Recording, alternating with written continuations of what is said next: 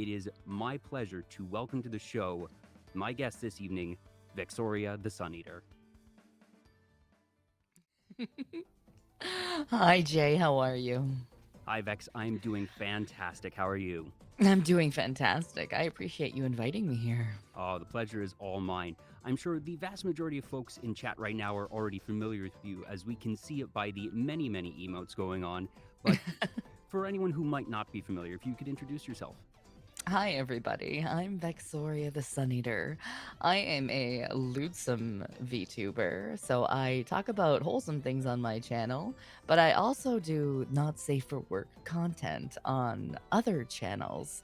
I would use my normal introduction, but I don't know if it's too spicy for your channel. Oh, no, I told you when we spoke earlier, I was like, I want my guests to be themselves here. As long as it's Twitch TOS safe, as long as I'm not going to get banned for it, it's fine. I put up Listen, the mature content warning. Anyone who's watching this channel has to click through that. We're good. Listen, for the most part, I usually introduce people to me by saying that my content is a lot like chaos and tits. You never quite know what you're going to get on my channel at any given moment because a lot of my channel is sound alerts in the moment where Zolan will go and he'll clip something that I've said out of context and use it against me on that very stream, and it will surprise me and it'll be spammed, and you never know what you're gonna get when you watch my channel. Zolan doing incredible work there. By the way, hi Zolan, saw you in the chat. Welcome on in. Yes, that lewdsome is a term that I've heard several folks use, and it is certainly applicable to you. You are not the first lewdsome guest I've had on this show, and yes, you do some work on the blue Twitch, as we call it, for the regular reasons. But that it's just you are still you, and regardless of if you're streaming here on Twitch or on blue Twitch or doing other things, that you yourself are very consistent in just how you present yourself, the vibe that you have, and the frankly the high standard that you have for yourself and for your community, and it really shows. So like I said, I'm just so excited to have you here tonight. Oh, thank you so much. That's very sweet of you to say. I mean, going into VTubing was I never expected to be where I am, but I'm very privileged to be where I am, and I couldn't be where I am without all of my community. So I'm very thankful to them and them showing up for me wherever I am. Like right now, I see them all in your chat, and I'm super thankful for them to be here to listen to me ramble about, well, me. Oh, and we have plenty to ramble about, and goodness, I guess it's sort of a question of where to start. And for me, so I found you a while back. I can't remember exactly where and when I first saw your name, but one of the things that really sort of turned my head and was like, okay, I know she's been around, but this is a big deal, was when you won the Charity Game Her Award in, I think it was September or so. And Oh yeah. that was one of the things of, okay, charity means a lot to me. We're going to get into that as we go this evening. My anniversary charity marathons are a big thing that I've done for the past 2 years. My channel itself is unmonetized, and that I always focus things there that when I have that special event, a special occasion. And you very much have done similar things that obviously there was that. And well, let's just say that survivors.org stream raised some $16,000. And you recently had the breast cancer charity stream, which raised a whopping and very nice $42,069. So 2.5 times. I know, awards aren't everything. Awards don't matter. It's the charity, it's the good work that you're doing regardless. But let's just say you're coming into the Game Her 2023 awards as a very strong contender.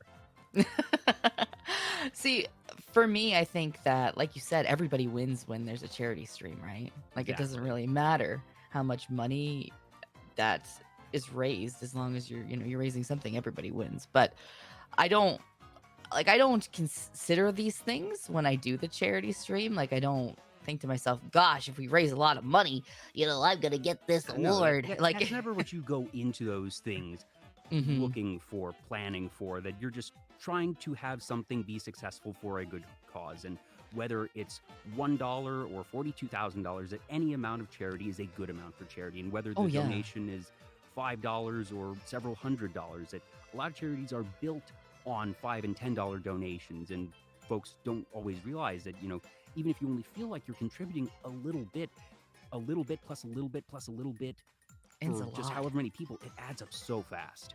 Oh, it totally does. Like, I was completely blown away at like how much money we raised for survivors.org, and then we went into the breast cancer charity, and that just got like blown out of the water within the first hour. Yeah, Like, that was insane. and it wasn't just blowing your own record out of the water, it was blowing the charity's record out of the water. Oh yeah, it was when they told me that we had beat corporate VTubers record at the end of it all. That just blew my mind, because to me, and like, I'm an indie, I don't have the backing of like, corporate sponsors and stuff like that. So it was insane. But to see the whole VTuber community rally around this one cause for a day, it was insane. Like, it made me cry. And I feel like it wouldn't be inaccurate to say that part of things do have to do with, well, it's something that you've been very open about, and that you were recently diagnosed with breast cancer, and that you're going to be going in for your first round of chemo this very week. And that, well, starting just from the top, when folks are diagnosed with, any type of big medical thing, that it would not be unreasonable to say, hey, I'm going to run a donathon for myself because I know that I'm probably going to have some medical bills going on, or I don't know if I'm going to be able to stream consistently, and that means my revenue and just trying to stay afloat during what is already a difficult time may be shaky, so sort of planning for that. And nobody would blame you for that, but your reflex was, okay, well, so I'm gonna be going through this, let's do a charity stream. Yeah. That, I mean, it very much speaks to you. oh, well, I appreciate that, but for me, like, when I stream, it's in general, to me, it's not about the money. From when I started VTubing, it was about me having fun and being able to flex my vocal range and just hang out and meet cool people. And I totally understand people that, need to run donathons and they need to run subathons to, make ends meet. I totally understand that. And Yeah, it's absolutely. completely valid. But for me, I knew this was going to be an opportunity. And when I run charity streams, I want them to be something that's close to my heart, because it's an important cause. Like breast cancer, I never expected to get breast cancer in my Nobody entire life. does. Nobody wakes up and says, gosh golly gee, wouldn't it be great if I got that? Oh, wouldn't it be nice if, not quite. Right? Like, so if I can use my platform to help other people, I'll gladly do it. Gladly do it. And the fact that we raised so much money to help such an amazing cause and have the VTuber community rally around that cause for a day, like with the hashtag And it wasn't just on Twitch that day. I was traveling that day, so I wasn't able to tune in live. But anytime I checked Twitter, it was another profile picture with the pink ribbon, and that, it was everywhere. And it was so cool to see folks, like you said, really rallying around that cause for the day, and just that social media can be up and down, and that was a very big, good day on Twitter for sure. Oh yeah, like I did not expect that to happen. I knew like it was going to be a fun charity event, and I had invited a lot of fun people to come and hang out with me and play Fall Guys, and we were going to raise as much money as we could. But then, the picture started changing, and then the hashtag was trending, and it was a really big wave of emotion for me to see that. Because like I said, I didn't wake up that day thinking that was ever going to happen. To see me trending on Twitter. At Like, what there's point in the day did you sort of say to yourself, okay, this is happening, things are spiraling in a way that I didn't expect? Was there a sort of moment or turning point in the day amidst the madness, or is it kind of a blur? that day was really a blur, because we had woken up and we were still kind of putting pieces together for the actual stream. And then I just kept getting tagged and tagged and tagged and tagged. And usually, I get a lot of tags, but like this was different because my whole Twitter feed was people in their picture changes. So I was like, what is happening? And I told Zolan, like, what is happening right now?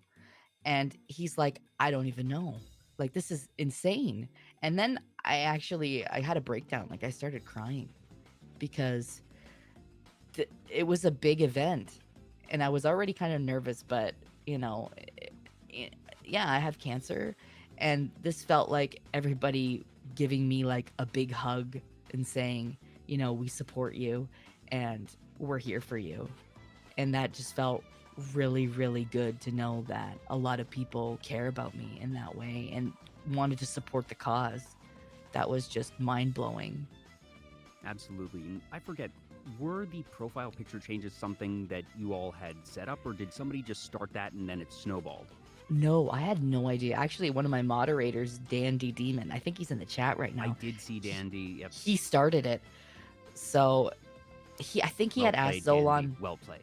Yeah, he had messaged Zolan and said, do you mind if I change my profile picture to this? And Zolan didn't think anything of it. He was just like, yeah, sure, go ahead. Yeah, it's And a then it one-off just thing. kind of, Surely nobody else is going to do it.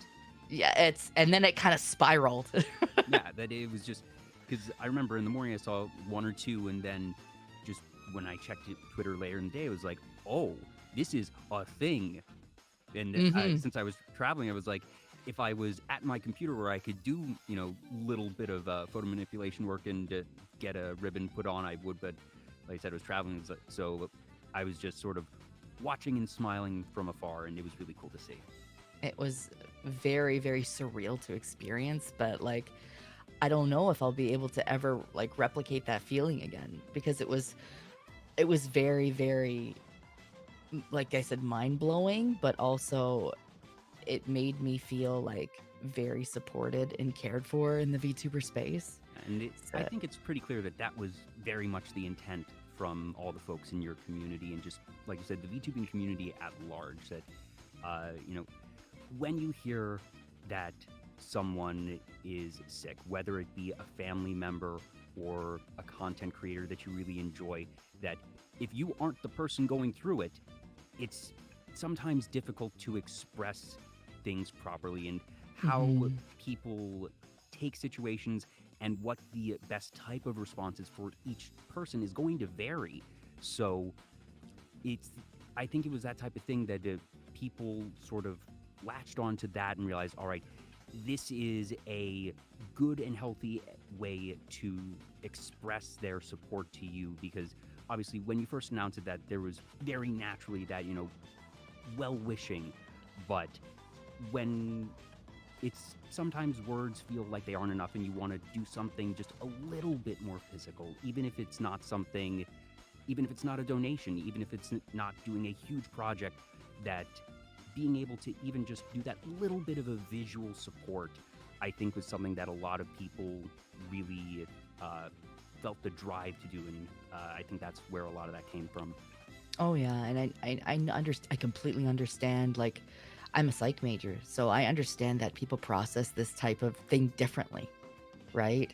Yeah. So it can be hard for people to express their their sympathies and things like that. But like this happened very, I think Zolan said, very organically. Like, this was not planned, and people just got behind this really, really amazing thing that Dandy did, and just kind of went with it. And then and then I had that big big breakdown. And I was like, but it was happy tears, right? Yeah. It was being able to see the VTuber community rally around something positive for once, and because there's a lot of negativity out there. So it was in drama and stuff like that. So it was very nice to see all of us just kind of be like, okay, we're gonna kick cancer's ass, and this is how we're gonna do it. Yeah, like I mentioned, I do for the past 2 years, for my anniversary celebration that I've done charity marathons, I've been supporting Child's Play Charity, which is a group that gets game support and also actually funds hospital positions to help kids that are in hospitals with various situations.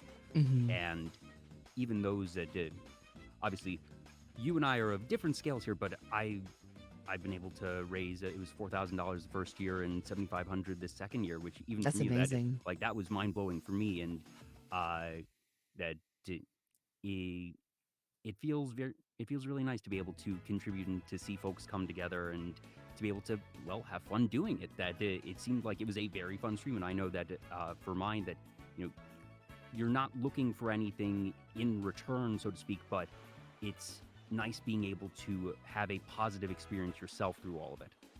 Oh yeah, and like even though we were raising money for breast cancer that day, it made me forget that I had cancer. Do you know what I mean? Yeah. Because it was so fun and everybody was laughing and having a really great time and just playing Fall Guys with all of my friends.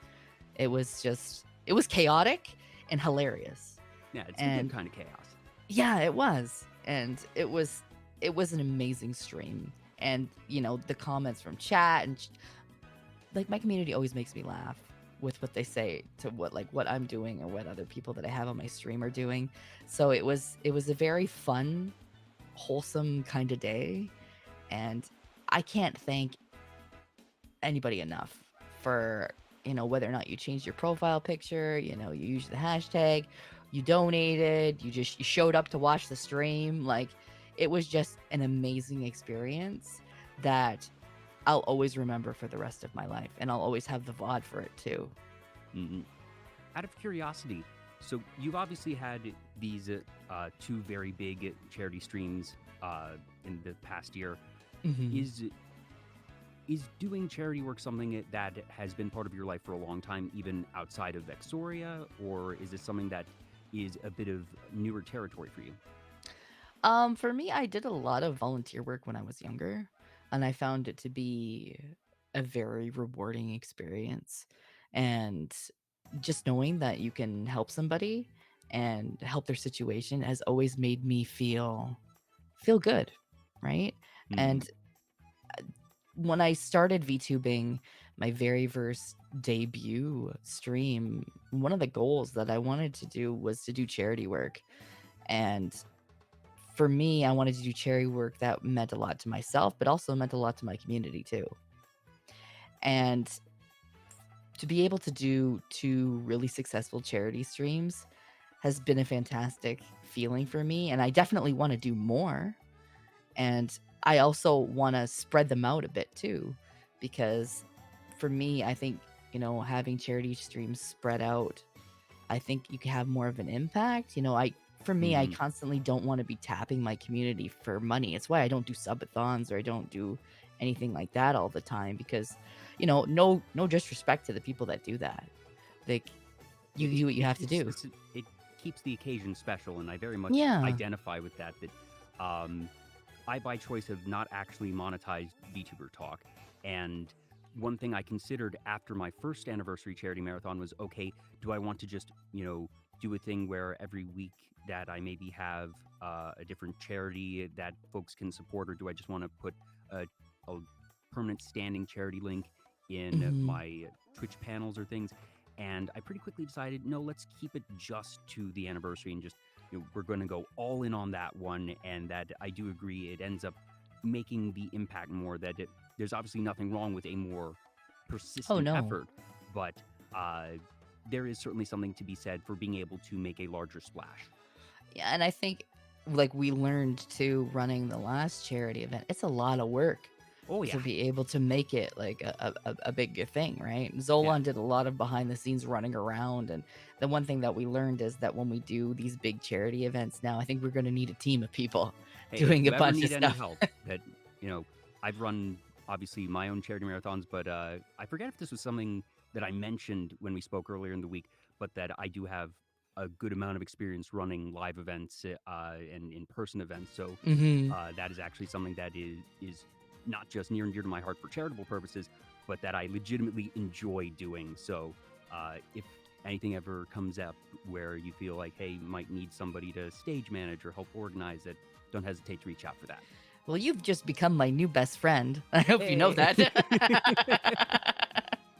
No, I really appreciate that because it's a lot of work behind the scenes, not just running like a regular stream, but like when you're trying to organize a whole bunch of Oh yeah, VTubers, that just it's like being able herding to, kittens, right? uh-huh, It's like and just sort of keeping track. All right, I'm watching chat, but also I'm having to, I'm assuming you're probably running things via Discord for all the guest management and glancing over there. All right, has everyone been invited to the server? Is everyone in there? Are people Mhm. ready for when it's their turn? That it's a lot of logistics, and streaming in general means that your brain is being pulled in at least 2, 3 directions at the same time, Yes. and then that adds on just other layers on top of everything. So it, And it's not it's including fun, scuff and it's, either, right? oh yeah, oh yeah, and it's fun chaos for sure. But I definitely understand that, being able to delegate and have a couple things where it's like, all right, I know at least this 1 or 2 layers of other things has at least one other set of eyes on it, and that you'll probably still check on it yourself just for sanity purposes. But Mhm. being able to say, all right, I know I can mostly not worry about that, goes a long way. Oh yeah, definitely. And like to have people, when we did the giveaways and stuff like that, Zolan was like trying to get the codes, but he was also trying to contact the people who won, and it was just like this Oh yeah, big, big. I don't even bother doing when I do giveaways for mine, that I do the drawings live and I say, hey, you're the winner, and I will get you your codes or your prize after the stream. That no way on earth that I'm going to be able to get it, in real time. So the fact that you're able to do that at all, that's already going above and beyond. It's it's a lot of work, and like that's why I said like next time definitely there's gonna be a team of people in place, and it's like even me, I'm like trying to watch Discord, I'm trying to watch the chat, I'm trying to focus on what like I'm supposed to be doing. Your brain is ripped in like 3 different places, and you're wondering, oh, is scuffing gonna happen? Because it Oh, usually stuff does on always my happens. it always happens on my stream. So I'm like, oh, was the audio not gonna work? Oh, look at that. That didn't work either. I didn't even touch OBS. Yeah, It was working fine yesterday. like a saying I have is embrace the scuff, love the scuff. That doing events both live and online, that it's a type of thing that no matter what, something is going to go wrong. You Mhm. don't know what's going to go wrong and to what degree it's going to go wrong. Hopefully the things that go wrong on any given day are small and easy. And first and foremost, if the audience doesn't know something went wrong, nothing went wrong. But Oh even if yeah. the audience does know something went wrong, just being able to roll with it goes such a long way. And Yeah, and that's the yeah, biggest like thing I'll say is like if something goes wrong on stream, the worst thing you can do is get legitimately mad. oh yeah, Cuz like people it makes it uncomfortable for people watching cuz yeah, they're because like is you don't like seeing, the streamer, the content creator that you're there to support being unhappy, and you know stuff happens. It does, but being able to at least present that you are keeping a cool head, even if in your mind you're going, oh my gosh, oh my gosh, oh my gosh, oh my gosh. I know.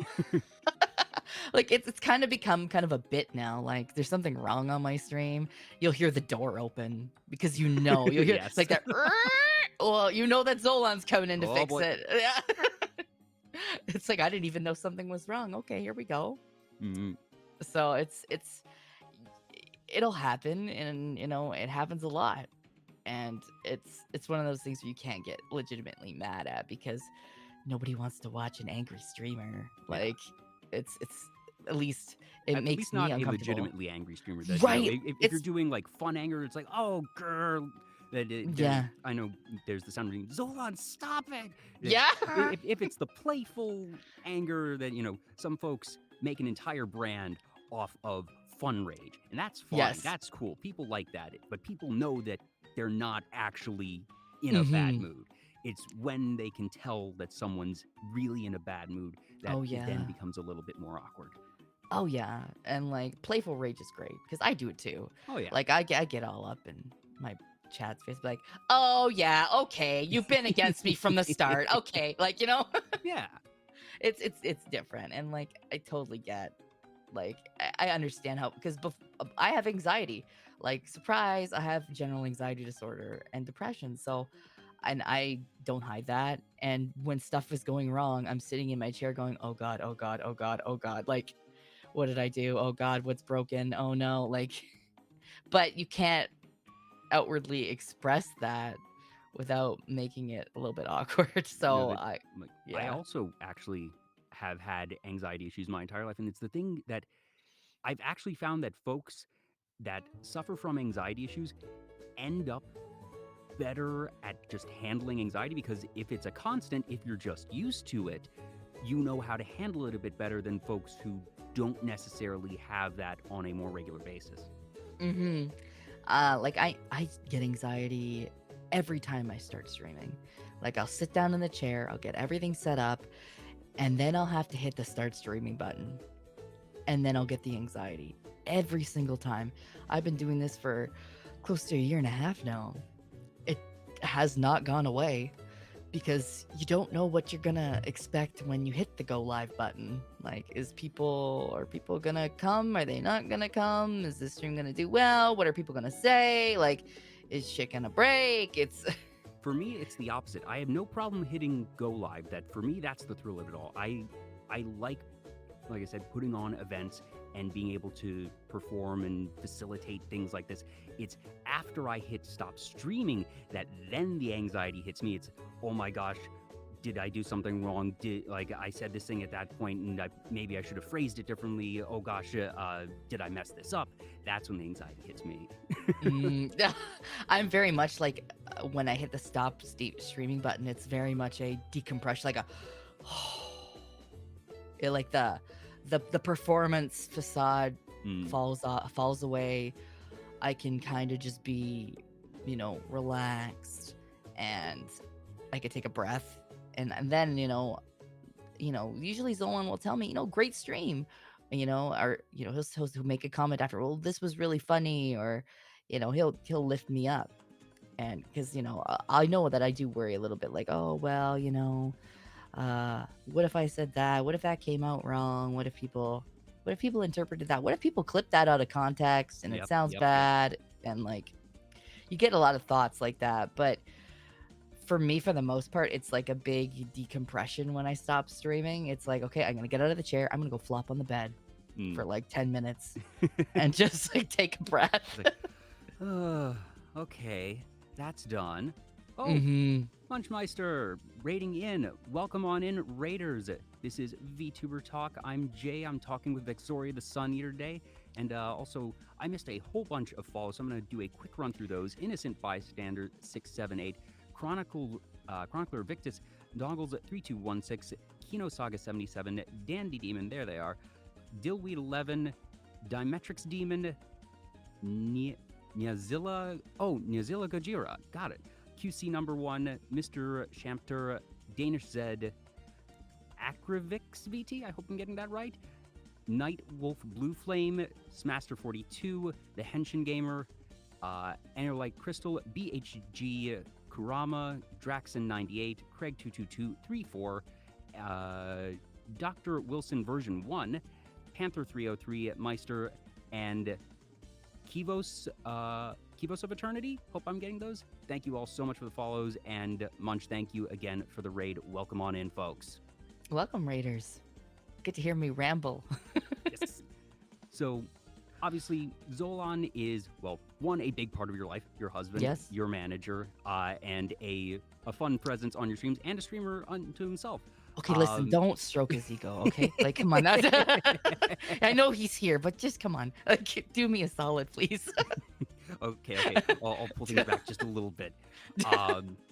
Actually, no, because I remember it was a week or so ago that when you were going through with your community and talking about, all right, what are the next couple months going to look like, that he came on and he was describing everything that's going to be happening with your procedures in the analogy of a World of Warcraft raid. Yes. One, I thought was brilliant because it just made everything really, really grokkable, and it made things about as fun as you can make them for a conversation like that. But it also felt very appropriate because one thing that you mentioned to me is that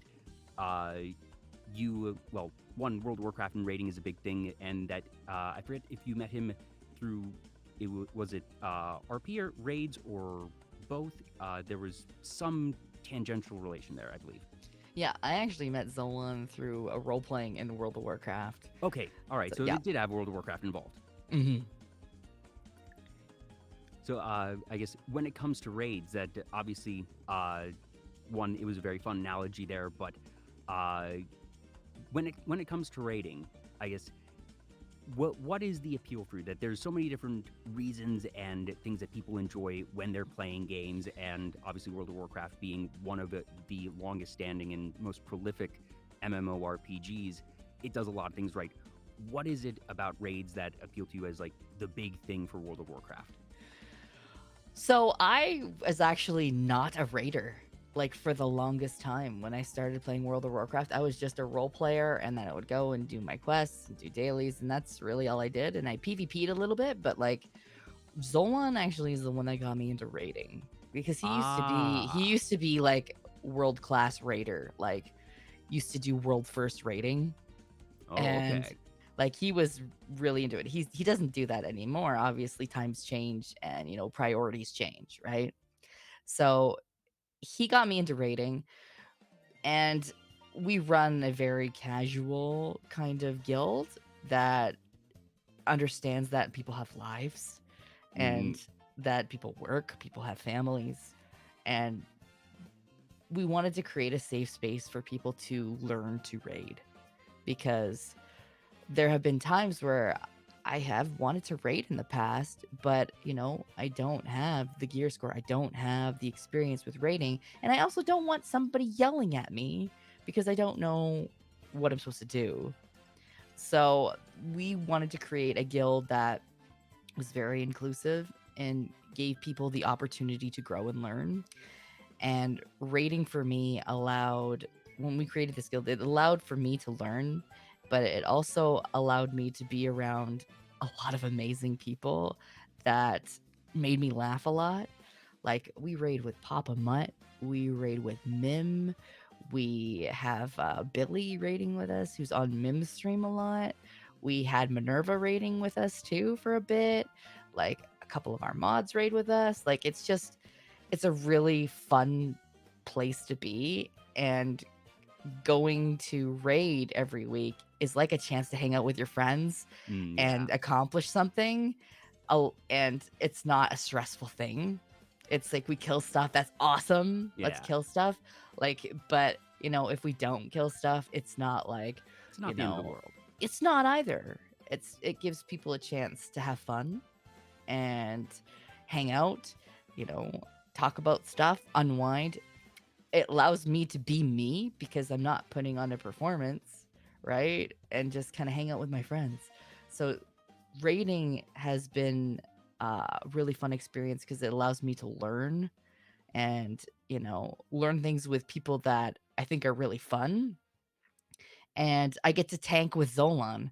So it's So in terms basically of timeline, was raiding something that happened after you started VTubing, or had you done raiding at all prior? I did okay, we started the guild.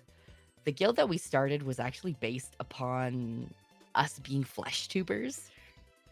So I used to be a regular streamer with Zolan, and we used to have our own channel. And we created the guild because there was a couple of other streamers that we knew that just wanted to hang out and play World of Warcraft. And then, so the guild had existed before I became a VTuber. And then we started raiding and having fun with it. And then, as I was VTubing, I met more awesome VTubers. And then I just kind of, maybe convinced them to come Dragged and people raid. into that Yeah, particular rabbit hole. exactly. I'm like, hey, you should really come and raid with us. It's a lot of fun. And Mm. then I just kind of started collecting VTubers like gotcha, like come and raid with us, come and raid with us, and then I would invite them to the Yeah, guild. that's how it always works, and it's whether it's World of Warcraft, Final Fantasy 14, Yu-Gi-Oh, or anything like that. That there's always that one person in the friend group who's sort of the infection vector of like, hey, I'm really into this game and I want to play this game with my friends. Why don't you try this game? Why don't you try this game? And then next thing you know, everyone in that group is just neck deep in the game.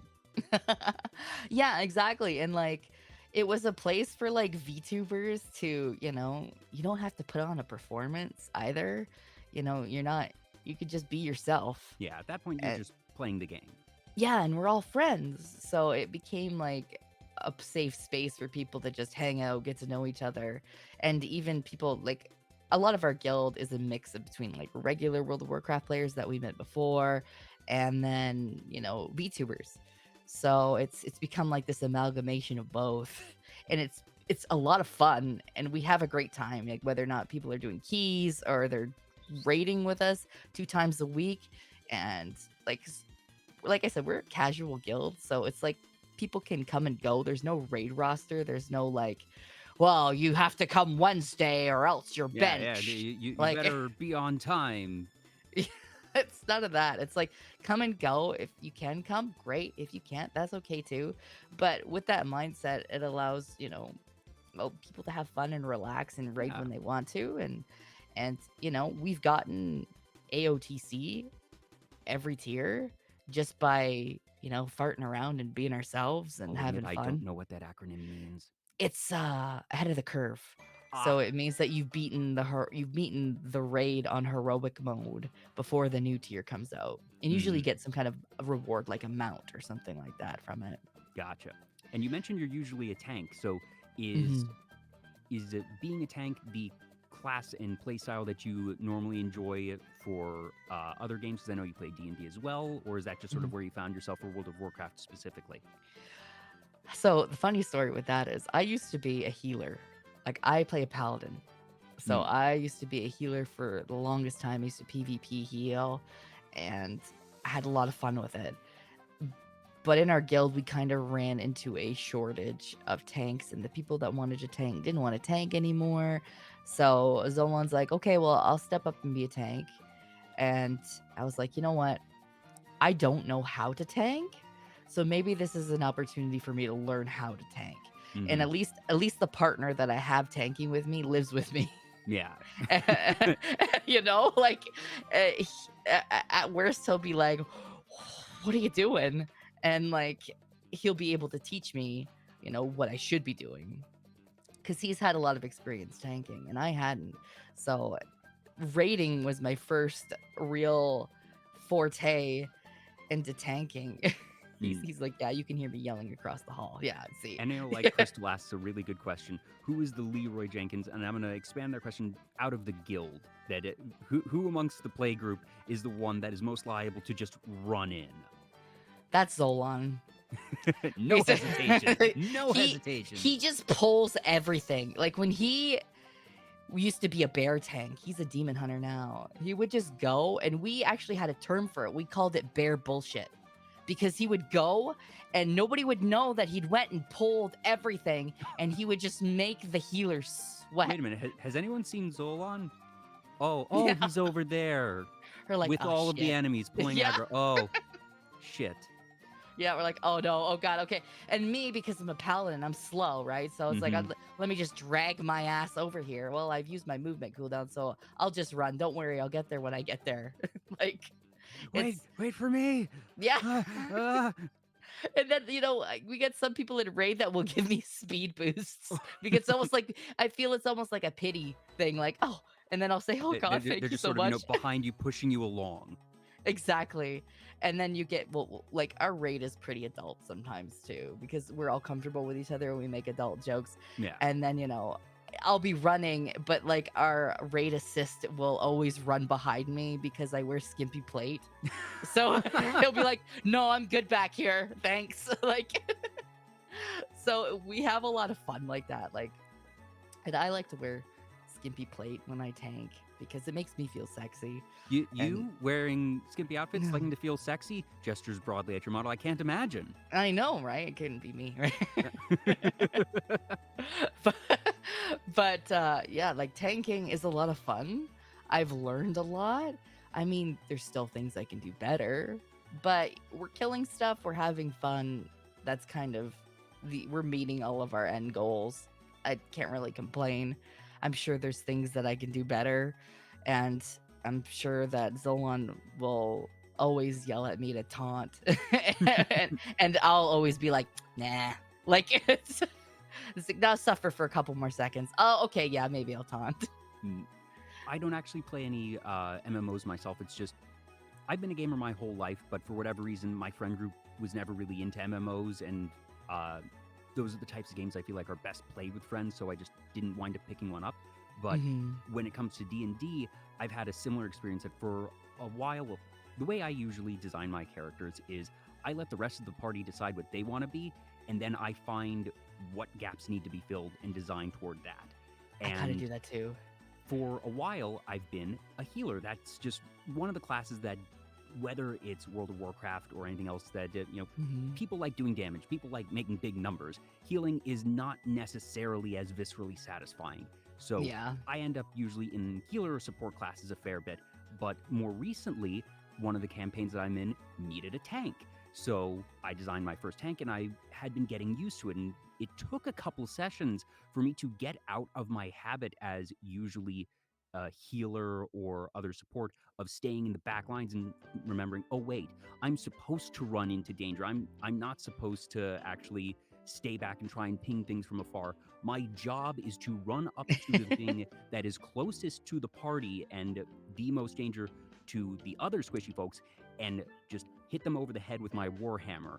And fortunately, in that way, being a tank isn't that difficult. That obviously there's nuance, and knowing how and when to use your skills is just as vital and can be as complex as any other class. But Mm. the basic behavior of, okay, I know at the very least that once we're in combat, I go to the nearest dangerous thing and just wail on it. Yep. I mean, like, for me, like I said, I had always been a healer. So I still have anxiety when I tank Mm-hmm. because It feels it's like, unnatural. It's like, wait, shouldn't I be in yeah, the back line? Shouldn't I be, hiding? yeah. And like, if I don't know, like, if it's a new dungeon or something and I don't know the pathing, I always expect people to be pissed off. Like, oh my God, this tank doesn't know what they're doing. They don't even know where to go. We're not going to time this key. Like, I get really bad anxiety over that because it's like, what does this mob do? I don't know. Like, is it gonna do something that's gonna smack everybody? I'm always thinking about these things. So tanking for randoms is something that I just don't do anymore Mm. because people are dicks on the internet. Who knew? Right? Yeah, Like, no, it doesn't matter if it's Call of Duty, World of Warcraft. In general, random lobbies, not going to be having a great time. yeah. So like I usually only tank for people that I know. And maybe that leaves me less opportunity to get gear and stuff like that, but at the same time, my mental health is preserved, Oh so yeah, it's it's so much nicer that again, sort of for me, a D&D analogy that for a while the play group that I'm in played at a local game store, and that in D&D there's something called Adventures League that they have at local stores, and basically it's a great way for new players to get into the game, that you can go to a game store and that they will put you at a table, and that as long as you have something that is of the appropriate level, you'll be good to go. Mhm. And we had this consistent core of 5 or so people, but the table was up to 6 or 7. So we always had 1 or 2 folks that were rotating in and out. And we just had a couple too many times of, there was one instance where a 9 and 11-year-old were put with our party. We're all in our mid 20s. And the 9-year-old decided that they wanted to assassinate the leader of a town that we were trying to get some intel on, and completely derailed the campaign.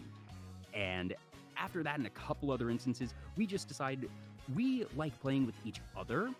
Let's just go to someone's house, same day of the week, same time for the campaign, and just play there. That having randoms doesn't matter if it's World of Warcraft or, in person.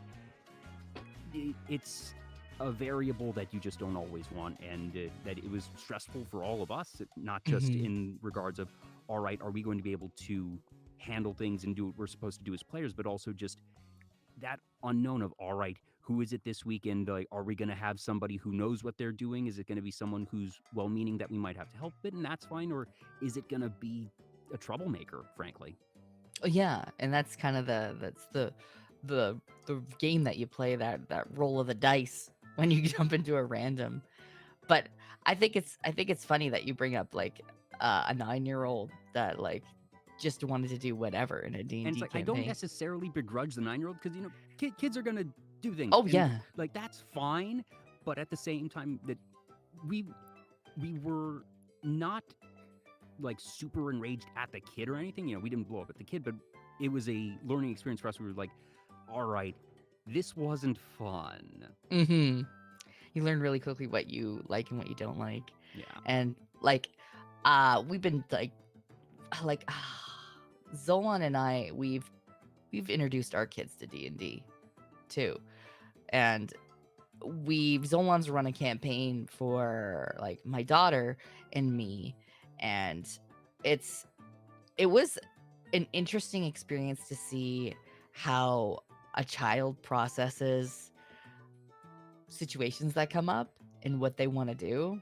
Mhm. And it was a great learning tool too, because my daughter's on the spectrum, so it gave a lot of opportunity for her to work on her expressive language and problem solving skills in math. Yeah, So absolutely. That I think using D&D is like, that's something that can be used, like I said, as a learning tool in a lot of different ways because, yeah, there's math and just there's obviously, all right, that 9-year-old assassinated a politician and totally derailed our campaign. But in real life, what they did had, nobody was actually harmed. And that you can do a lot of different things there that if the kid is open and receptive to, playing the game, because it does require an attention span. But Mhm. there's so many different ways that you can teach and learn with role playing, whether it be through World of Warcraft, D&D, or anything in between. Oh yeah, definitely. And a lot of people, like even through my own schooling when I was going get my psychology degree and we talked to other psychologists, D&D was a great way for people to actually face their fears and get over issues like that and use it as therapy Yeah. as well. So like D&D has a lot of great tools, especially like for children that are on the spectrum, because we use that as a great opportunity for her to help her with her language skills and, problem solving skills and be able to work with other people. So that kind of really helped her. And it was a lot of fun too. I got to be in a campaign with her and I Yeah. kind of let her take the wheel a little bit and see where we're going to go. Yeah, that feels like it would be a really proud parent moment. Oh yeah, it totally was. But like I'm very proud of my kids, and I talk about my kids a lot on my stream too because they're a part of my life and Yeah. they influence the things that I do, and they mean so much to me, and they're funny. Like kids are funny, Oh the yeah. stuff that they do. So it's like I want to tell you this funny story. And I've never hid that from people. Like just like I've never hid the fact that I'm married either. And like Yeah. like again, no disrespect to the people that want to hide their relationship status or the fact that they have children and stuff like that. But for me, it was very natural for me to just be like, hey everybody, guess what? I'm married. Guess what? I'm 36. Guess what? I have kids. So Yeah. this You've always may or not been be the stream for you. you have always been very open about those facts of your life, and in a way, you and Zolan really have become a sort of a leading force, I would say, in the VTuber community of just first off, a couple that creates content both together and separately, but just it also comes up in a lot of the different content that you make of just how to be in a healthy relationship, how to work with your kids, how to work with it, whether it be someone who's on the spectrum or just your own anxiety. And that is very much the wholesome end of the lewdsome brand that you encompass. Oh yeah, like that was important to me. Like I'm very much a person that here's what you're getting with me, and if I'm not your cup of tea, that's okay. That's fine.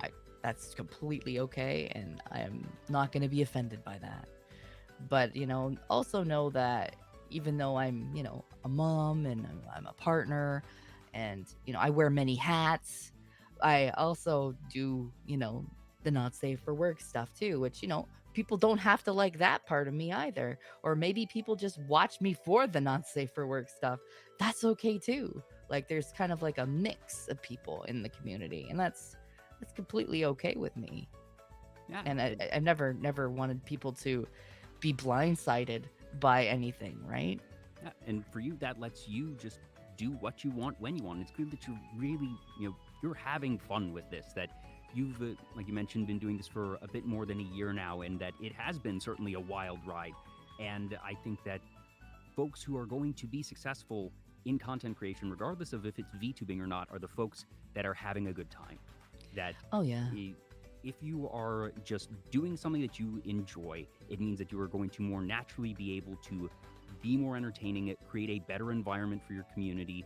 And obviously, there's a lot of variables that go into success, but I think that one of the most constant things that you see among the folks that are really successful is that genuine enjoyment of just finding the balance of different things. And that balance is going to be different for everyone, of what type of content, what type of streams is going to allow you to have the most fun. And it can be a trial and error process, but Mm-hmm. it very much seems that you have found that mix for yourself, and that you shuffle things up and keep things different. And whether that's because you're realizing, oh, this is that bit more efficient for me in terms of just effort or fun or whatever, that you've been doing very well for yourself, shall we say.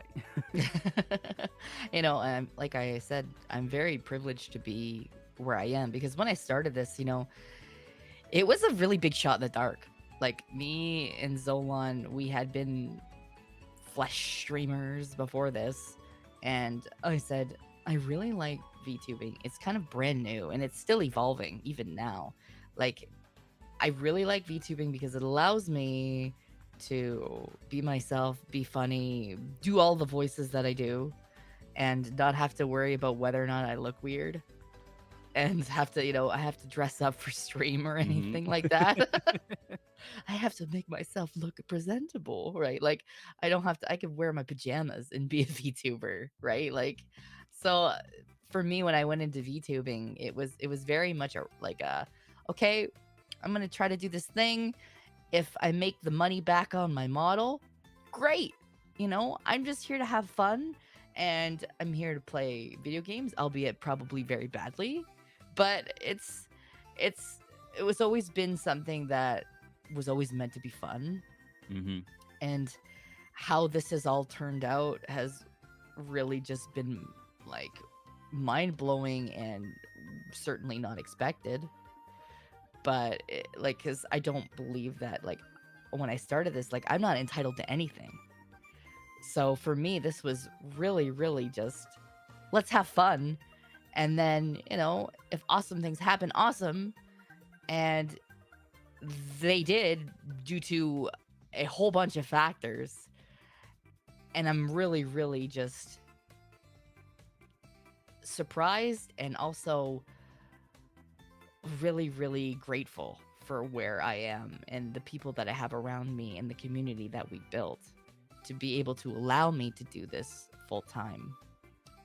Yeah, you know, obviously Twitter and drama and stuff happens, but the reason that I fell into the VTubing rabbit hole, and the reason that I decided to do a talk show like this, and just VTubing content creation in general, is such a force for good if you approach it from the right way. And it's not that difficult to do that. That obviously there Mhm. are wrong ways to do things, and at the same time there is no one right way to do things.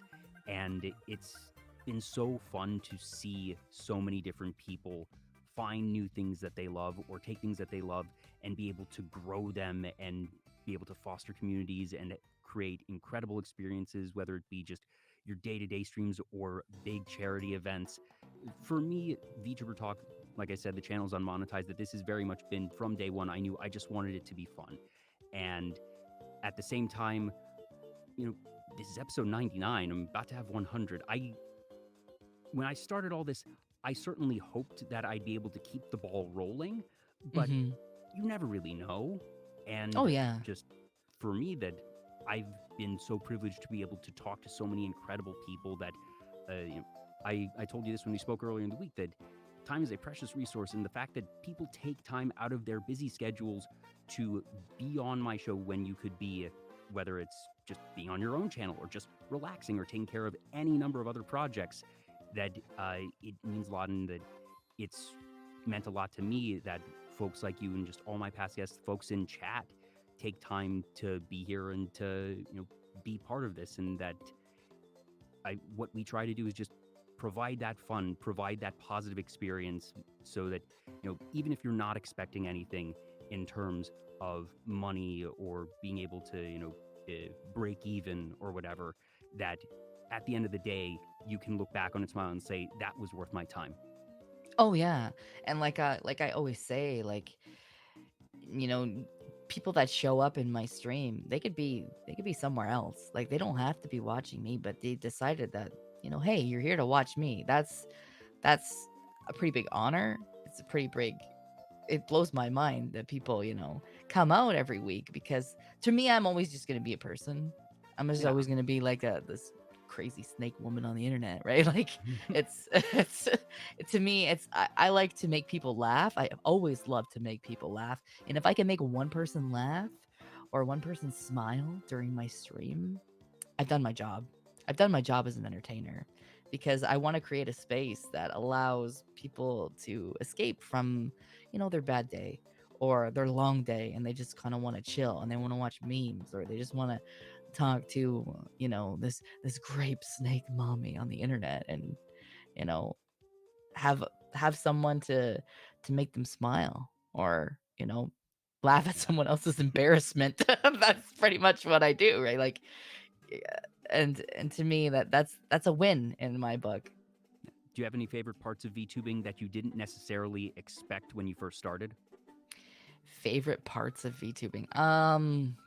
So I don't know if I wasn't one of those things where like I didn't expect to like it, but I I still get like the social anxiety of like being involved in like big collabs and stuff like that. I always worry like, "Oh gosh, I'm an anomaly. I'm old, you know, I'm married, I have kids.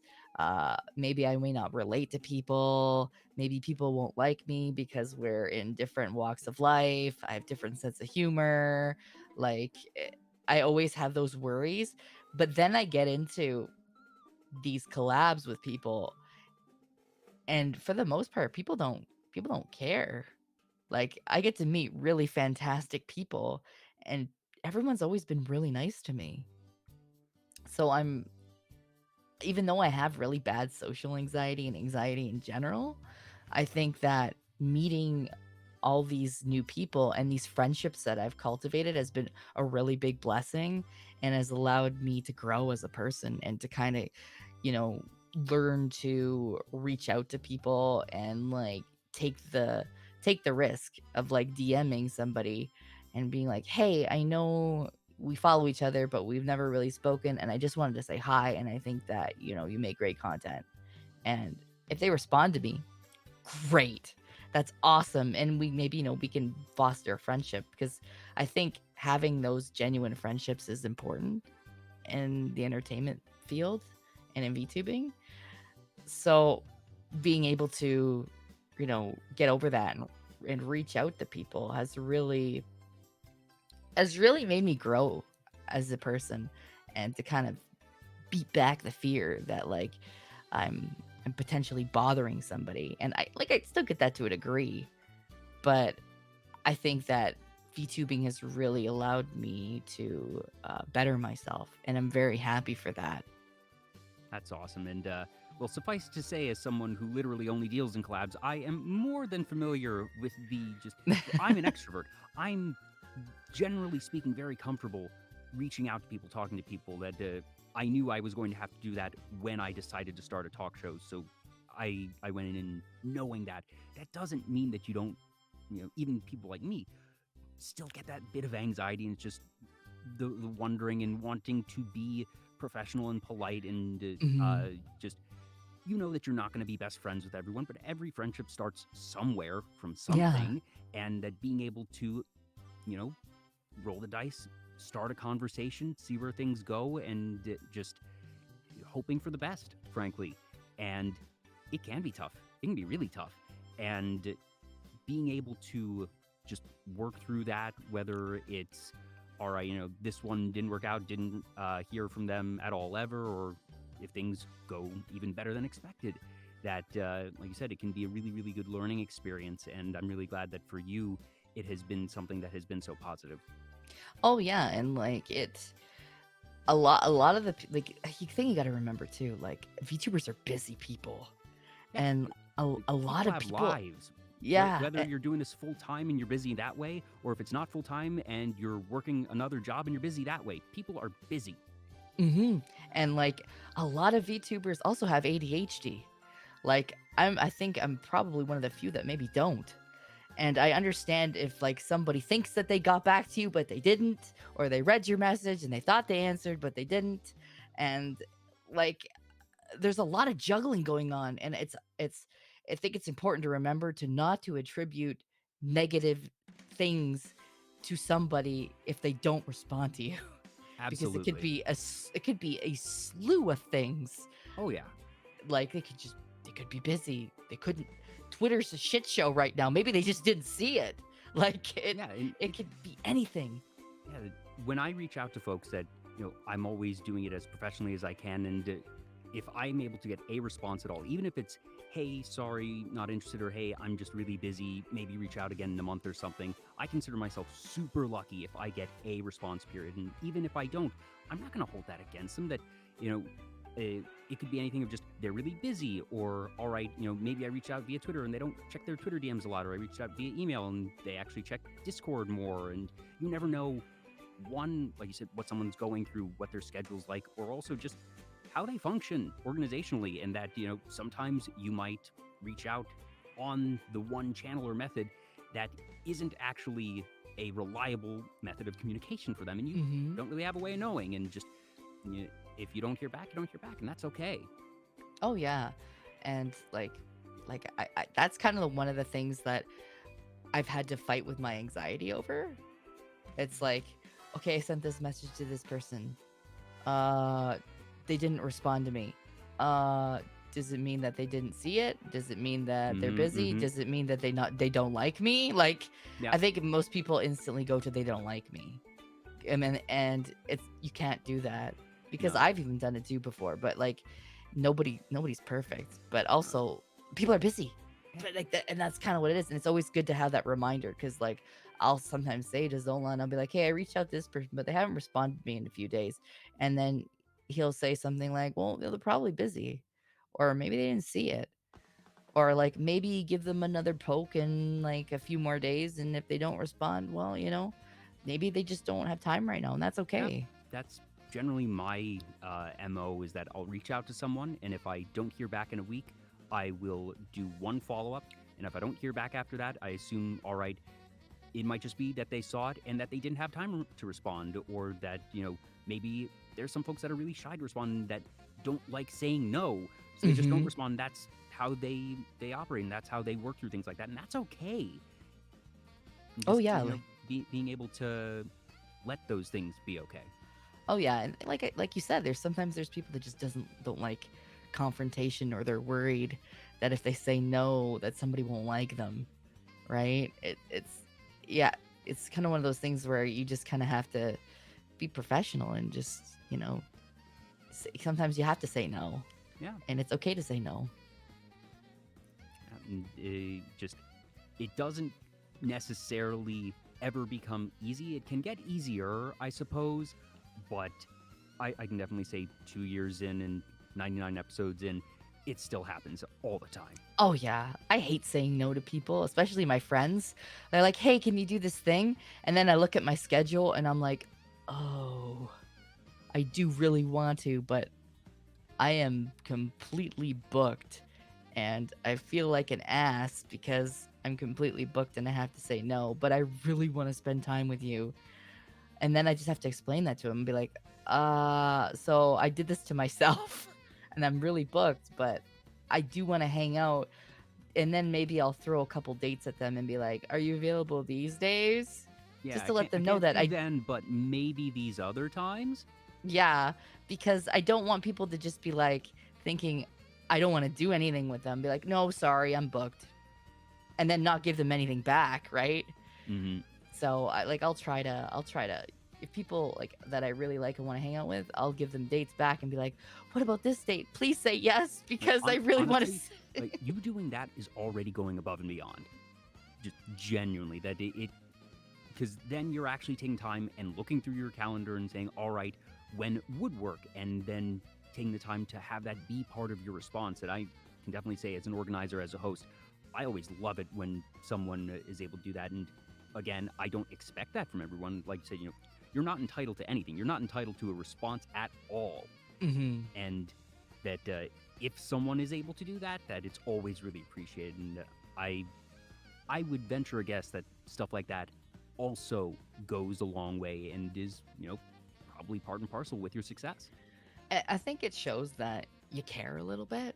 You Yeah. care about the relationships that you're building and you're making with people, because it's not just like a no and then that's it. Hmm. And it's like, well, where do you go from there? It's like, do I ask again because Yeah. now I look like I'm bugging you, right? So it kind of, okay, maybe not right now, but hey, look at I got these other dates. It leaves the door open, Exactly. right?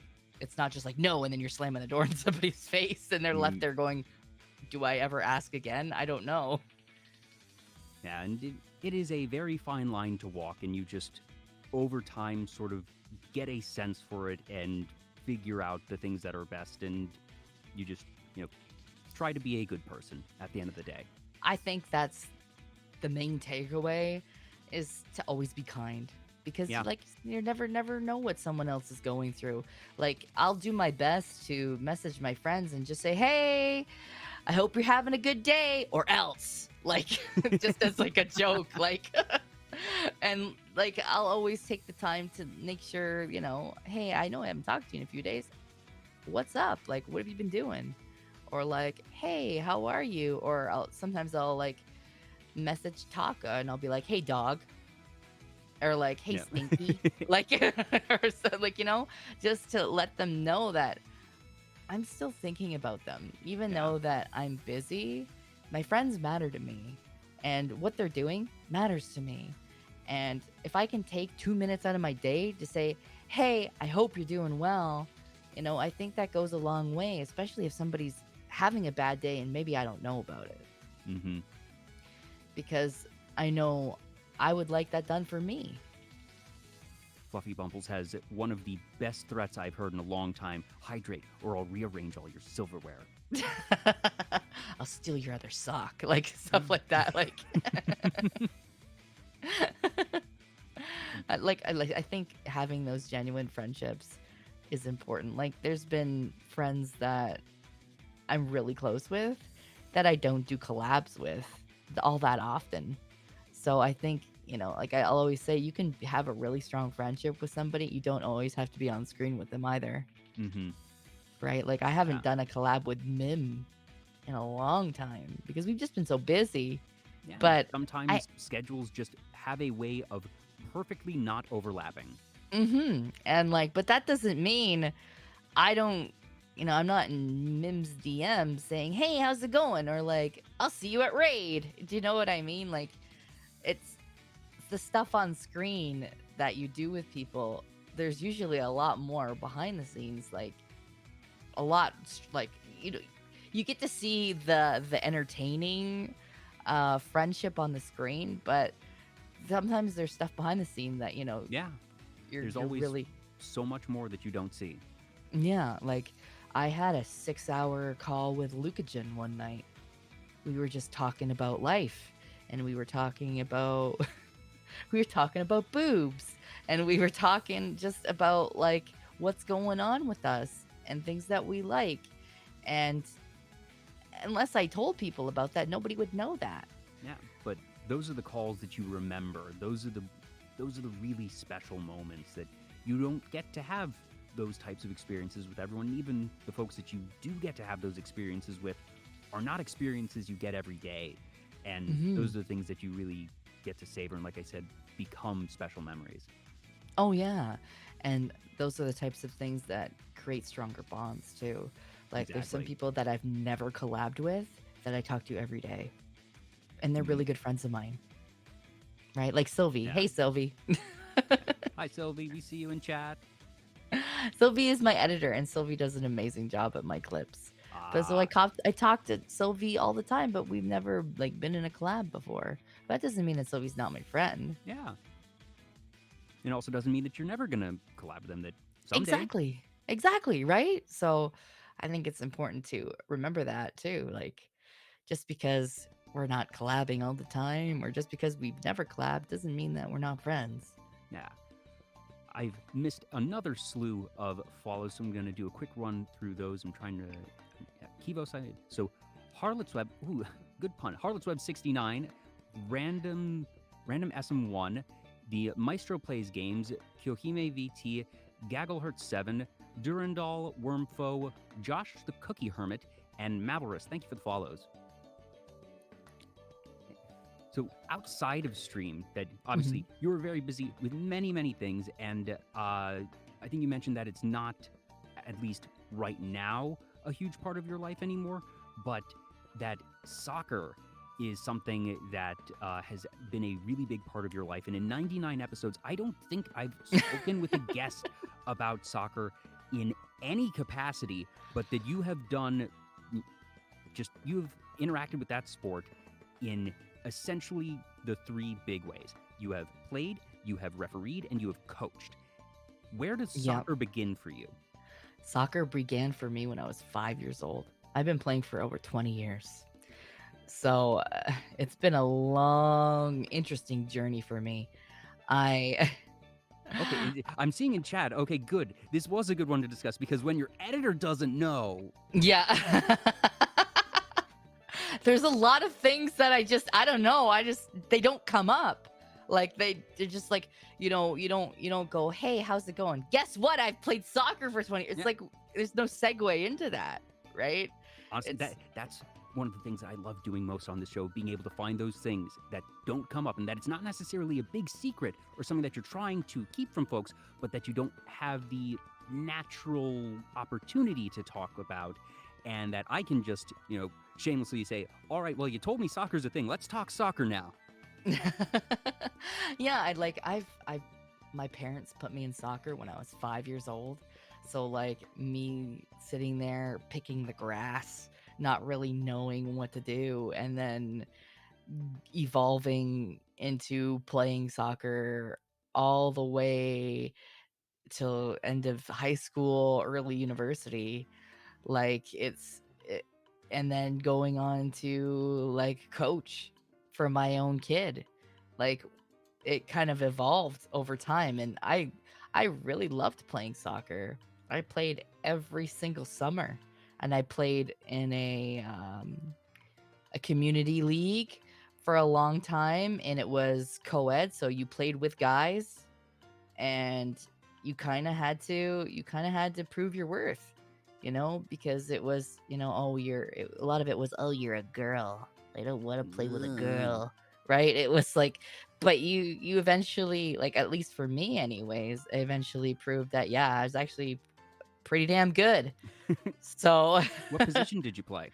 I played defense for a long time. I played stopper, so it was like a center defenseman, and I eventually kind of fell into that role because when I started playing, I was a midfielder, and then eventually I got pushed to forward, and then I found that I just really enjoyed playing defense because I could rock the shit out of people. and I had a lot of fun with it. And even when I was playing into my 20s, like I even played a little bit of goalie too. So I've been through every single position. Mm. And I know how that sounds, and it was meant to sound that way. Yeah. Hey, if it works, it works. Exactly right. Growing up, I played baseball for a fair bit. I wound up on a team with assholes a couple too many times, and that sort of dropped off for me. Soccer, I didn't play a ton, but whenever it came up, just during PE and at school, or, some friends had soccer birthday parties, that I was always very fast, but I don't enjoy running. It's just, I can run. I'm very capable of running, but going up and down the field was never a fun type of thing for me, and that's part of why I never wound up playing soccer in particular. Hmm. Um, and when I did play, I found I liked defense as well because, all right, I'm not forward. I'm not having to go all the way up and down the field. I can hang on this side, and if my team's on offense, I can sort of just hang back, watch things, catch my breath, and be ready. And that since I am fast, I can respond very quickly if suddenly things are coming our way. Oh But yeah. that wound up being the comfort zone for me. Yeah, I really enjoyed it because I was like I don't lie, I'm like 5'8", so as far as I guess compared to other women, that's fairly tall. So being center defenseman allowed me to get in people's faces, but it also allowed me to, uh, when we were doing corner kicks and stuff like that, like I could head the ball pretty easily out of the way, and like it it was a lot of fun for me to be able to do that too. I've scored from halfway, Oh like wow. as a center defenseman, so because the goalie was caught too far out, like and stuff like that. So those have been kind of like moments that Yeah, I've always remembered those are because special ones. Anytime defense is going to be able to score, that's an anomaly. yeah, and it's one of those things where like you always remember, oh yeah, at that time that I scored from half because the goalie got caught out of the net was like it's like, oh shit, didn't expect that to happen, but I guess I'll take it. Like Yeah. I mean, I was just trying to pass to them over there, or yeah. get it out of our area of the field, and well, everything turned out better than expected. Yeah. I guess I'll take it. But like I've had a lot of fun playing soccer over the years. I fractured my nose playing Ooh, soccer. Yeah, went up for a head ball and the girl completely missed the ball and ooh, headbutted me right in the face. So like I've gotten a fractured nose. And that stunned me for a bit. Like that was kind of like one of those things where you can't see oh, jeez. for like it was just like you did kind of like this stumbled drunken like, oh god, am I bleeding? No, I'm not bleeding, but I'm feeling extreme amount of pain. Yeah. That's happened. Um and I used to do a lot of slide tackling and stuff like that too. So soccer's always been kind of a passion. Like it even got me into refereeing like little I was going to kids. ask, how do you get into refereeing? Because that's a very, that feels like there has to be an occasion for it.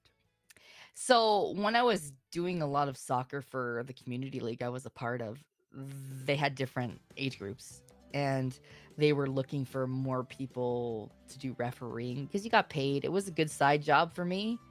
And it was kind of one of those things, a couple hours in the evening, you do get some nice cash on the side, and it allowed me to continue to exercise and stuff like that too, and just have fun. And I like kids, so I'm like refereeing kids soccer. It's pretty easy gig. They're not like Yeah, they're not moving around super fast, that it's not, like travel league or college players. So yeah. it's probably an easier version of refereeing. Not to say that any type of refereeing is inherently easy, but at the very least, it's going to be a little bit slower speed. Yeah, and you kind of, you get to teach them too a little bit. Yeah. And but the kids aren't really the problem when you're playing or when you're refereeing. It's Oh no, it's the it's never the parents. kids. That if you tell a kid, hey, you're offsides or whatever, don't do that. And they're not going to take it poorly. That No. accidentally having penalties, that's just part of the game. That they know you're not scolding them. They know they're not in trouble. It's just okay. Yeah, fine. So we move on with the game. But it's always the parents that I feel like the stereotype is very real of the angry sports parent of how Oh god, dare yeah. you penalize my kid, or how dare you call it, like, are you blind, ref? Just ugh. It's I remember I had one time, I think I was refereeing about 6 and 7 year olds, and it was a mixed league, so you had girls and guys. And the parents, we had a no tolerance policy or for that, like, swearing and Yeah, you kind of violence and have to. everything. You have to because some of these parents, they think this is fucking FIFA, right? They get right in there and they start like, oh God, this is shitty. Bad call, ref. Like they get really like into it. So I remember there was one point where a kid got hurt, so I had to stop, and you know, make sure the kid's okay, call the coaches on kid's okay, and I just decided that it was going to be a drop ball. So what that is you have one player from each side, you know, they come up, you just drop the ball right between Yeah, you them, just and then you back restart up and play. let them go, right? And so I had made that call, and one of the parents got so angry because of that call. They went onto the field and they tried to punch me. And What? I was like 17 when this happened. Holy Yeah. shit! Yeah, it was a Like that. guy too. It was It, it was a man. okay, So, because that's going beyond all right. You know, a profanity tirade of just they attempted assault. mhm. Oh yeah, it was bad. He was swearing at me. I was backing up as I was talking to him, and I was like, "Okay, you're gonna have to calm down, you know, Like, sir, sir, sir. calm like, you know what I mean? Like, you do the sir, please calm down. Please take your seat. We're gonna have to ask you to leave if this continues." Like, and then he took the swing, and I backed up and I dodged, right? Mm, And he didn't hit me, but the coaches got onto the field, right? yeah. Because it's like, okay, well, you're a grown man and you're trying to punch a 17-year-old girl. Like, Jeez. you're out of here. Like, Yeah. At that point, that's I imagine that there's protocol for that. Of oh yeah, the it- cops had to come to the park at that point. It ugh. was crazy. And it At was that point, like, I just feel okay, bad for the kid. Like whoever's father that was, like that's embarrassing. yeah, because these are like 6 and 7-year-old kids, right? Like, Yeah. they just want to play soccer. This is not like I said, it's not professional. This is just a community fun league, right? Yeah. This isn't even college or high school. There aren't scouts here that are paying attention. There is zero chance of this impacting somebody's future. Mm-hmm. And that to me, that was like, that shook me up as a referee. I'm like, and then like I had to talk to like my boss and then like the other coaches, and then I'm just okay. You know, he's out of here, obviously. Um, do we want to continue the game? Yeah, that Right? at that point, when you've had play interrupted for that amount of time and the police have shown up, that it's, where do we go from here? Yeah. And like I'm like, okay, well, there's 20 minutes left in the game. Do we want to continue the game or do we just want to call it here? And I think everybody made the decision to just call it at that point Oof. because it was like it was too much. We're running into another game that's Oh yeah, supposed to be especially if right it's a after. shared field where there's a schedule for the day. Yeah, and I'm like, all right, you know, I everybody felt like really terrible, and I actually had somebody at like a parent at the end of the game come up and like apologize to me. I'm like, this is not your fault. Yeah. Like, this has nothing to do with you. But like, I think they just wanted to reassure me that I was doing a good job as a referee. Mhm. So it was like, that was nice. They didn't have to do that. But it was one of those moments that I'm just like, I'll always remember that moment because Yeah, it, that's it, it was intense. It's like a whole nother level of like parenting sports drama that yeah, that even if you expect, all right, I'm gonna have some uppity parents, some folks are gonna be dissatisfied with a call, a game at least, that is something that you don't particularly prepare for mentally. no, it's not. And it's one of those things that you kind of remember for the rest of your Yeah. life. It's like, "Yeah, I remember that time I almost Yeah, got that one punched in the time that I face." almost got assaulted in a 6-year-old soccer game. Yeah. Now, Zolan and the others, I may have underestimated the potential for kids to be a problem, though. That Zolan was mentioning that kids can get vicious, and a couple others agreeing there. Were there any instances where the kids were the problem? I didn't really notice kids getting into it, but like once you get into like the preteens, I noticed Yeah, that no, I feel like sometimes that's probably. the preteens, teens, they can get pretty mouthy with each other. Hmm. And like the girls especially can get kind of like vicious where they'll pull each other's hair. Oh, or they'll get like really like I get really like, yeah, bitch, and blah. Like they'll just start chirping at each other, and you're just like, can we? Okay, here's a red card for you. Here's a red card for you. you. Like, like I was just Everybody giving them out gets a like M red and M's. Yeah, card.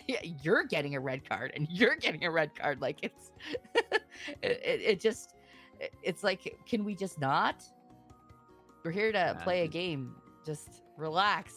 and Yeah, I understand unfortunately, you're it getting is heated. just a part of sports. It is a part of competition. It doesn't matter if it's soccer or baseball or esports or trading card games, that you're always going to have some folks that get salty or that aren't able to just be mature. And, in these cases with children, it is at least more understandable because, well, they aren't mature yet. That's how it Hmm. is.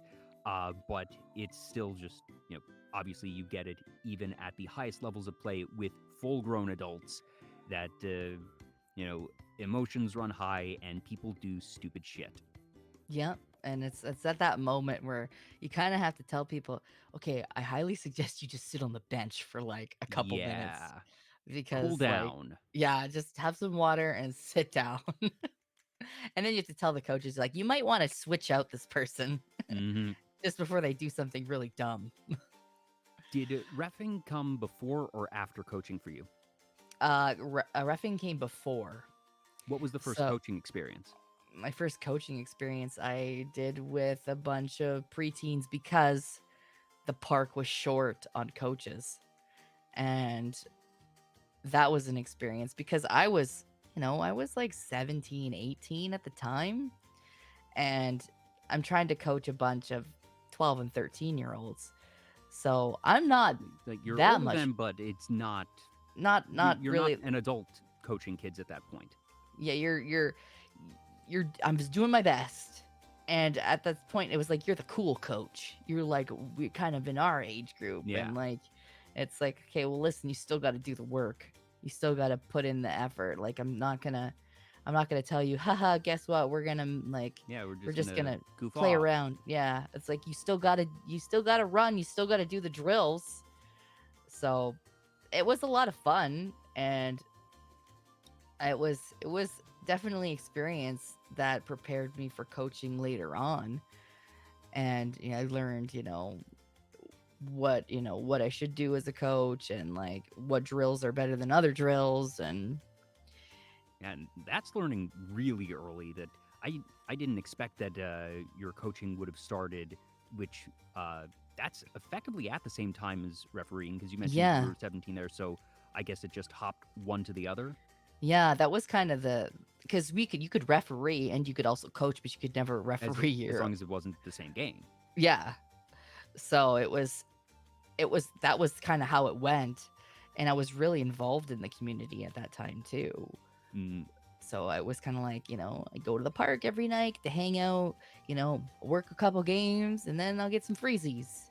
yeah. And you know what I mean? It was Oh man, like just like it, community rec center freezies are something different. Just they hit different. They yeah. do. And then it was so good. And they had like the little candy shack there. You could go get candy and you could just Mm, like hang out. And those like this, like those were the good times. yeah. Like I mentioned, I did a little bit of baseball. Basically, stopped that by the time I was 11 or 12. What it was for me throughout high school and college was marching band. So, always at the football games and cheering there, and all of the practice, and that marching band. Depending on what type of marching band you're in, it may or may not be a sport in the sense that it is a competition, but regardless of what type of marching band you're in, it is athletics, period. And that you Mhm. have those drills, those rehearsals, practices, and that it takes the energy, and that you are on a team of a sort, and you have your position that you play, and that it's those are really really special memories for me. And you know going to the snack shack afterwards, or just having those big games or good performances, that those are really special memories. Oh yeah, like I have trophies upon trophies from that community that I was a part of. They're all soccer trophies, and it's like I still have them. and my kids ask about them. You know what I mean? It's like, well, Mhm. like what's this from? Oh, that was from when I was like 10 years old, and or this is when I was MVP. You know what I mean? Like it's kind of like it's like a history lesson for them. I didn't know mom did that, right? And then it A kind lot of of sacrifices didn't know. yeah, I just kind of one of those things that like it doesn't come up, and I didn't. It's like how do you say, hey guys, guess what? I played soccer. Like, Yeah. Now, you mentioned that you have coached for your daughter, so at some point, mhm. them discovering that, eh, was it directly related to them getting into soccer themselves? I kind of wanted like I said to my daughter one day, I said, why don't you give soccer a try, right? Like just to see if you like it, because we kind of wanted to get her involved into something, you know. So we said, hey, why don't you just try soccer and see if you like it? So she did that, and her grandpa ended up coaching too for a Oh, bit. So like it was kind of like this joint effort in a way. So it was and it was a lot of fun because I got to show the girls like, hey, this is what I used to do, and then have fun and break out the cool tricks and stuff like that I can do, and like be like, hey, your mom can still do it, like, and just be able to pass that knowledge down to like a new generation of players, and even my own kid was like, it's very fulfilling to be able to do that, yeah. and it was a lot of fun too. Obviously, And that hasn't been a part of your life, at least for a couple years. That certainly in 2020, I imagine that a lot of soccer leagues, at least for a time, probably weren't up and running. mhm. And obviously, you've been very busy the past couple years with all of this. Do you see yourself potentially getting back into soccer? Or do you think that's sort of a chapter that is at this point closed? I think if I ever did, it would probably be in regards to like my son, my youngest. If Mm, he ever wanted to play soccer or showed an interest in that kind of capacity, it might be in coaching again, or just like taking the kids out to the field and kicking the ball around and staying active. I yeah. don't think like the time for me and trying to be a professional soccer player is way over. Like Yeah. there was a And time where I was like peak and I could, but that time has long passed now. and that you probably wouldn't go out seeking to be a referee or coach just randomly in the community, but if one of your kids had the interest, that then you might. Yeah, I think so because like time is a precious commodity right now for me. But Absolutely. and and I think a lot of people can relate to that. I always wish I had more time. And if my son showed an interest in, wanting to play soccer, like you bet your ass I would be there every game and like cheering him on. Or if he wanted me to coach, yeah, definitely. I definitely would do that for him because to me, you only get one life. Nobody's promised tomorrow. And spending time with my kids and being able to teach them stuff is extremely important to me. It always comes first beyond VTubing or anything like that. And I want Absolutely. to be able to create those memories with him. And from when he's older, and you can say, hey, remember that time that mom coached soccer for me, or remember that time that mom showed me that really cool trick and she fell on her ass, like like like those moments are really, they're always going to be important to me. So if he ever wanted to do that, yeah, I definitely would support him. But if he doesn't, that's okay too. And I'm never the type to force that on the kids either. I'll always give them the option, like, hey, do you think that you might want to do this? No, okay, So Yeah, no, yeah. my parents very much expected or sort of thought that I would be a sporty kid, and I was for a little bit, and then I got into theater and I got into marching band, and they pivoted real quickly, and that's the biggest thing as a parent, of just being able to be supportive of your kids, and that whatever they show interest in, that uh, my mother had done a bit of theater in high school. I'm pretty sure my Mhm. father is tone deaf, and neither of them played an instrument. but it, they were there for every performance, for every game. They were supportive. They learned about the stuff. It turns out that my father really got into enjoying musicals, something that he certainly didn't expect, and Hmm. that in that way, your kids can actually end up being a unexpected avenue of new experiences for you. Oh yeah, definitely. And like, uh, so me and Zolan have a very, very like, I guess, open household where like if you feel like you want to join the band, go right ahead. If you want to, you know, play X sport, sure, go ahead. If you want to run track, we'll support you. Like it's our house is very, very open and, to having different conversations and being able to support the kids in whatever that they want to do has always been something that was really, really meaningful to us. And, I know for me, like growing up, like I grew up with divorced parents.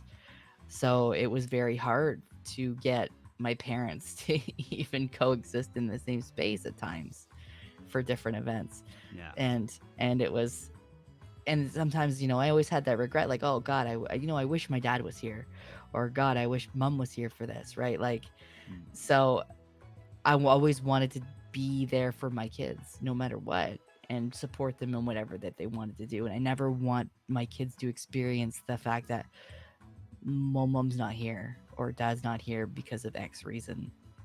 Yeah. And And it's a shitty feeling. mm, yeah, being there, it sounds very simple, but it isn't always so simple. But it makes a world of a difference. Oh yeah, definitely. And I think too, like even when I was playing soccer, it kind of has that like that serotonin hit, like to know that Mm-hmm. your loved ones are there watching you and supporting you, right? Yeah.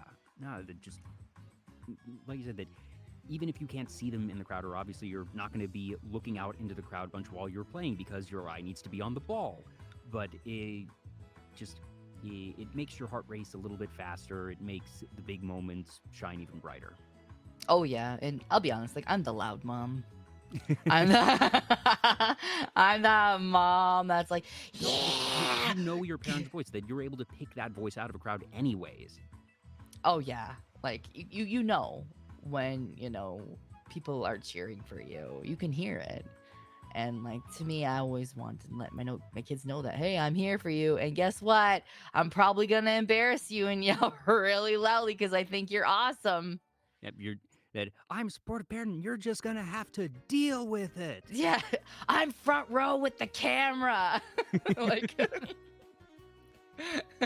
Do you enjoy watching professional soccer at all, whether it be MLS or keeping up with the World Cup, or is most of your soccer enjoyment focused on that, local personal area?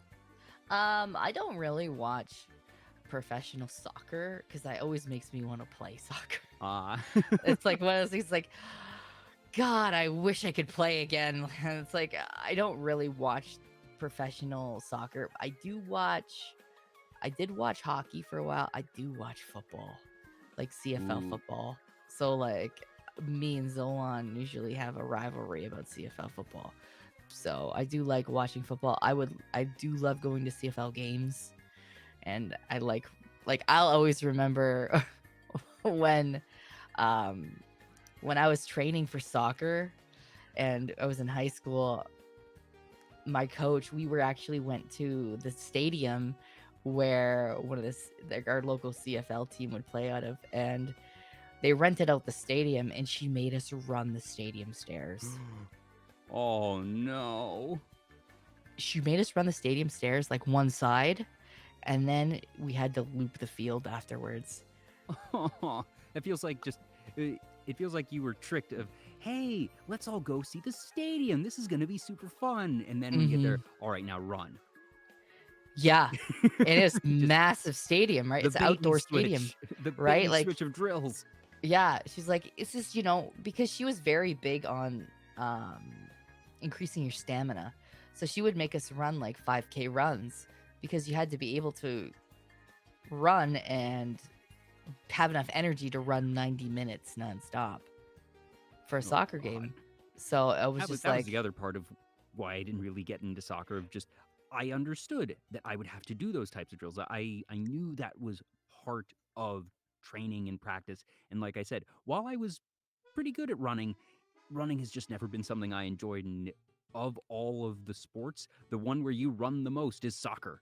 It's true. It's like it was a time because I felt like I was gonna puke at the end of that. And like nowadays, I could never do it. I could never do it because I'm just so out of shape. And like I'd be afraid to give myself a black eye if I tried to run that far.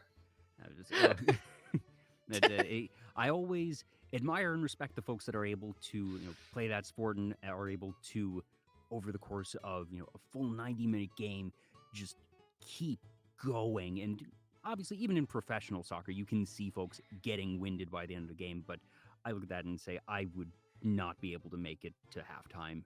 And if I was able to, through enough training, I know I wouldn't be having a fun time doing it. There But was a time I used it's just to. cool seeing people who do enjoy it. Oh yeah, there was a time I used to. That time is long past, and I can't do that anymore. And it's like I think about that, and I'm like, would I ever want to again? Nah, that's a hard Nah. pass, I think. So outside of soccer, sort of pivoting here, one area that you mentioned you enjoy of just when you're not streaming and when you're just watching shows and relaxing, you really enjoy true crime. I do. Like, I've watched a couple of Netflix shows. That's kind of what I do. Like in the evening, if I'm not role playing or something like that, or even if I am, I'll like watch something on the side. Like, so I'll have Netflix up. The latest one I watched was like the Murdoch murders on Netflix, and I watch all of those kind of, true story. What was the other one that I recently watched? It was, I'm gonna pull it up because like God, I watched Catching Killers a little bit. I've watched like I said, the Murdoch ones. Like that stuff's kind of really interesting to me because I feel like there's always a little like how Netflix presents them. It's always like there's always like maybe makes you think, is there more to this, or how could this have happened? And you kind of makes you think. So I like stuff like that that kind of makes you critically think. Yeah, and you mentioned that you have a psychology degree, so I can see where that aspect of it all would be of interest to you. Yeah, so like my psych degree I think kind of plays a role into the shows that I watch because I recently finished watching The Patient on Disney Plus, which was with Steve Carell. And I'm not actually familiar with one. I know who Steve Carell is, and the idea of him being in a crime drama sounds interesting. So what's this one about?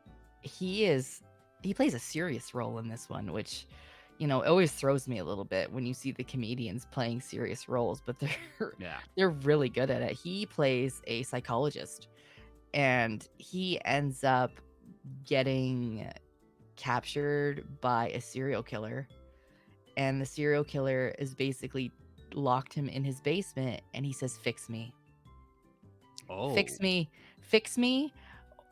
or bad things are gonna happen. Like And like that's a different angle because there's different horror films and things of that nature where it's all right, somebody's kidnapped, kept in the basement, and that it's either their attempt to escape or the experience they had there. I don't know if I've heard of one where it's person's kidnapped and that the kidnapper says, help me, like that. And obviously the way they are asking for help is entirely unhealthy. Yes. Don't do that, dear viewers at home. Don't kidnap others in order to ask them to help you.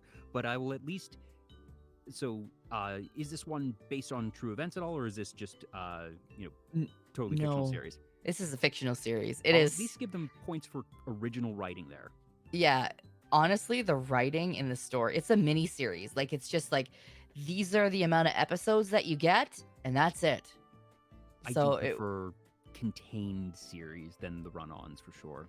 Yeah, so this is like, you get your however many episodes, and then that's it. So it's super, super good. and just the tension that you feel in like the certain scenes that show up, you're just like, what the heck is gonna happen? Now, is Oh the my. entire series just these two characters, or do you see what's going on in the outside world? It's you get these 2 characters, but you get to learn about the therapist's past and the Oh, therapist, okay. the family that has made the therapist the way that they are. You get to see certain people in the serial killer's life too.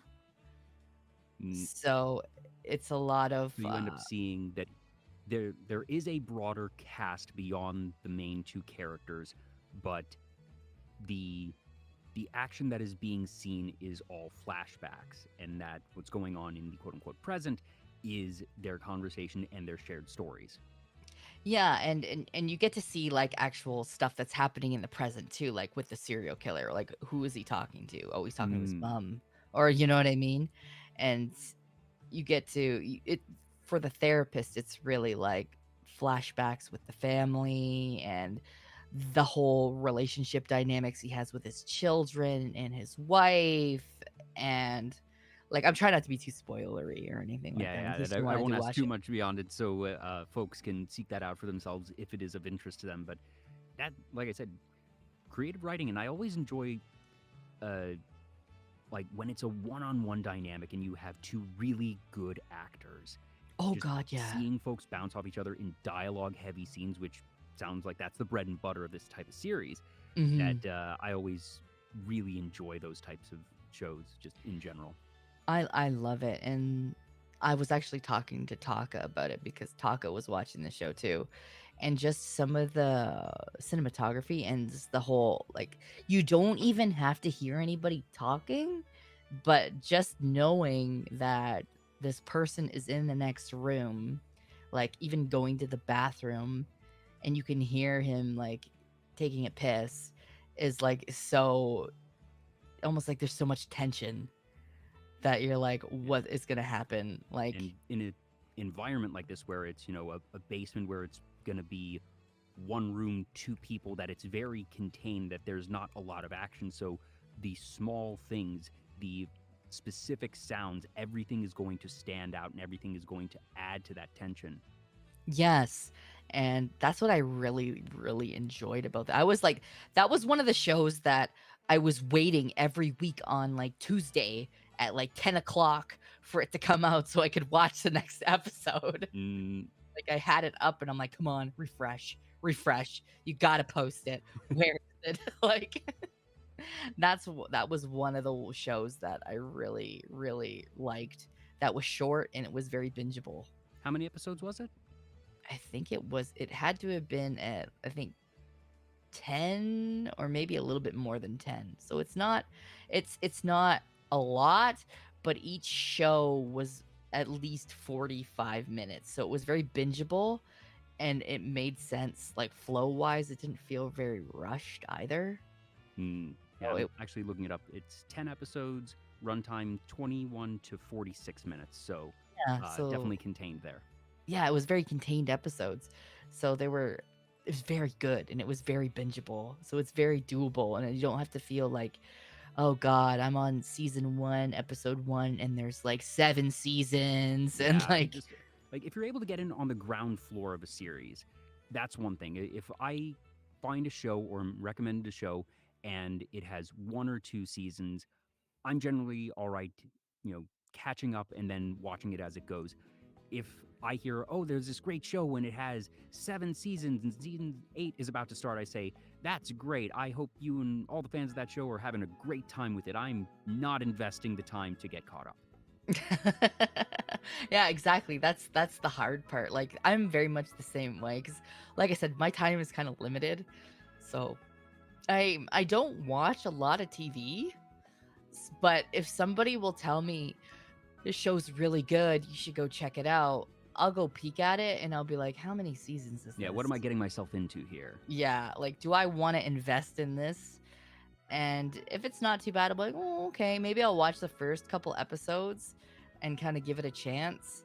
But like, if I'm not grabbed by those first couple episodes, I probably won't go back to it. Yeah, Mr. Champer in the chat One Piece would like to know your location. That's like the Yeah. poster child example for me that I missed, pun half intended here, I missed the boat on One Piece. That I remember the 4Kids dub way back in the day, and I didn't keep up with it, and I know I'm missing out. I know One Piece is an amazing series. I would rather watch 50 or 112 to 24 episode anime than watch 1,000 episodes of One Piece.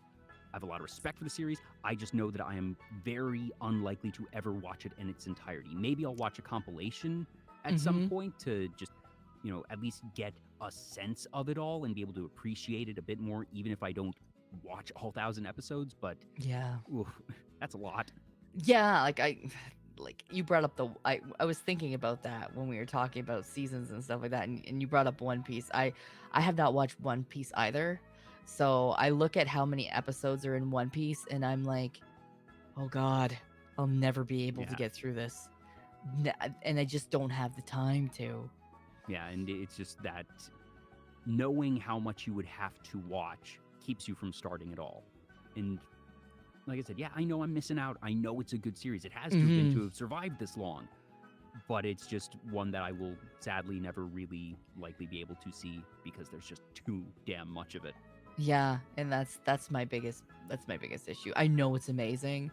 I hear it from people all the time. They're like, "Why don't you watch it?" I'm like, "Have you looked at my life?" Yeah. Like like because I just can't.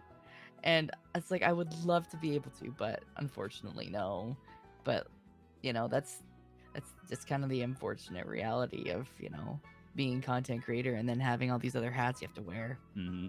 Anastas mentions that you watch Picard. Are you a big Star Trek fan in general, or did you just pick up Picard and that's been your starting point? Oh no, I am a big Star Trek fan. Oh no. Like I've watched, Next Generation. I've watched Deep Space Nine.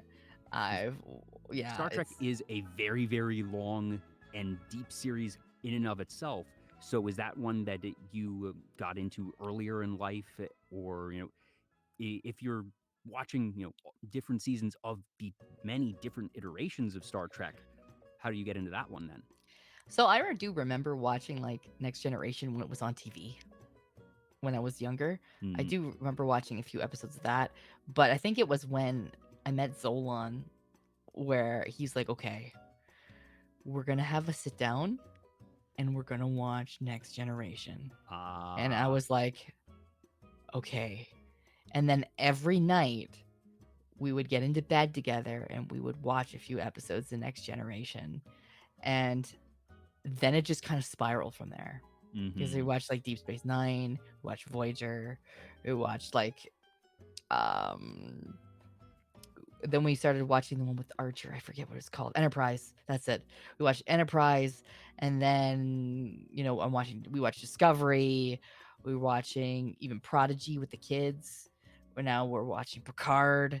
Like watching Strange New Worlds. Like it just kind of snowballed for me. I was like, I've gone down a dark path, and there's no getting out. This is probably going to be the most controversial question I ask you tonight. Which is your favorite Star Trek? And I don't have a dog in this fight. I've seen scattered episodes of Star Trek and basically enjoyed every episode I've seen, but I don't actually have my own opinion on it.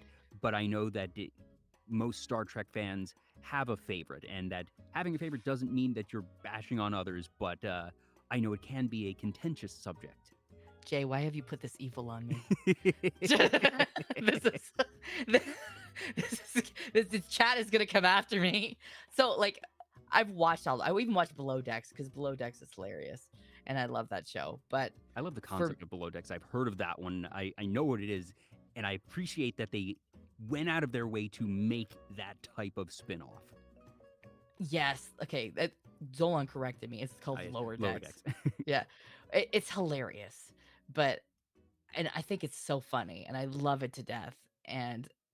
But I think my favorite is probably Deep Space Nine. And I say Deep Space Nine because Deep Space Nine had everything that I really, really loved. It had character growth and character interactions that as a role player, I really, really, really enjoyed, because it showed how characters evolved. It showed how different relationships between different people evolved over time. There was still that, the Dominion and the big bad, right? And everything, but it made me uh really, really like it made me really like certain characters, and it really, like, the ending was kind of like, I don't know, I didn't really like the ending of DS9 and how it went down, but I understand how it had to go that way. But like, for me, I really enjoyed the characters of like Odo and Garrick, and I even liked Gul Dukat. I'm a big fan of villains, but like, I really like the character of Gul Dukat, even if So, since I haven't seen Deep Space Nine, but I Mhm. also really enjoy villain writing, who is Mhm. Voldemort and what makes them a special villain? Well, Gul Dukat was a Cardassian, and he just, I don't know, he just seemed very charming. But he was like a charming villain, but he was a big fucking asshole too. Like, and it made you really, really, like, at least for me, it's like I really like his character, and ah, there was just a presence that he had that you go, oh, this is fucking Gul Dukat again. You're like, I hate this guy, but also I really fucking like this guy. Yeah, no, He- a good charismatic villain is just, frankly, I think villains usually get better writing than heroes. That I the I love heroes are the that. good Yeah. guys, and you know what they're going to do. They're going to do the right thing, and that's nice, and that's, very fine writing. There's nothing wrong Hmm. with that. But I think it is the villain that really completes the hero of just, all right, what is the writer doing with the villain? What is the writer making the hero have to contend with? What is their opposite in this relationship, really? That, the villain hero relationship is its own thing in writing. And that whether it's anything from like a Disney movie to just, an anime that I'm watching, that I 9 times out of 10, I'm going to enjoy the villain writing and time on screen and performance a little bit more than the hero. Yeah, like, to me, I'm always gonna be a person that leans towards liking villains more so than heroes. Like you said, I think that the writing for villains tends to be better, and I feel like there can be more dynamics and nuances with villains than, everybody expects the heroes to just be, Yeah, like good. they do the They're right like, thing. yeah, they do the right thing, but like, when a villain does the right thing, you're like, oh, Oh well, yeah, I no, didn't expect that. Like, and like anti-heroes or villains that have uh, the circumstance where they do good, whether it is because they are having a change of heart as a character, or just, all right, there might be a enemy of my enemy is my friend scenario, where you mhm. get the villain and hero teaming up against a bigger bad or something to that effect. That there's a lot less certainty, and you don't know what the villain's going to do. That what is the next terrible thing they're going to do? What is going to just set them off? And especially when you have those characters, like we were talking about, where they're calm and suave, but then they are prone to these outbursts. Yes, and like, for me, I think DS9 had that with Gul Dukat, but also you had Garrick, who was also like this Cardassian that was very, very mysterious, that was on DS9 doing spy-ish things, like, that you never really knew what side Garrick was on until, like, later in the series. You could tell, okay, this is actually he's kind of a good guy, but like, you didn't know where this character was going to go, or what this character was going to do, and I really liked that. And you could tell that he was always fishing for information, but for what reason, Yeah. right? And it, characters like that always kind of just pulled me in. Do you have any favorite villains from media, whether it's from Star Trek or anything else?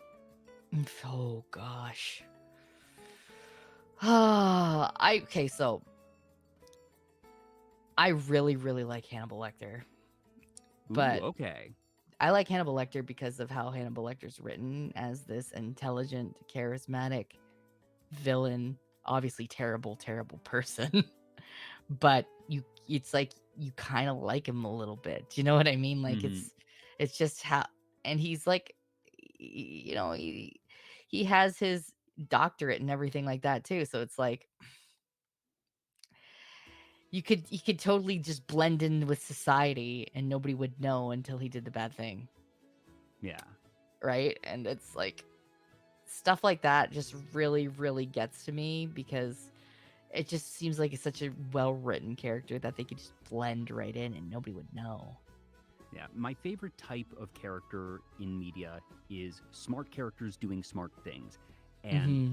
whether that's a really smart hero or smart anti-hero, smart villain, that just seeing characters that are able to plan. And I always like the shows where it's either a cat and mouse game or just you have anything from very logical to frankly absurd levels of, oh, I plan for your planning, but I plan for your planning of my planning, and Yes. like that type of creative writing. And even if it gets to be really extra and crazy, that I always enjoy those types of character dynamics and that type of plot, because it keeps me as a viewer on my toes of just knowing that I don't know what's going on, and just the mystery of it all, and seeing things be laid out and then connecting and say, okay, I see where you left these clues, and that I rightfully had no way of putting these clues together, but that now it makes the rewatch better, and being able to appreciate and say, okay, so there was that there, and they had that part over here. Oh, them saying this here was deliberate.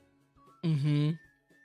Like that, to me, that's just like when you have that like almost like 4D chess Yes. villains that are like, huh, you know, I knew that you were gonna do that, so I planned for that, and it's just like that stuff really, really makes me like a villain more.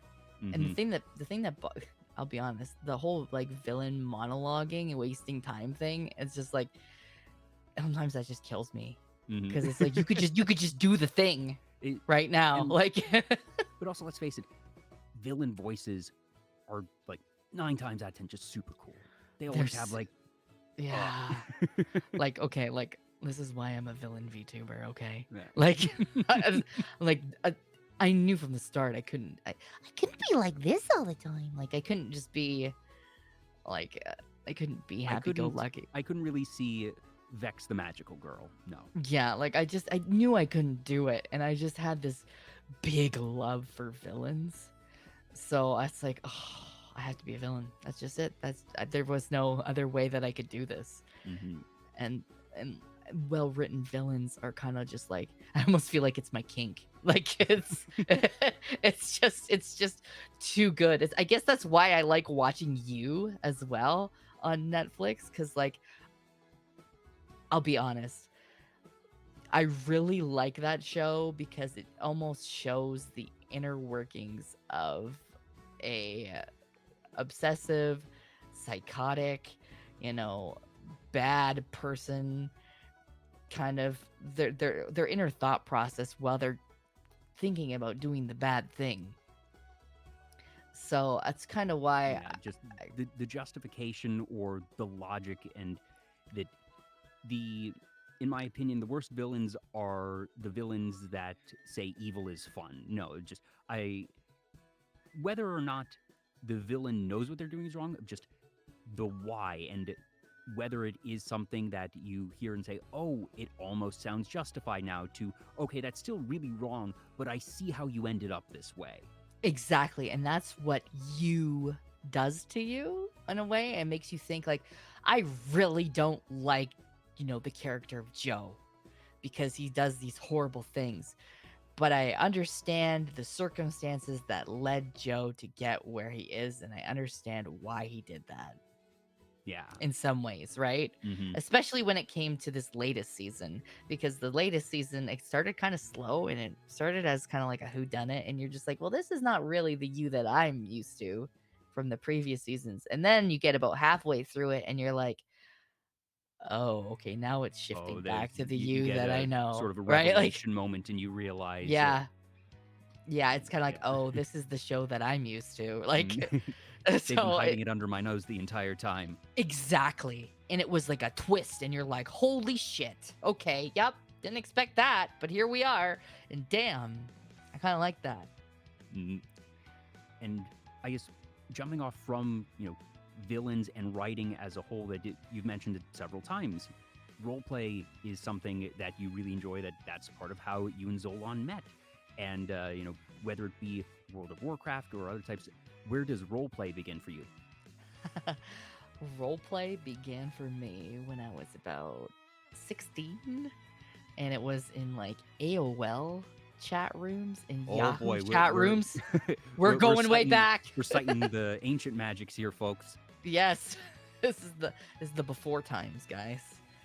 This might even predate some of my viewers. Like, this is like AOL chat rooms. This is like Yahoo chat rooms where people used to just role play publicly in the public chat. Yeah. Or you would, just- or you, yeah, like you would have like specialized rooms that were for role play, or people would have role play profiles that you would go and click on, and they were your Yahoo profile. Like it was, Yep. it was a time. What a time to be alive. Do you recall, obviously, if you're comfortable saying what, type of roleplay your first ones were, that, was it for a fandom you were in, or, did you start with the ERP? What was that first experience? For me, it was my very first roleplay character was a furry character. And she was like a furry fox girl. And I was watching a lot of like people roleplay in the chat, and it was a lot of like one-liner roleplay. And I kind of got into it through that. And then a lot of people at that time would message you to roleplay, and it ended up being like romance RP, or ended up being going down the route of ERP. So I kind of did a lot of that. And then eventually that kind of branched into World of Warcraft RP and doing roleplay in the world of Warcraft. And also on this chat site, I believe it's still going. It's like Roleplay Haven, where you could make roleplay profiles and then just find people to roleplay with different scenes and stuff like that. So I think that site's still going. But that kind of like the chat room roleplay evolved into the World of Warcraft RP, which I've been doing since like vanilla RP, like or vanilla World of Warcraft. So it kind of, and I've always kind of went back to WoW as a base for RP since then. And it's like I can't kick it. It's like you try to leave World of Warcraft, and I always come back to the RP. For World of Warcraft roleplay specifically, do you tend to use the game's lore as part of your roleplay, or is it more, all right, this is a fantasy setting, and that your characters are not necessarily written for the broader world lore around them?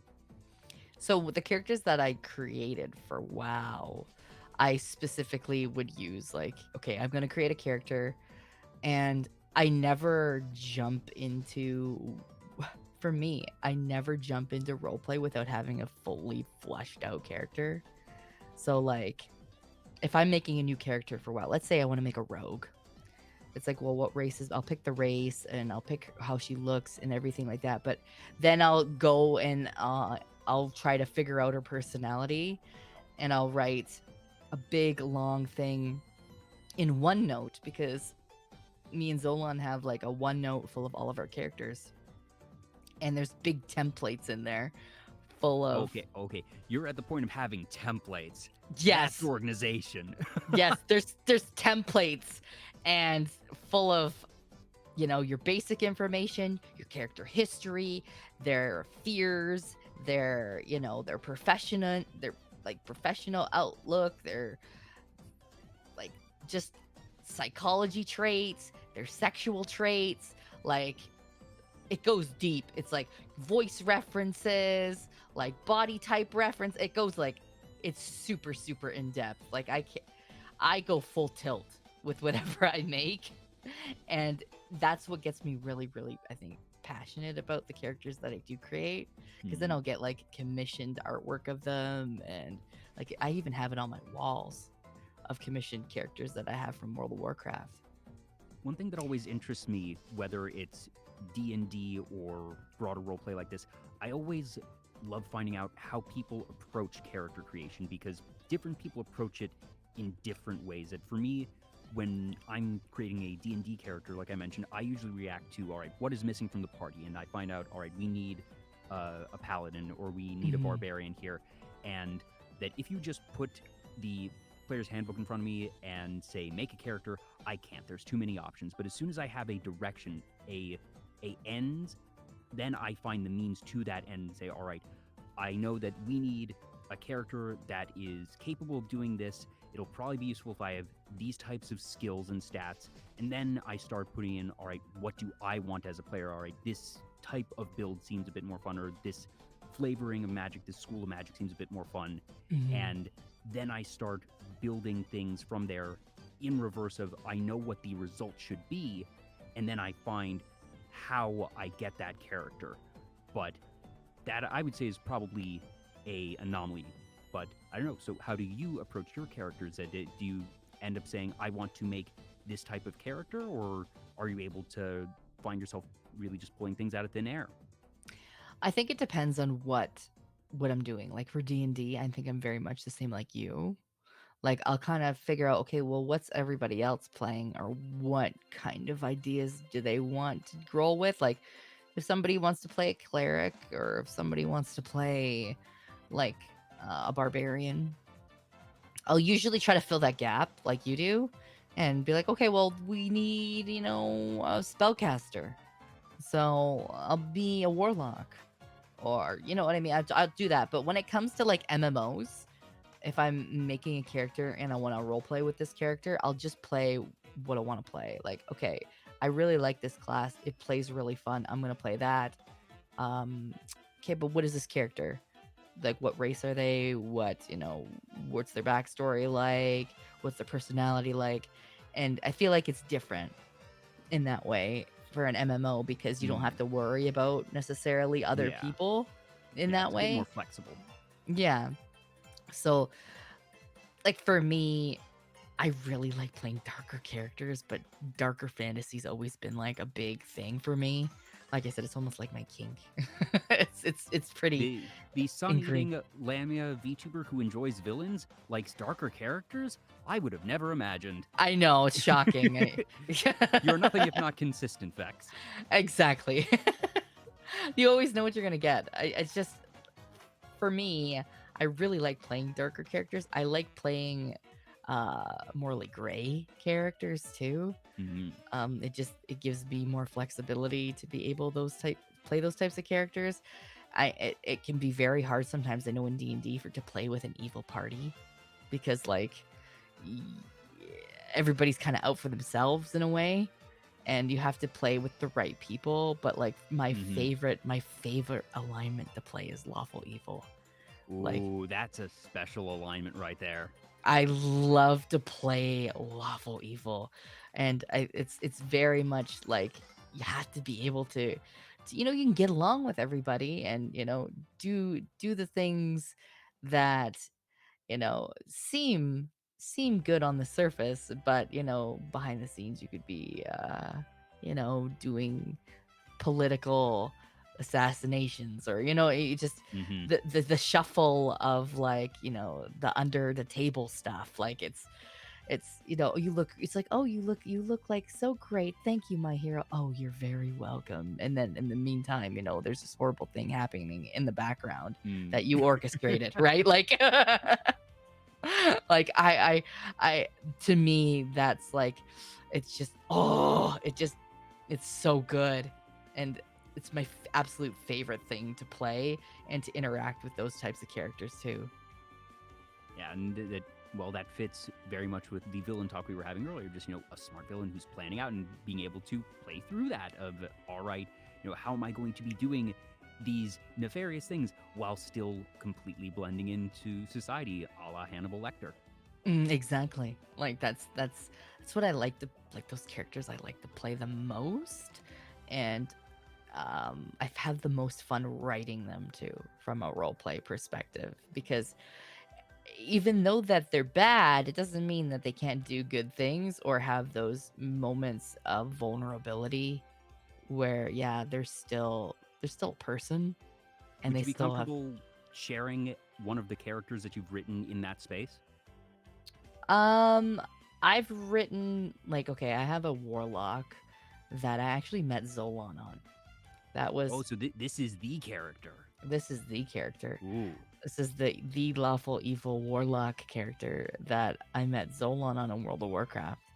That, yeah, she is power hungry. Yeah, she originally met Zolan's character because she wanted to manipulate him and use him for all of his magical abilities because he played a mage, right? Like, Mm. but you know, as you kind of have these interactions with the same character over and over again, you know, my character started to, I'm starting to feel affection for this person.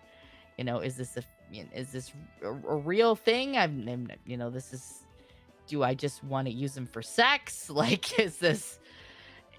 It's kind of, you're going through the emotions as like a person who has their own agenda and wants to do these things, but also I might actually genuinely like this other person. What am I gonna do? It's a Is complex thing, just conceptually, Mhm. of, all right, I understand that our interactions here are entirely the foundation of our interactions are fantasy.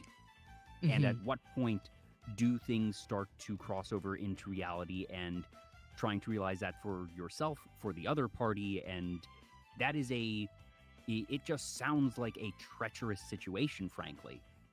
And that if you aren't mature and careful, that it can end, frankly, poorly. Obviously, it did not. I'm curious, was there a moment or like a particular day or scene where things sort of started to, like, blinking light in your head of like, wait a minute, is this real? I don't think when it came to role play that I had that moment, because I'm very big of a, like, okay, IC does not equal OOC. Mm-hmm. Like, but it doesn't mean that I'm not going to talk to the person behind the scenes about what's going on in character. Like, if our characters are having a very serious heart-to-heart conversation, I might be messaging the person that I'm role playing with going, "Oh my god, this is so cute." Or like, "Oh, I can't believe that he said that." Or, "Oh my god, this is getting really good." Popcorn emote. Yeah, Like, just being able to, go between the two channels and say, just the commentary as you're writing. yes.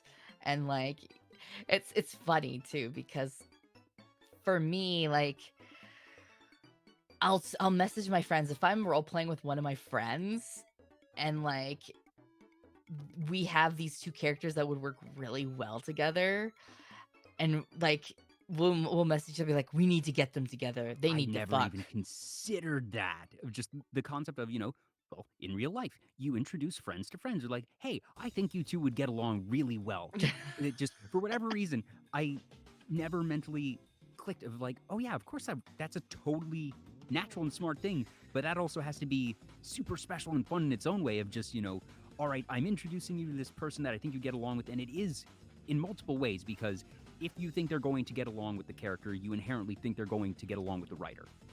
Yeah, and like sometimes I'll have this like really badass character and my friend will have this character, and I'll be like, "Hey, I think our two characters should meet because I think that they would get along really well, or they would, mesh really well together, and maybe we could have a romance together with them." And then my friend will be like, "Sure, let's see. Let's put them in the same room together and let's see what happens." So like it's fun to be able to do that. And it's like, well, I met this really cool writer, I think you would like their characters like this, maybe I'll introduce your character to them and maybe you guys will hit it off. And then like you play like, Sort of matchmaking in that yeah, way. matchmaking role play. Like, so it's fun. And you meet some really great people. And like I said, I got lucky meeting an amazing person like Zolan, who had like this really fun character, but also was somebody who was really, really nice to me out of character too, and would Mm, always ask about me, like, how am I doing? Like, and you know how right. you have those people that just ask, hey, how are you? But they don't really want to know the answer to that question. Yeah, They're and just you've asking it to be mentioned that on polite. your streams as well. That was one of the big things that stuck out to you about Zolan. That he asked those questions, and that he meant it when he asked them. Yes, I think that's important. Like, for me, if you're gonna ask me how I am, please stick around for the answer and not just like ask me how I am because it's the polite thing to do. If I'm asking you how you are, I genuinely want to know how you are. I don't want to just be like, "Hey, how are you?" and then just like Vanish. not care. Yeah, not care and vanish or don't respond after that. So I don't know, it was very, very nice and respectful for him to be able to do that. And he did that like a lot. And he genuinely got to know me and he cared about the answers to, the questions that he was asking. And it really just it it hit different because a lot of people, especially online, will just say whatever you want to hear or they'll just do the polite thing and they don't really care. So I got really lucky with a great person like Zolan. Yeah, no, just that as someone who, you know, yes, I host a show, but at my core, I'm just a VTuber fan. I enjoy good content. I enjoy, like, cool people. This show, the whole benefit for me here, like I said, it's never financial. It's that I get to talk to cool people and I get to find these cool stories and just that for me as an interviewer, as a host, that I love stories. And the story of you and Zolan is one that obviously I've gotten these pieces of from just watching your streams in general, and that your community has, and that folks have been saying it, that you two are very much relationship goals, and that it is so cool and special that you two were able to find each other in one such a cool and unique way, but that you've been able to take that and create this just incredible relationship, and that it is part of everything you do, whether it is content creation, that he's your manager as well, but that you're still yourselves, you're still parents, and that it is not inherently common that two people will be able to take their relationship and have it continue and build so all-encompassing and so healthily. I appreciate that. And I've heard that a lot from people. It's like, well, you guys are relationship goals. And I'm very flattered when people say that. But I will also tell people, like, this didn't happen overnight. Oh, Like certainly not. it's like it takes years and years of communication and being able to be open and honest with your partner about things that you like, things that you want to do, your goals, and But that's what makes it so admirable. The fact that it's not an overnight thing, that it is the result of years upon years of continuous communication and teamwork.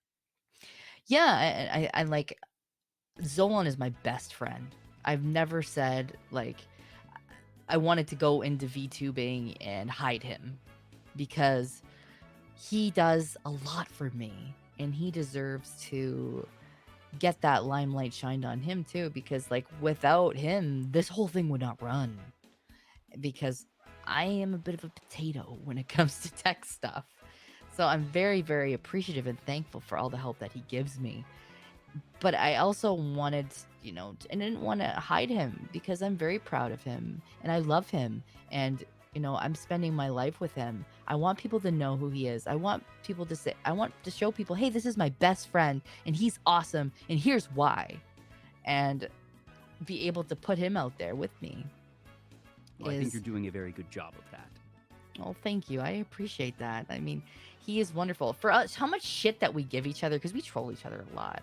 Oh yeah, But that's how you know that you're friends with someone, when you're able to, you see the memes of the way that you say hi to acquaintances is, hi, how are you doing? Hope you're well. How do you say hi to your best friend? What's up, fucker? Just exactly. That's It, exactly it. it's only with the people that you truly love, whether it be platonically, romantically, or otherwise, that you're able to just give them that hard time and be able to mess with them, and that everyone knows that it is with the utmost respect and love. That you can't Oh do that yeah. with just a random person that you've interacted with twice. Exactly. And like I said, that evolves over time, right? Like we didn't get to where we were like overnight, and our relationship has evolved too. And like like the one thing that always gets to me and still gets to me is when people always say, "Does Zola know what you're doing?" I've seen the Twitter posts, and I I'm just I'm like, "Oh, you must be new here." yeah, Like just it always kind of it's almost like a running joke at this point that like I almost want to get a shirt that's made with that quote. This is yeah, like, "Does Zola know you're here?" Like make a live 2D asset for it, and when someone asks, just pop it up, put it on. I almost want to make like a video of every single like quote or like comment Oh, yeah, someone has just made and just put it in a compilation. compilation. There you go. Yes. Yeah. Just play it every time somebody asks Just because it would be make it a funny. redeem. Yeah. But like I just stuff like that just always makes me go, firstly, like that's a very misogynistic thing to say. Like people I think also don't understand that like entertaining people on a stream, and if I'm flirting with my friends on a stream, Yeah, just like it's this is a bit. yeah.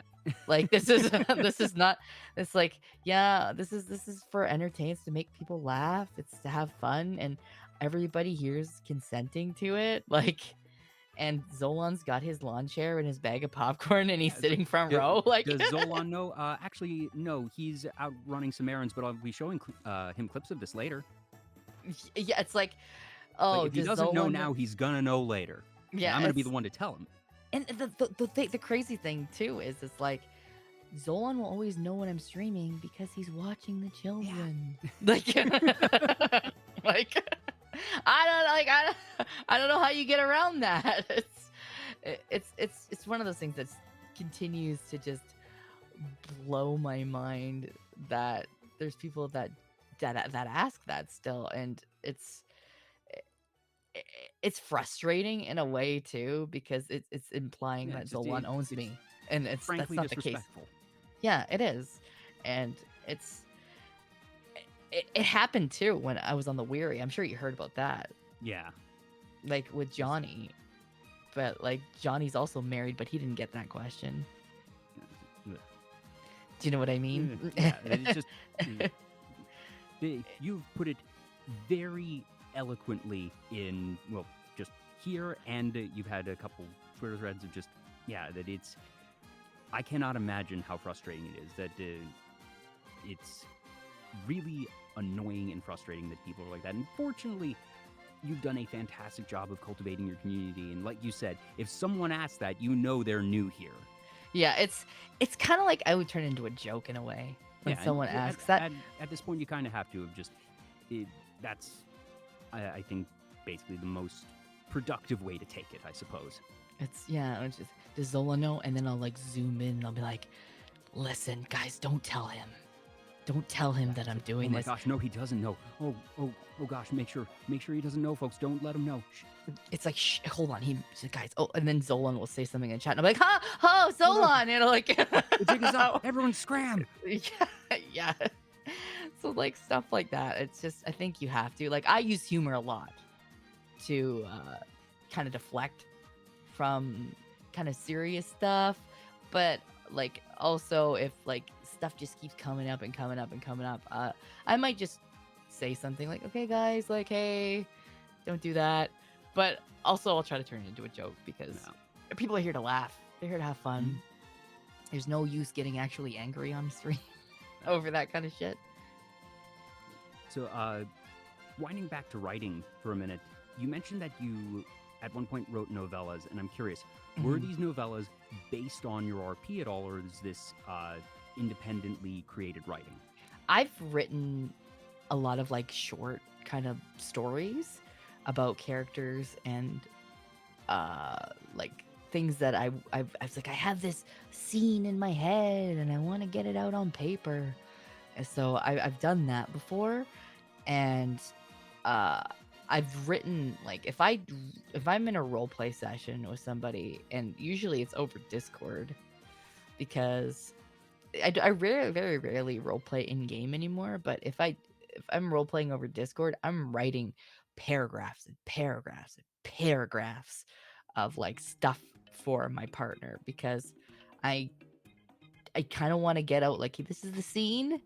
This is what the character's thinking. This is what's going on." And I'm very kind of, I guess, purple prosy in a way. And I I just like to get out as much information as I can and paint a picture for Mm. somebody about what's going on so they can see it in their own head. Yeah, So yeah. I like to write and write and write to be able to give that view of when somebody if somebody closes their eyes, this is kind of what they're seeing. And it almost plays out like a movie in my head, but I feel like that's how any good writing should go. Just that you're able to really feel and envision that scene. yeah, and like I know, like for me when writing scenes, I always for whatever reason picture the scene as like an anime. Like Okay. it's like I don't know what it is, but I always picture it as an anime or kind of like a cartoon or whatever in my head. Do you tend to And imagine them in different styles of animation depending on the scene, or do you find that you have a mentally consistent art style, for lack of a better term? I think I have a consistent art style in my head of like what I'm envisioning. It's I don't know. Maybe I'm weird for doing that. I don't know if No, other people do that too, that makes but sense. Just usually when I read, I imagine scenes in live action. Um, okay. but at the same time, I can completely see how, just as my brain functions that way, the thought of, okay, your mind pictures it in animation makes perfect sense. That isn't shocking. But I am curious. You say that you have a consistent style. If you were to compare that to a existing show, what style of animation of anime is it? Because even anime obviously has this very broad spectrum of how it is that you have everything from like Studio Trigger to One Piece to Bleach or something like that. So, what style or what show would you most easily compare your mental imagery to? Oh gosh, I would say.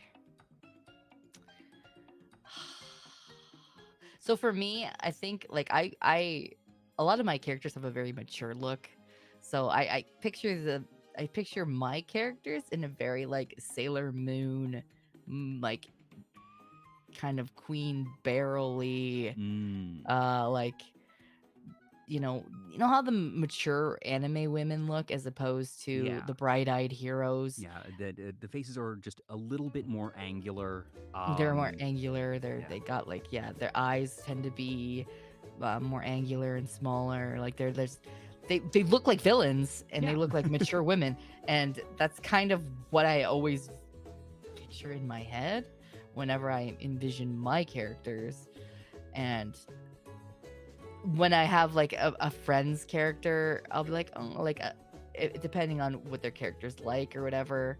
If they're a happier character, like in my head, they might have like the more the cutesy Yeah, kind of the big rounder eyes. yeah.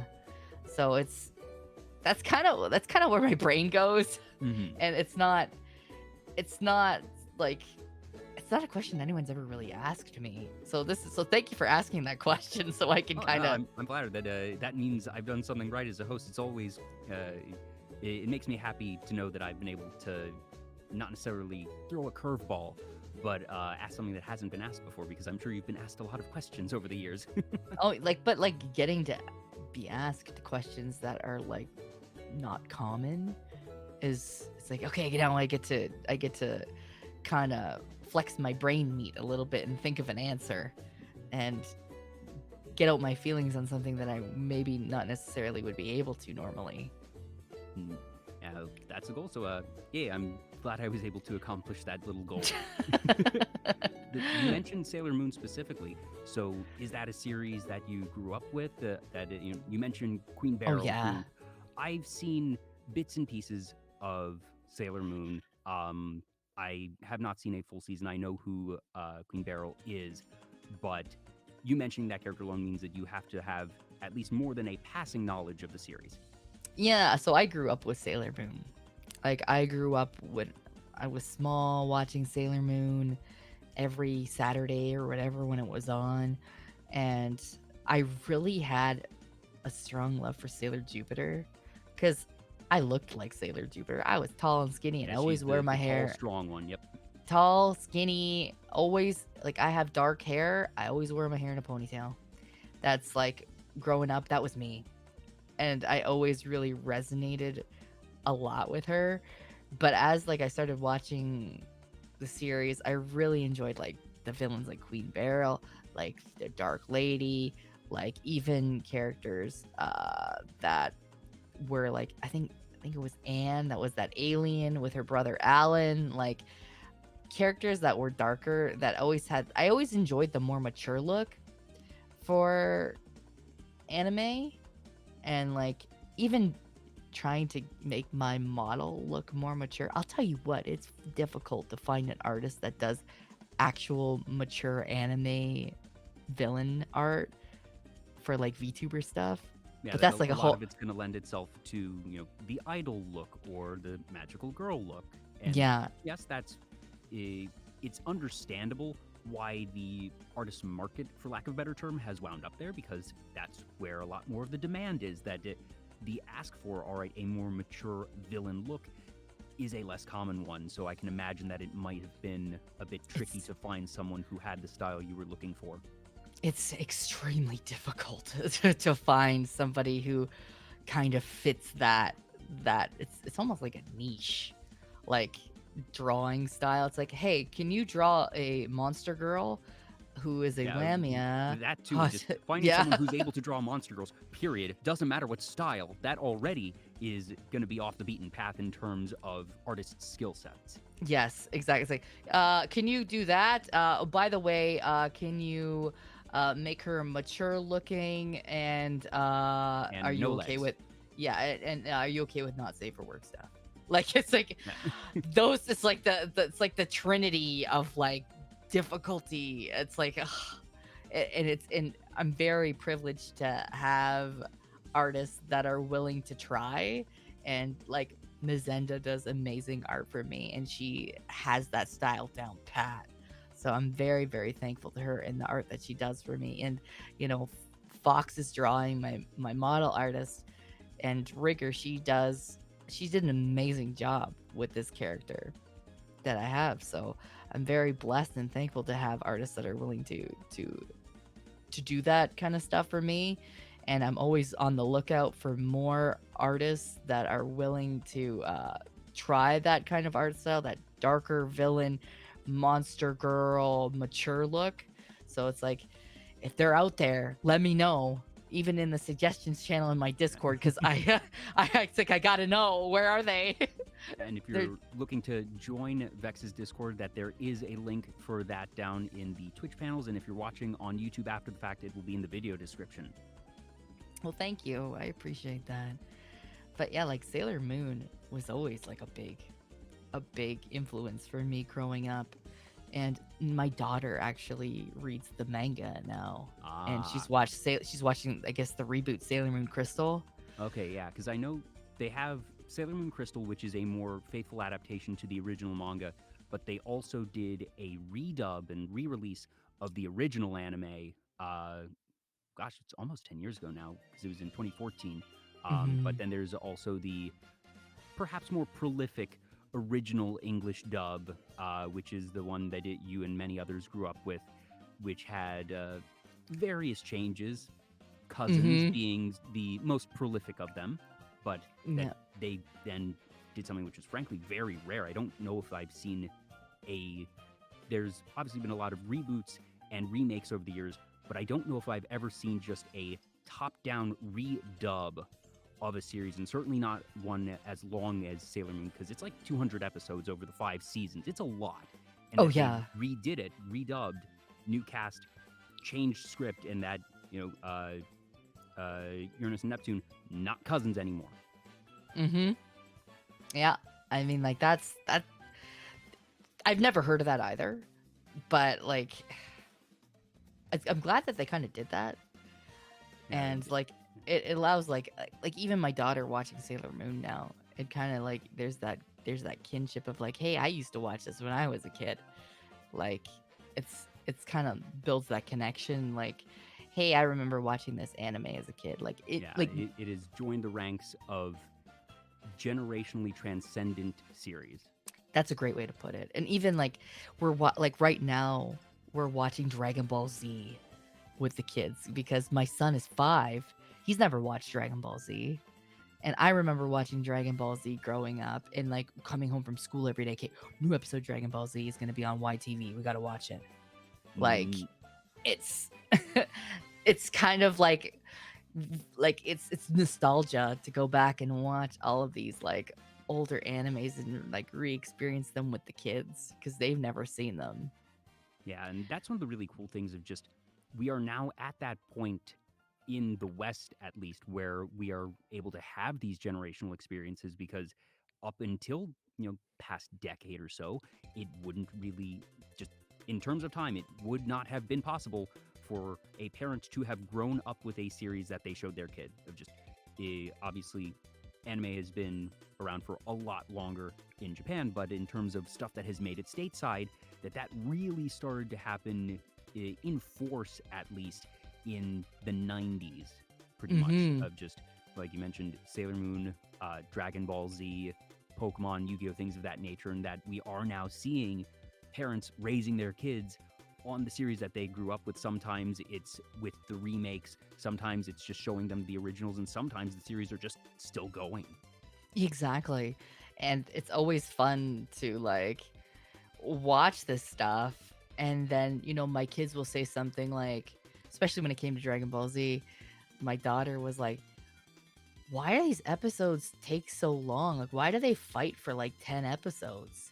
And I'm like, "That's just how it was." Like And you're I probably watching them either on a streaming service or something, and at the very least, well, we had to watch this with commercials. yeah. Make it longer. Exactly. So it's like, why are these guys fighting for 10 episodes? Like, why are they just screaming at each other? And it's like, that's just how the episodes from Dragon Ball Z were. Like, they took that long to just duke it out. And now you get to know our pain. Yeah. That I didn't really grow up with Dragon Ball Z. That it was a series I certainly knew of, but I had the bad luck of tuning in every time I tried to watch it at the wrong episode. So one was the first time Goku went Super Saiyan 3 and literally spent half the episode yelling. And me trying to get into the series with no context, this is boring. Yeah, I was like, why is this guy yelling for 3 episodes? What's the context Another here? time I tried was Vegeta was being controlled by, I forget if it was Bibbidi or Bobbidi. It was when he had the M tattoo on his head Mhm. and was fighting Goku in a coliseum.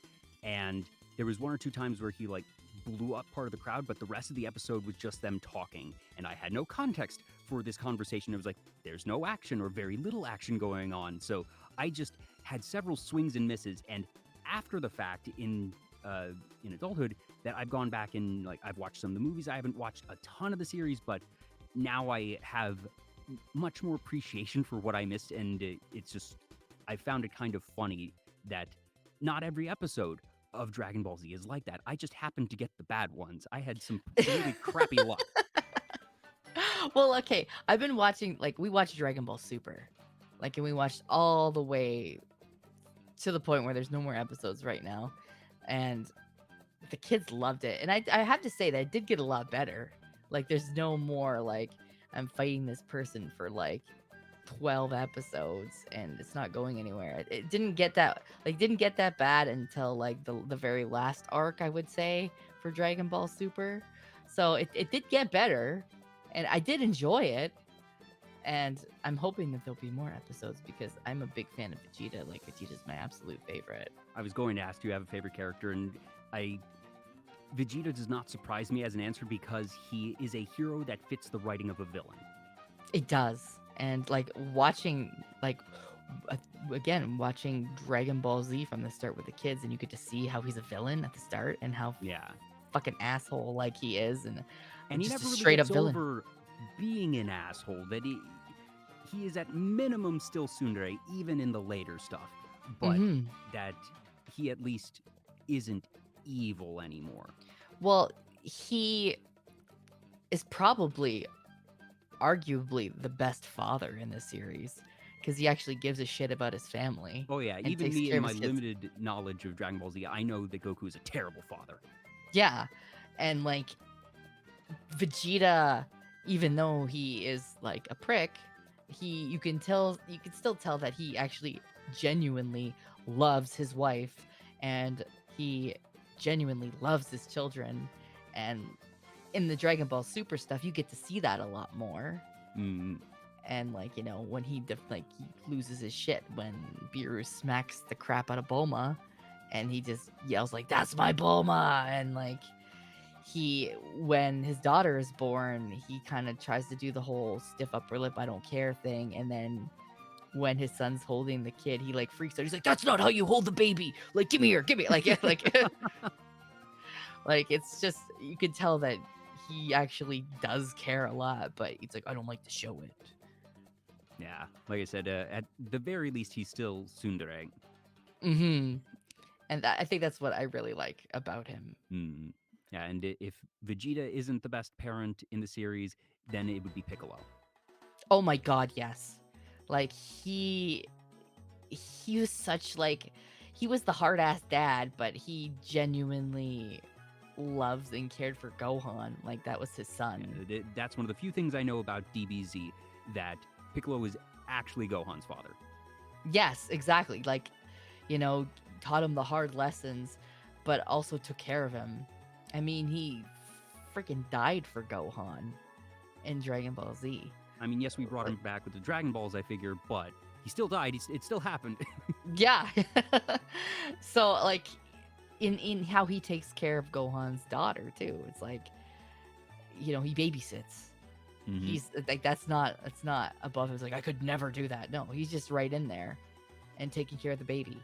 And he like knows everything that she likes, what she doesn't like. And, you know, even though people are go, Piccolo would do that, it's like, usually those people that are a bit tough on the outside, they deep down they really care. And those are the kind of characters that I really like too. Are there any series that you're waiting to show your kids that you're like, all right, not old enough yet, but once you're however old, that, you know, you have this one waiting for them? I don't think I do, because I think like my daughter is 13, so there's some, you know, there's still stuff like, okay, you can't really watch that yet. We'll cross that hurdle when you're a bit older, but I wouldn't say that there's anything that's really waiting in the wings for us to be like, okay, when you hit this age, that's it, we're breaking it out. Yeah. Like, I wouldn't say that. Like, it's difficult too, because my daughter's 13 and my son is 5, so like we kind of have to be cognizant of the fact that my son is, you know, he's around, and like, if we want to watch the older stuff, we can't really watch it because he's still really impressionable and he's 5. Yeah. We have to wait till he goes to bed, right? Wait till the coast is clear. Exactly. So I wouldn't say there's something that's kind of like, gosh, I can't wait to show her this. But I'm sure something will come up at some point, like an anime or whatever. Be like, oh, you gotta watch it. But wait, we'll just give it a couple more years. Like, was it a matter of waiting and sort of knowing, all right, once they are a certain age, that you had Sailor Moon and or Dragon Ball Z waiting in the wings, at least when they were younger? I would say that like I've always loved Dragon Ball, and I've loved Dragon Ball Z and stuff like that, but it was difficult because I had to wait till my son was at an age where he could potentially sit and watch something, because he's still like all over the place at 5, and but at least he can kind of sit and kind of watch an episode and maybe get up like once or twice. I feel like 5 and 6 is all right. You are distinctly not a toddler anymore, but you're still just not quite there in terms of a. You never know, all right, where are they developmentally, and all right, what is sort of the line, and that is something that just as a parent that you figure out, and I can appreciate that's a tricky age. It's difficult because my son is very he exhibits very ADHD symptoms and things like that. So he's very like, I'm here, I'm there, I'm asking all these questions. What does this mean? What does that mean? And then he's over here, he's playing Lego, and then he's on the couch, he's watching TV again. It's like he's very active.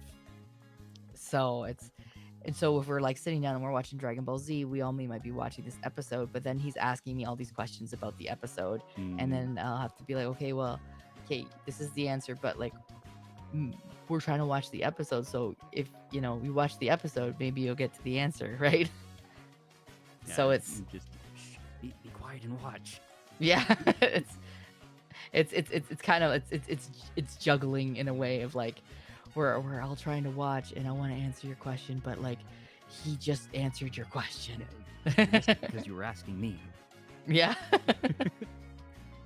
Do you have any favorite arcs of either Dragon Ball Z or Sailor Moon? My favorite arc for Dragon Ball Z would probably be we're actually watching it right now, is the Namek saga, because that's kind of where Vegeta, I feel like he's a bad guy, but also like the enemy and my enemy is my friend, because they're all trying to screw over Frieza, right? Like they're trying to, we can't let Frieza get the Dragon Balls. We really don't want Vegeta to get the Dragon Balls either, but it might be better if Vegeta gets the Dragon Balls than if Frieza gets the Dragon Balls. All right, so, what is the lesser of two evils here? Yeah, so, and I know that arc is really long too, but I think most DBZ arcs are. You're right, like, but I think that whole saga sets up, when Goku, spoiler, beats Frieza, like, and they all come back to Earth. That's kind of sets up the whole Vegeta starting to be acclimated into the DBZ group, because he ends up staying at Capsule Corp, right? Mm-hmm. So I remember how the heck we even wound up there, because the last thing I remember asking with a plan was getting the novellas and the RPs as they relate to novellas, and now I'm trying to figure out how we even got there.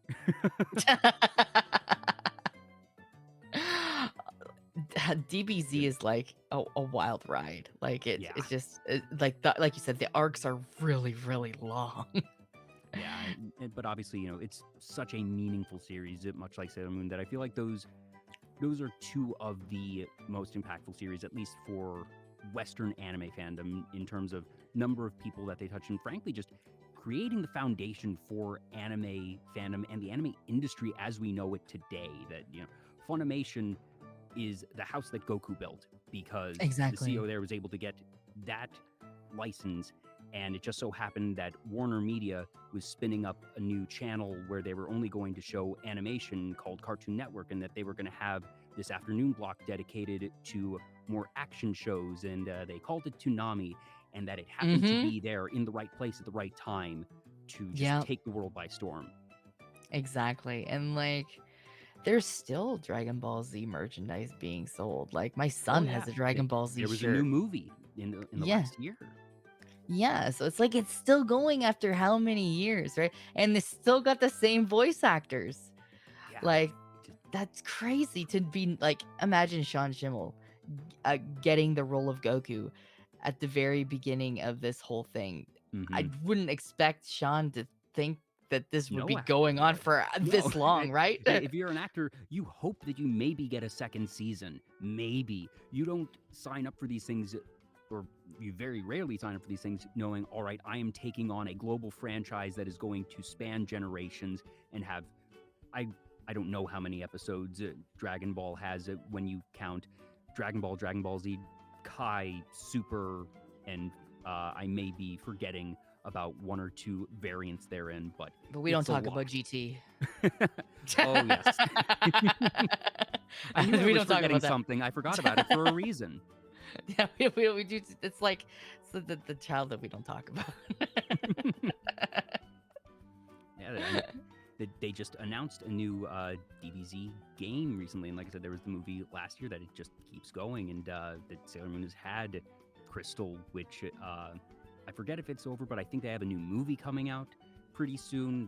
These are ones that keep going, and you have Pokemon, which is actually a week from now, as of time of broadcast, going to sunset Ash as a character. The series isn't ending; they're going to have new main characters, but that Ash Ketchum, after 25, 26 years, is gone. He's yeah, retiring, basically. I hope they bring him back in the way that they have Pokemon Trainer Red sort of appear every so often, that they will find an occasion that he feels too significant to just say, all right, gone for good, that you can bring a character like that back and have be a really special occasion, but that's the type of thing of, all right, kids who start watching Pokemon right now are going to grow up with different protagonists, and it's weird to think about, but in its own way really exciting that it's the dawn of a new era. It is, and like that took me by surprise that Ash is done, but I guess you can't stay 10 for like over 50 years or whatever. Well, that's the thing, that Yu-Gi-Oh! As a franchise, I'm not sure how familiar you are with Yu-Gi-Oh!, but basically they've had different seasons and they've had a different protagonist every season. Yeah, I remember that. And that they established that precedent pretty early on, that Yu-Gi had 3, 4, 5 seasons, and it was a big deal the first time, but then after a while, by the time you had your third and fourth protagonist, it's expected. And you see that with stuff like Doctor Who, and they just never moved away from Ash with Pokemon. And that after so long, I just sort of assumed, all right, that's going to be their formula, and that's what they're choosing to do. And yes, it's a bit of a meme of, oh, he's still 10 or whatever. Yeah. But it kind of felt, all right, you've committed to this bit. I didn't expect them to, after all this time, divert from it. It came out of the blue. Like when I saw it on Twitter, I was like, what? Like, this is shocking. But I guess it does make sense, right? Like after a while, you kind of have to spice things up in the Pokemon series, right? I guess the business nerd in me is very curious of why now? What was the tipping point creatively or in terms of business? Because it's worked for this long, and I certainly don't think Ash being the persistent protagonist was holding the series back. Do I think that having something new is going to spice things up? Absolutely, but I hope we, whether there's a documentary down the line or just different stories from the creators in interviews or something of why now, what made the difference, and what made this the right moment. That I don't have a problem with it. I'm just really curious. That's a very much is the one point of view. He's very much the type to be like, I want to know the why. Not that I'm mad at it. I just want to know why this business decision was made. It sounds like a cool story of, all right, this had to be deliberate, and I'm sure everyone involved at the Pokemon Company was fully aware of the magnitude of the situation. They're not stupid, but somehow this became the answer, that somebody in a boardroom or in a business meeting had to have been the first one to say, what if this is the time to send Ash off?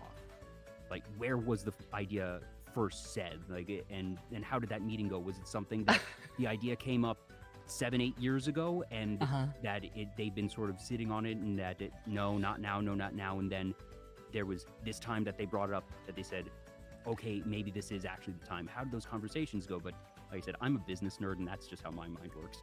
Could you imagine though, being that person at like a big meeting table with all the head honchos of Nintendo, and you're like this one person with this cup of coffee, and you're like, but what if we got rid of Ash? And everybody's like utter heresy. Yeah. And like everybody's shocked that you finally said it. Somebody finally said it, and then they're like, but what if we did? But actually. Yeah. Like that, to me, that's just, it's so funny to think about, because like, speaking candidly, Nintendo has not always made the best decisions when it comes to stuff. And it always blows my mind how Nintendo doesn't want to make money. Like the simplest Oh answers yeah, for just things. so It's many like things. We could have an entire show, Vex, of just like I said, I'm a business nerd and I've been a gamer my whole life, and I love Nintendo as a company. I think they have done incredibly innovative things that I've read business books about Nintendo, and there's some things that they do that Sony and Microsoft never did, never had the guts to do. The Mhm. creation of the Wii, just so revolutionary that Yeah. their whole thing is taking existing technology and putting it toward new purposes. Touchscreens existed before the DS. The accelerometer stuff for motion controls, that existed. The flash gun for Duck Hunt, that used the same technology as remote controls. None of it was pioneering technology. It was finding gamified uses for existing tech. And you don't see that from Sony and Microsoft. But at the same time, on all these other things, you and many others very rightly say, like they don't want to make money, or that they just shoot themselves in the foot on all these All other the things. time. How can you be so brilliant, but also so inept on these other things? Exactly. And that's what makes me so mad about Nintendo. It's like, I want to love you, but It's you're like, very, very dumb. Like, I love you, you're great, but still, you can do better, and I want Yeah. you to do better. it gets so like worked up about the shit that Nintendo does or the stuff that they don't do. It's like, come on, this Like, is an it's easy right here. win. This is easy. It's a layup. Countless other companies have done it. Why can't you? Yeah, and it's like this is the easiest win you could possibly grab. It's right in front of you. And then it's like Nintendo's just like, no, I couldn't possibly. No, And like, you're like, huh? oh, no, please. Just gets me so like, like this is the like I said, it's like the easiest win, and you're just like saying, no, it couldn't be me. Like, Just really crazy and fascinating in its own right, and immensely frustrating. Yes. yeah, it's I grew up with Nintendo, like, and it's like I love everything that Nintendo does, like Mario and the Legend of Zelda games are my absolute favorite games. Um, I have a tattoo of Navi on my foot. Like I just Oh love, wow. yeah, like it's Nintendo's always been like a big thing in my like childhood and stuff, and then they make dumb decisions, and then I just get like I want to flip a table. Like, Looking forward to Tears of the Kingdom, I assume. yes, I am. Like my very first game that I played on my stream was Ocarina of Time because I grew I up with didn't that. know that. Yeah, I did a deathless run of Ocarina of Time. Whoa. Okay. Yeah. So was this a deliberately deathless run that you said, if I die, I restart, or did it just go and you realized at some point, wait a minute, I haven't died yet. Let's see if we can do this. That was not the goal going in. Like I was just like, I love Ocarina of Time. This is like my favorite game ever. I want it to be the first game I play on stream with my community. And then it got to the point where it's like I'm pretty far into the temples. I haven't died. Like I haven't Yeah, like done double it. check. Have I died yet? No, I haven't. Wait a minute. Wait a minute. Is this doable? Yeah, that sort of baseball, like into the seventh inning, no hitters. Like, all right, are we doing this? Yeah, it's like, oh, okay, all right. I got all my, like my fairies and the bottles. Like, Now I it think, becomes a goal. yeah, it's like I got to like one of the closer to the end temples, and I'm like, okay, we haven't died yet. All right, I guess we're doing it. We're going for it. Like, Yeah, because then it's the self-imposed pressure. It's not even like you said that it wasn't the plan, but once you have that conscious realization of what you are now about to accomplish, actually finishing it off becomes the big challenge, and just sort of, all right, got to keep your cool because now you have this additional goal. oh yeah, and it's like no pressure, but then you have people watching you, and like trying to cheer you on, and it's like, well, what if I screw this up? And it's like, oh man, Deathless Run is over. I will still beat the game, but then it's not quite as special. Yeah. But a couple folks in chat mentioned that you do speed running. Is that Okay, speed that's a running lie. for Ocarina of Time or for other games? That's a lie. Hmm?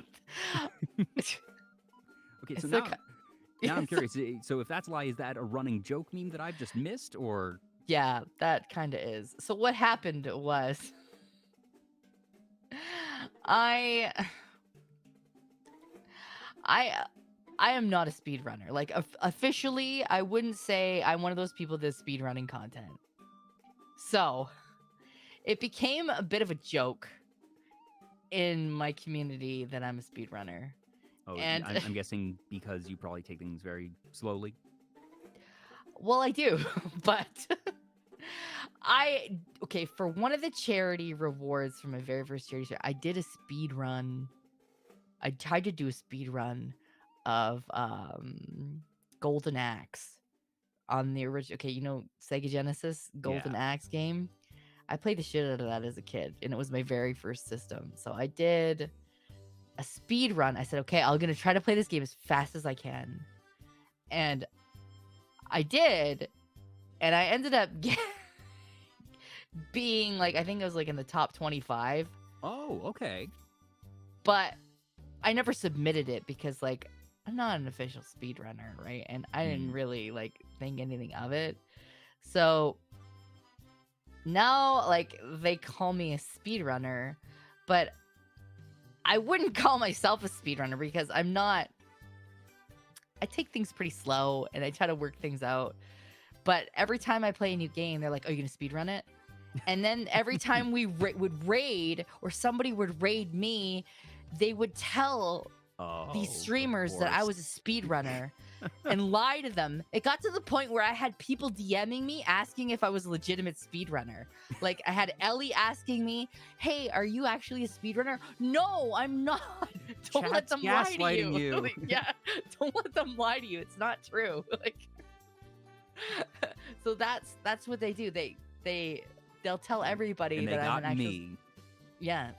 Yeah, so now you got by the speedrunner Have joke. you ever considered, though, like for Golden Axe specifically, since if you were able to get top 25 without even trying, like, obviously, I don't think that you're ever going to try and make speedrunning content your bread and butter, but has it ever occurred to you to maybe try for that specific one since you saw what you could do when you weren't even trying to get a speedrun run? To be honest with you, I don't know because I would feel like so much anxiety over because you have to be super precise. Like if you really want to get like a serious speedrun record, you got to be able to know every little thing at every little moment. And if you if you're gonna screw it get up, number you go one, wrong. that it does have to be that precise. But maybe if you could get top 25 when you weren't trying, that maybe you could end up getting top 15, top 10, even if it's not that super precise. But I can fully appreciate that there is a difference of when you're not trying to speedrun versus the mental baggage that comes with saying, all right, my goal, I'm embarking on a speedrun. I mean, I would maybe do it. Like for me, I'm very transparent about the fact that I'm bad at games. Like it takes me a while to process. It takes me a while to like figure stuff out. But like maybe somewhere down the line, if I wanted to actually say, okay, chat, we're gonna actually try a speed run of X game. I'm gonna practice, and we'll see how it goes. I think I might do something like that, and just for fun. Yeah. Maybe and make actually, it a charity goal at some point. Yeah, exactly. I'll make it another charity goal, but like for me actually sitting down and getting like super serious about one game and then trying to, I couldn't do it. No. I couldn't do it. But like for fun and like to play into the bit of like, oh yeah, Vex is a speedrunner, then I'll be like, fine, you know what? You shit started this and I'm gonna end it right here. Like Oh boy, I they're might taking notes now. Oh God. Sorry, not sorry if I may have spawned something here. Yeah, you're not sorry at all. Okay, you're right, I'm not. But yeah, like we have a lot of jokes like that in the community too. Like that's a sign of a good community when you have those running gags. Like even my father-in-law is in on that joke too. I know that You interviewed him just the other day. Yeah, he came on the stream because that was a charity reward too. It's like, hey, do you want to meet Zolan's dad? And he's very, very nerdy, and he's a big gamer too. Yeah, I watched And like 10, 15 minutes of that VOD, and it just he was using a black hole reactive, mhm, and when he spoke, it had a little sun that popped into it. yes, that that was his decision to do that. And I was like, you could pick whatever picture you want. And he's like, what about a black hole? And I said, you know what? Fine, do whatever. I'm like, you have to have two kind of versions of it when you're talking and you're not talking. And then he just added a sun. And I was like, you know what? This is very, It was very very, cute. this is very on brand for you. We're just gonna, we'll just roll with it. And then, he asked me, he's like, so when are you gonna speed run your next game? And I was like, God damn it. Oh man, when the Like, father-in-law is in on the joke. yeah, like I was like, you know what? Not surprised. But he does pop in the stream once in a while. And he's very supportive. All my family is very supportive of what I do with VTubing. So I couldn't really ask for a better support system in that way. And I'm very thankful to them too. And they're very fun people. So, like Zolan's dad coming into the stream and making a lot of sexual inappropriate jokes is very, very on brand too. But that's just how we do. It's fantastic that you are able to be in that type of position, because obviously not everybody's so fortunate with their family situation. And so my parents do not know about VTuber Talk. That Okay. is my choice of just, when I started VTuber Talk, I wanted to have a fun, happy secret for myself of just experimenting, seeing, all right, what can I make from the ground up from nothing? That Mhm. the one person who I really consulted with who helped me is Lane Blanc, who is a good friend of mine. She was the first person I interviewed, and she introduced me to my second, third, and fourth guests. But from there, that it's just been me doing the outreach. And apart from Lane, that I very much kept a secret. I think that after over 2 years now, maybe 10 people I know IRL are aware of VTuber Talk. And I had as the $5,000 goal for my charity stream that I would call a good friend live on the stream and tell them about VTuber Talk. And we reached that this year. So I got to call a friend who I speak with a lot and basically go step by step of how I've hid this under their nose for 2 years. And what was initially a gaggle of, okay, if we reach $10,000, I'll call my parents and tell them about it. Because I'm sure if I ever tell them, they'll be super supportive. Like I said, they've always been very supportive. And I think they'll understand it. But at the same time, yeah, I didn't see the need to tell them. But now it's a thing of, okay, it's the yearly goal. Will we reach it? And like I said, it started as a joke of course we're not going to reach $10,000. And this year we reached 7,500, which was a lot more than last year. So now I'm sort of glancing at nervously being like, uh-oh, this is actually potentially real now. That Mhm. I'm certainly not expecting it, but I'm at the point of acknowledging it as a potential reality.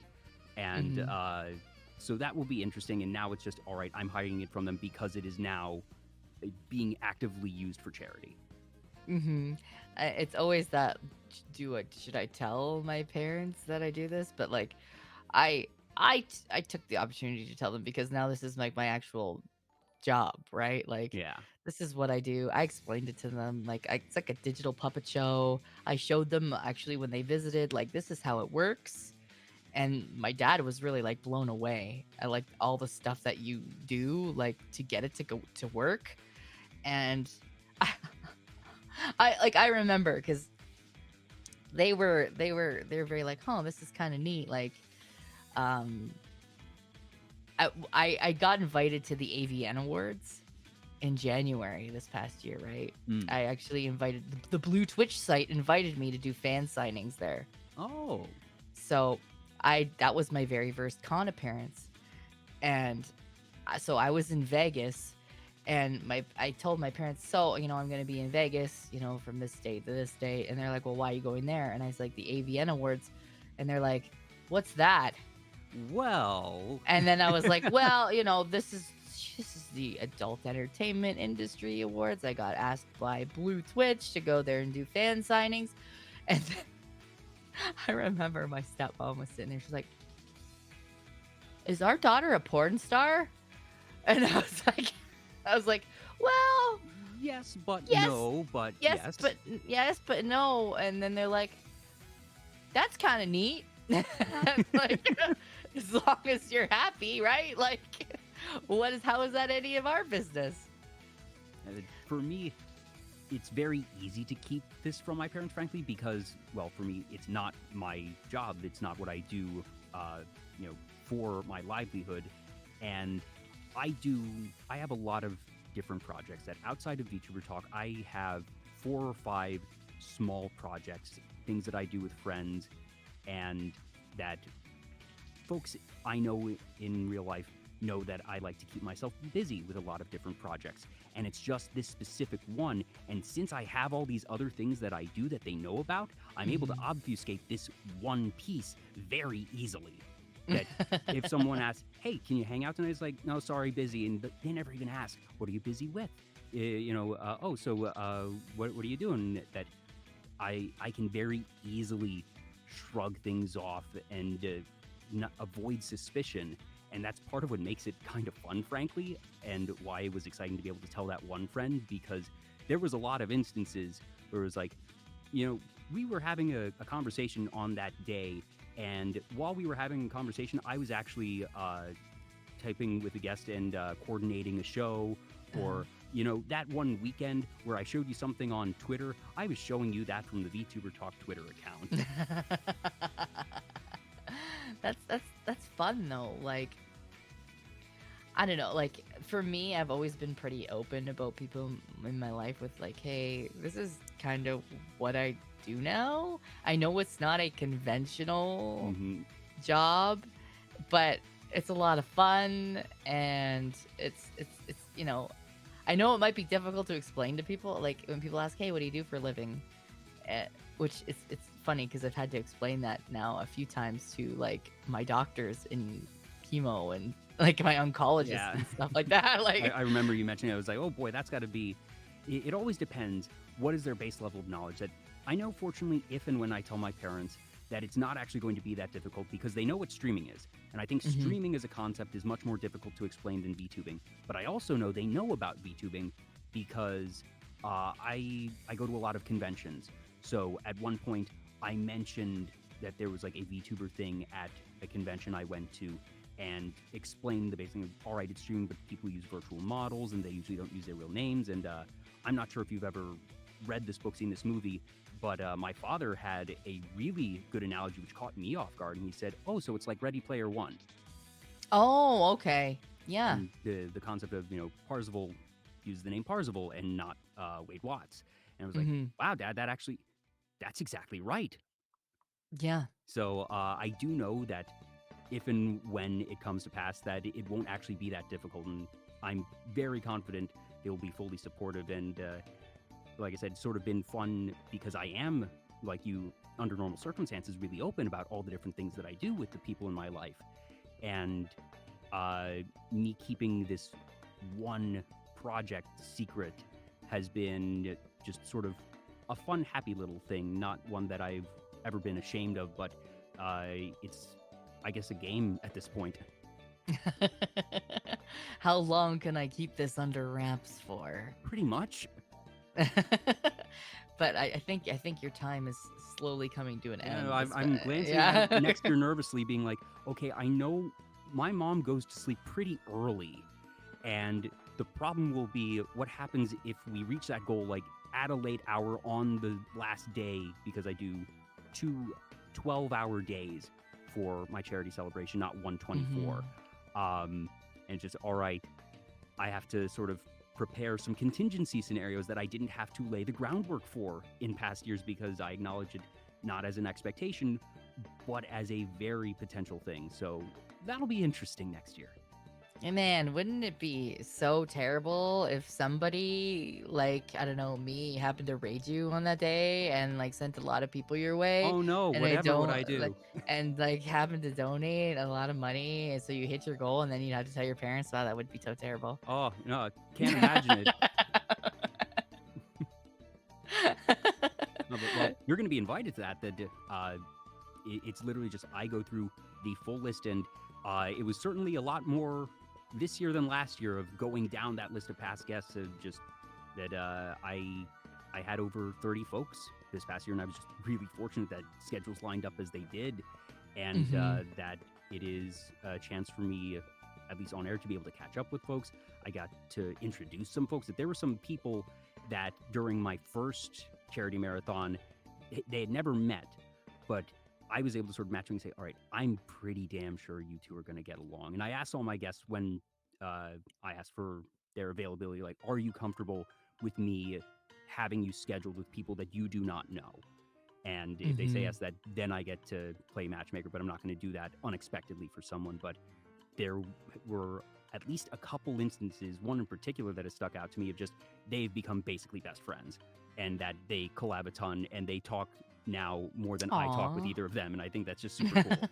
That is super cool. That's the fun thing about getting invited to like events and like even things like that weekly happen, like the Weary, right? Like you never know who's gonna show up at the Weary, Oh, and yeah. you No, never know who you're gonna get stuck with at the it's Weary. been super fun for me of just seeing, all right, a lot of my past guests have been on and, Mm-hmm. seeing the list as they come out of like, all right, wow, these two or three that I've spoken with, but I know haven't spoken with each other. And I'm really excited to tune in and see them have those interactions or just, Taka has very good tastes in guests. And it's like a small thing of like, I know how cool they are.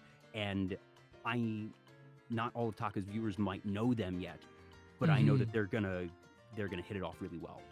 Oh yeah, like and that's like my very first appearance on the Weary. You know, I've talked about this before, but like Mim went out and found three people that Mim thought would do well on the Weary. I happened to be one of those three people because Taka did not have a guest for Friday Night at the Weary. So Mim went out and found three people that they thought were gonna work well on the Weary. So Mim grabbed me, grabbed Spite, and grabbed Froggy, and threw us all together Oh, in oh, a chat room and was like, "Have fun!" Like, and beautiful chaos. Mim and Taka had left, and because they were setting up, and we all kind of got to know each other, and that's how I became really great friends with Spite because I I had talked to Spite on Twitter briefly, like kind of just had those fun little playful interactions on Yeah. Twitter. And then we both found out that we had been asked to the Weary, and Spite instantly messaged me and says, I'm shitting. I need to talk to you. I'm so nervous. Like, like, and I was like, big same. We need to get into a call together. Like, so, and then we got into the group with Froggy, and then we all became really, really great friends after that because we had never really talked to each other before that. And it was like, now we get to all work together. And this is the first time we had got a chance to talk to Mim and Taka. And then everybody just kind of gelled really, really well together.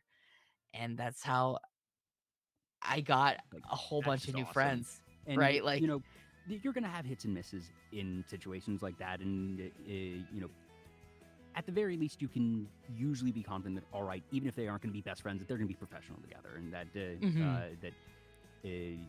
you usually don't have that type of fear. But it's the question of, all right, are they going to be good and professional together, or are they really going to click? And it's just so satisfying when you have those ones that, I could tell during the charity marathon, I saw those folks clicking in real time, and I was just grinning to myself. It's like, oh yes, everything has gone according to plan. You Yeah. two are gonna get along really well, and just And seeing it go yeah. from there. I think that comes with planning too, right?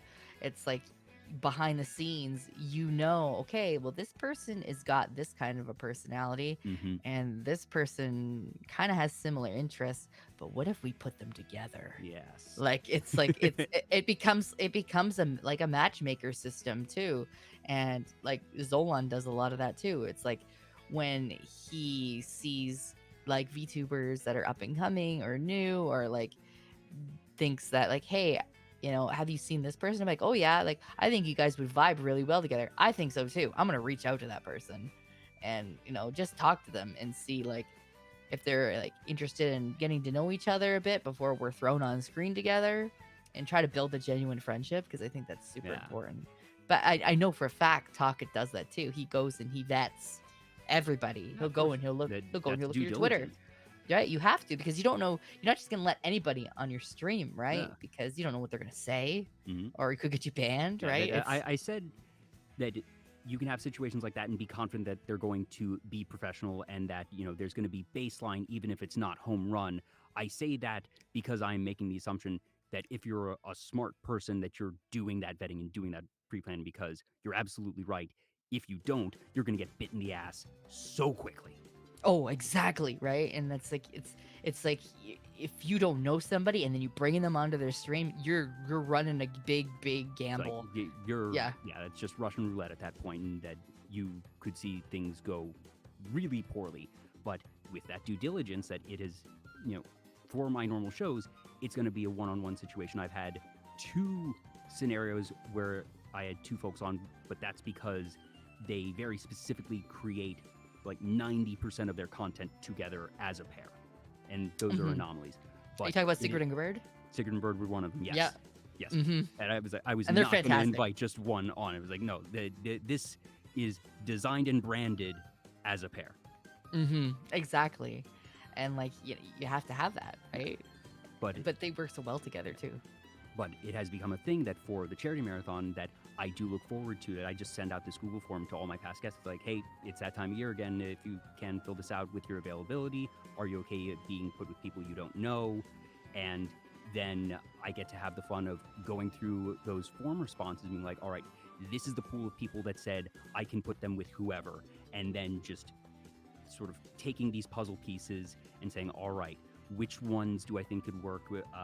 There's obviously the limitation of scheduling amongst the full 24 hours of it, but Mhm. that's something that I've come to really look forward to. And just as I, am fortunate enough to keep having guests and continue this journey of VTuber Talk, that it's something that I always just sort of have in the back of my mind of, okay, I hope that, come January, that maybe these folks could be a really fun dynamic to have. And it's a very special thing that I get to do, to be able to, one, have all these amazing people on my show, to have them come back a second time, and to trust me enough to let me pair them up with people they might not know.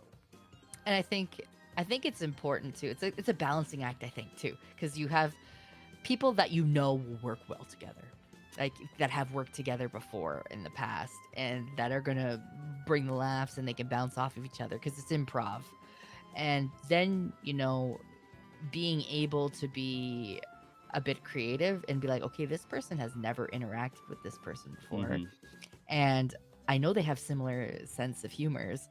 What if we put them together instead? Like, and Yeah. having that, I guess, to go outside the box, I guess, than going for, I know that, let's say, I know that Vex and Prism work really well together and they're always going to bring a lot of laughs. But what if instead I put Vex with someone else they've never even met before and see how that dynamic plays out? Yeah. It's a bit of a gamble, but Mhm. also can pay off like hugely. Yeah, So gamble is a really good phrase for it, because it could just be, all right, maybe it fizzles a bit, not going to be off the rails terrible, but being able to potentially have that real big payoff home run type of thing. That when I've done my scheduling, there have been ones that I've paired that, all right, I know these 2 or 3 folks collab all the time, and I know this is super reliable. And in some cases, that's just as fun, just as exciting to be able to say, all right, I have Mhm. this dynamic that I know is going to be an incredible 2 hours for the marathon, and that it's just going to be built in, and that the folks who are fans of those people know that it's going to be a home run already, and that it's just great to have that, you know, in your back pocket, knowing that you're going to have that really good segment. But then also just being able to have these ones where it's like, I'm excited because while it's not 100%, from what I know, it feels like a 95% home run chance. And the two people involved might not realize it yet. Yes, exactly. And I think, like, for me, those are always the most exciting Mm-hmm. because, like, I have my friends and I love hanging out with my friends and we make great content together and I know it's going to be solid.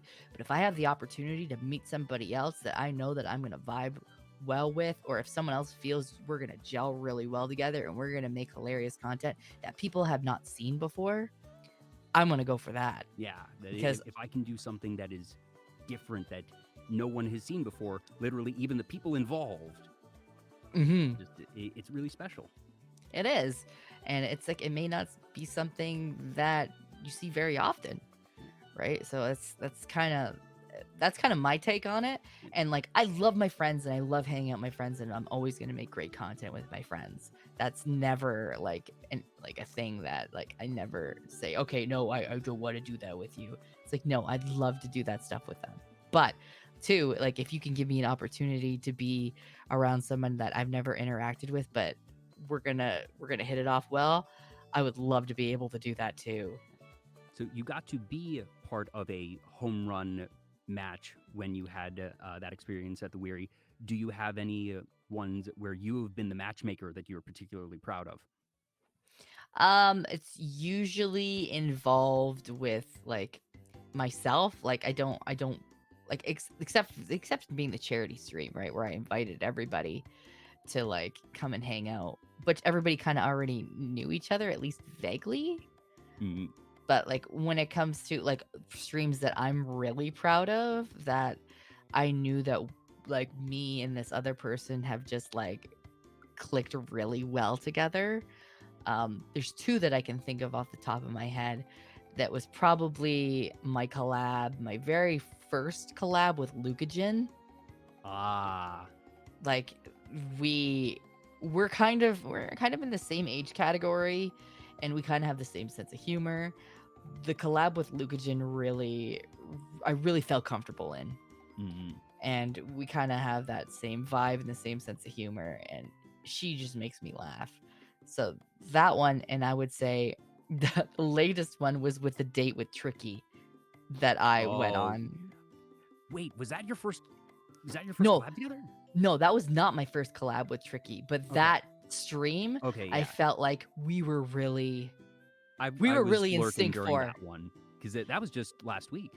Yeah, it was. Like that one we were just really really on the same wavelength, and Yeah, we were reading each other's cues really really well, and that was I felt like that one was really good. And we got clipped by Cooksey like 3 times oh, from nice. that stream. Like it was just it was chaotic, sexy, lewd, but very funny too. Yeah, it was just the both of you were on the top of your game, and like I said, just playing off each other immaculately. It was really fun to watch. Yeah, and that's one I was like those two I felt like I've been really really proud of. And there's so many that like I think back over this last year and a half, like my very first collab with Nim too. Like that one I was shitting my pants over. And that kind of that collab with Nim really started the upward trend of like the channel for me, and people coming and tuning into me as a VTuber. So that one kind of really put me on the map, and then the being invited to the Weary after that, and then it just kind of was steamrolling from there. It was kind of just getting bigger and bigger. So like there's points in my VTubing journey that I can look back on and be like, that collab was Like, super fun. yeah, Or or that was a turning point. yeah, and like the collab with Mim and the Weary, I think were big turning points for me, and they you know, Mim and Taka took a chance on me and they didn't have to because I And was now still a baby, and now right? you're part of a recurring series with Taka for the Warhammer TTS. Yeah, exactly. Like it was I said this before, like I've always kind of liked Warhammer and I wanted to get into the lore, but there's so much lore that's like where do you start? Yeah, and that's like I've been tuning into those for that exact reason because I've had folks who, similar to One Piece, where there's just so much of it, and I don't really have the interest to go and really get caught up on Warhammer lore, but Mhm. watching it in that very condensed comedic way and seeing two very talented people play off each other all the while, like that is the best way I can think of to really interact and get the lore of a series that I probably wouldn't have interacted with otherwise. Oh yeah, like and I had never seen like the if the Emperor had text to speech. So Taka's like, "Oh boy, we're gonna have a fun time because I'm gonna show you this." And like I remember when I started like getting into like the minis and stuff like that, and when Taka saw that my community was buying me minis, his very first thing he said to me was like, "I have 3,000 point orcs," and that was all he said. And and I was Did you like, have the context of what that meant at the "Yes, time? I did, I Okay. did," and so, but it wasn't even a hi, how are you? I saw you're into work. It was just 3,000 point orcs. I have them. Like, and I was just like, I see that this man Oh, is trying to, it's like, hey, baby, I got 3,000 point orcs. yeah. Just Like, like that's a hell of a pickup line right there. yeah. So, and then we, like, the conversation started from there. It's like, "Yeah, well, we'll watch this series. I think it would be a lot of fun." And I was like, yeah, I'll give me the opportunity to learn because I honestly don't know a lot about the lore. I know some things because I played, Soulstorm and I played Dawn of War and stuff like that, but I don't know the big history behind it. And this series has been really fun to learn all those things and to even just let Taka take the reins and rant about this stuff. And a lot of people say, "Oh, Vex, you're so quiet during those streams. You don't say that much." And I'm like, well, to be fair, I'm learning. Yeah, you're learning. So there's not much I can say because I just don't know. I mean, I can ask him stuff and he'll gladly talk because he's Taka and Taka's a talker. But like, he'll, I'm trying to educate myself. So of course I'm not going to go on long winded rants like he does. Yeah, but at the same time, you're one getting to experience that firsthand and react, but also you end up being something almost of an audience stand-in for the folks like me who don't know about and are experiencing it for the first time. That you get to be there visibly and physically reacting along with everyone else, and it's probably a lot more fun for Taka to be able to have someone to you know talk with and have that interaction with, as opposed to just going to chat. And obviously, I'm sure he could do that as well. But I think that even if you are not talking a lot, that you inherently are bringing a lot to the stream.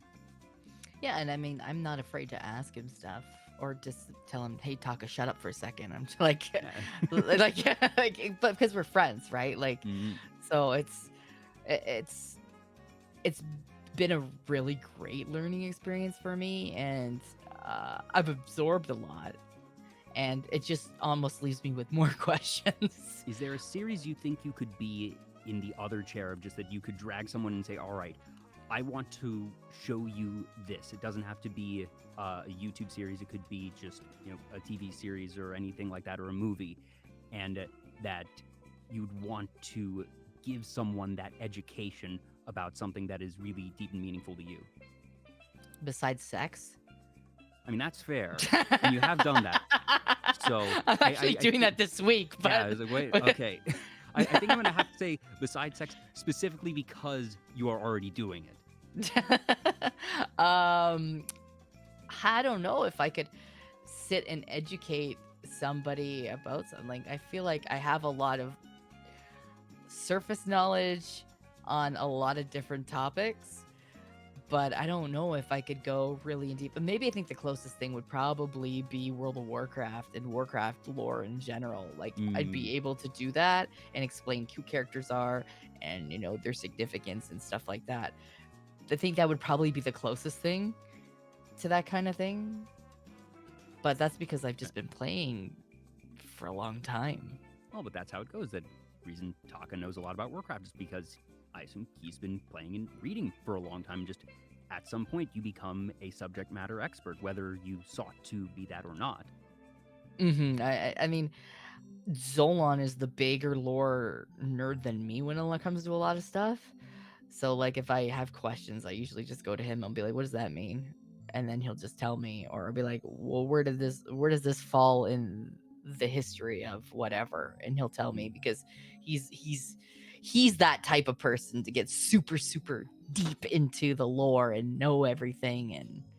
And me, I'm just like, I'll I'll know everything, but I won't remember all the nitty-gritty details. Yeah. And like you said, I did sort of back you into a corner there that the simple answer to the question is sex, and that you actually have a collab this coming Thursday with Cottontail. Yes, I do. We're doing a sex education stream on Cottontail's channel. She asked me, she's like, "So I'm doing a sex education stream, and I wanted to know if you wanted to do that with me." Because I couldn't think of anybody else that would who would know as much and who would be fun with it. Besides, she had just done a collab with Project Melody, but like, she's like, "I think that you would be a really great fit for this. So would you like to do this with me?" And I was like, "Hell yeah, I would." And then I looked at my schedule and I was like, "I could fit you in here." Yeah, despite Because the fact that looking at your schedule, you have another stream the same day, Romancylvania, which is one I know you've actually been playing and very much enjoying lately. it's honestly, I find that game to be hilarious. Like, I am very much a chill kind of person when I play games. So like I'm not a Souls player or anything like that. So like Romancylvania gives me the opportunity, hey, I'm playing a side scroller that's fun, and I also get to romance the pants off of people. So that's just romance and dark romance, and I get to, like It is have a little. literally your brand. It is. It's like when I saw this game, I'm like, oh boy, well, that's going in the Steam cart. Like, it's there was no hope for me, and the fact that the dialogue in that game is just so hilarious, and it's very, very it's sexual, but it's funny. Just it's very on brand for me too, and I'm like, this is it's Twitch safe too, so it's a lot of fun to play, and I had a blast playing with it. Like the last time I played with the community. Yeah, I remember I wasn't able to tune in for that one, but if memory serves, it wound up being a pretty long stream. Oh yeah, it ended up being a really long stream, but like I was having so much fun, I didn't want to stop Well, playing. that's a sign of a good stream. Right? Like it was hilarious, and it's like I want to play more, but I haven't touched it since then. So I'm like, man, what if I had chose a different answer, or what if I had kept this person on instead of getting this person voted off? Like, Well, that's the appeal of visual novels as a whole, that you have the different paths and that you want to see, all right, what are these different endings? I know, and it's like I'm definitely probably gonna have to play that, like a different game file off stream just to get see the answers. Yeah, and I'm really really enjoying it though. I know it's not like a super super popular game right now, like Sons of the Forest or anything like that, but I think to me that doesn't matter because I'm having fun. Yeah. And like we said, that's where you're going to get the good content. But in terms of Mhm. popular games that I know you are looking forward to, and it's been around quite a bit this weekend with the open beta, you're looking forward to Diablo 4. Yes, I actually played. I think I'm like Oh. level 19. I think the cap's 25. So I mean I that's know, if memory serves, if you hit 20, that you get the wolf pup.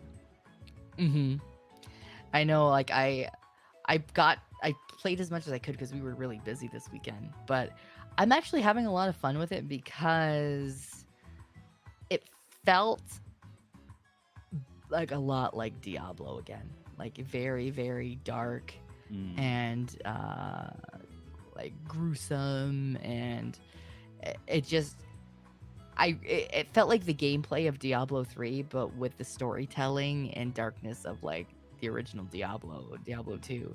I've which not actually played any Diablo games myself, so I sadly don't have the frame of reference, but I've tuned into a couple folks playing the open beta. Just, it is a simple enough game to watch that you don't need yeah. to know all the lore and everything, and it certainly seems like people have been enjoying it. Yeah, I'm Diablo 4. I mean, people have asked, I haven't played any Diablo games. Can I play Diablo 4? The answer is yes, because you'll find that a lot of the NPCs and characters that you talk to explain what, like, okay, what are And the that's smart Haradrim, writing that, right? if you're making a series like that, you want to make every game accessible. Exactly. And it's like you don't have to know the lore, like in the nitty-gritty details. You don't have to have played the other games because, the NPCs will explain to you, okay, well, this is why this person is bad, or hey, this is what this organization does, or what they tried to do, and then this is how they mess it up. Or Yeah. like And it's I'm like sure there's a lot of Easter eggs and like references that if you know the lore, if you've played through the other games, that you get that added experience and that you're able to sort of say, oh, I see what you did there, or oh, I know what that's from, but mm-hmm. that it's not something that is prohibitive for new players. Legend of Zelda does that a lot, that there's so many just baked in references, especially for Breath of the Wild, that there are entire locales from past games that you see in total ruin. And if Oh you yeah. haven't played them, it's just, all right, this is another ruined town in the very large realm of Hyrule. But if you've played Skyward Sword, you go into this particular area and say, oh, I know what this is. Mm-hmm. That's And I terrifying. I really, really like that though, because if you know, you know, right? And you're like, Yeah. oh shit. Yeah. But even if you don't know, it's still That fine. that nothing is lost. There is only something to be gained. Mm-hmm. And that's what like I really like about Diablo too. Like if you know the lore, it's like really fucking it's messed up, right? It's like it's and when you see like I remember I was playing with Zolan and in the beta, you meet this character that's part of the Haradrim, and he's like, I know that name. And then he went and he Googled it and he was like, oh shit, Like, I what? remember who I this know is. that name. I Like, don't remember why. Why do I know that name? yeah. And then he went and looked it up. He's like, oh, I remember who this is now. Oh my god. Like, so it's kind of one of those moments where like that's why I really like series like that. And it's been a while. The Diablo 3, if memory serves, that was like 2012, 14-ish, I think. Yeah, it was a while ago because I It's remember. been a minute. Yeah, it was before me and Zolan got married. Like it's been a while, and I remember playing that Diablo 3 with him. So it's been a while, and it's been highly anticipated. And honest to God, like the character of Lilith, it makes me want to be bad. Like I just, it's like I don't want to be the hero. Can I just defect, Like, please? villains have better writing. We've said it Exactly. tonight. Yeah, it's like, can I just want to be the bad guy in this game. I don't want to be the good guy. That's Can I something I just? always appreciate in game design. I like the option of, taking the dark path of just, I want a Pokemon game where I can join Team Rocket. Mm-hmm. Please, come on. I doubt they'll ever do it, but just that's my dream as a Pokemon fan. From our earlier conversation regarding the anime, it's clear that you have played some amount of Pokemon, but we sort Oh of yeah. hopped on and off that topic, and I didn't actually get to ask properly. So, what is your experience with Pokemon? My Pokemon experience, I played the original Red and Blue. Okay, going all the way back. Yeah, Yeah, so my yeah. first game that I ever owned was Pokemon Yellow. Okay. Yeah, I did play Pokemon Yellow too.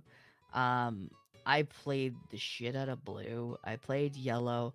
Um, I kind of didn't really play all that much Pokemon after that, but like I'd watched the TV show.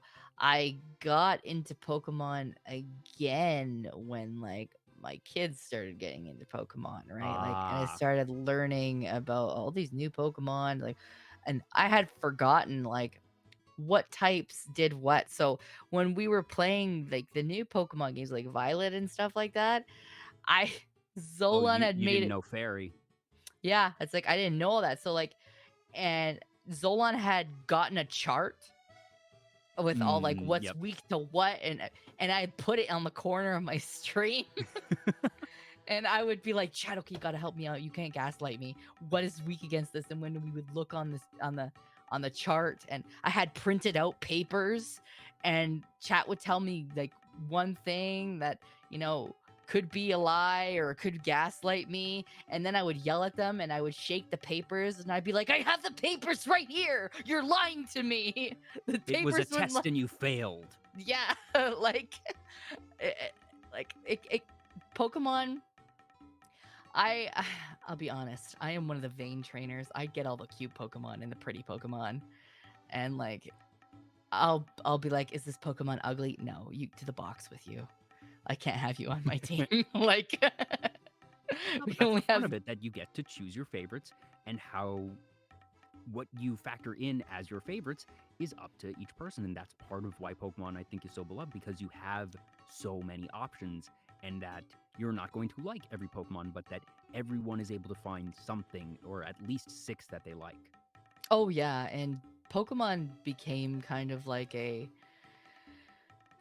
thing in our house for a while, because my kids were playing Pokemon, and my daughter specifically was like raising her Pokemon, and she was challenging Zola and be like, I can kick your Pokemon's butt, like, and then it became this big thing in our house where they were both raising different Pokemon. I think she was raising a Chikorita at one point, and he had a Cyndaquil.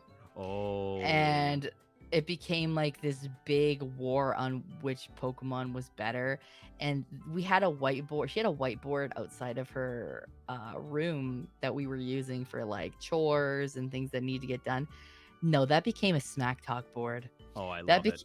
That became like yeah, well, I'm gonna chicka wreck you, and like and like it became like this big thing. Every time someone went upstairs, they would write smack talk on this whiteboard to each other. Amazing. Like and then like even my son, he got into playing Pokemon Violet, and he like taught himself, like, because it's a free open world, that he could run around and catch Pokemon and like train his Pokemon up and fight the gym bosses, and he learned himself how to do that at 5. So it became a really great learning tool too, to learn how to read. Oh yeah,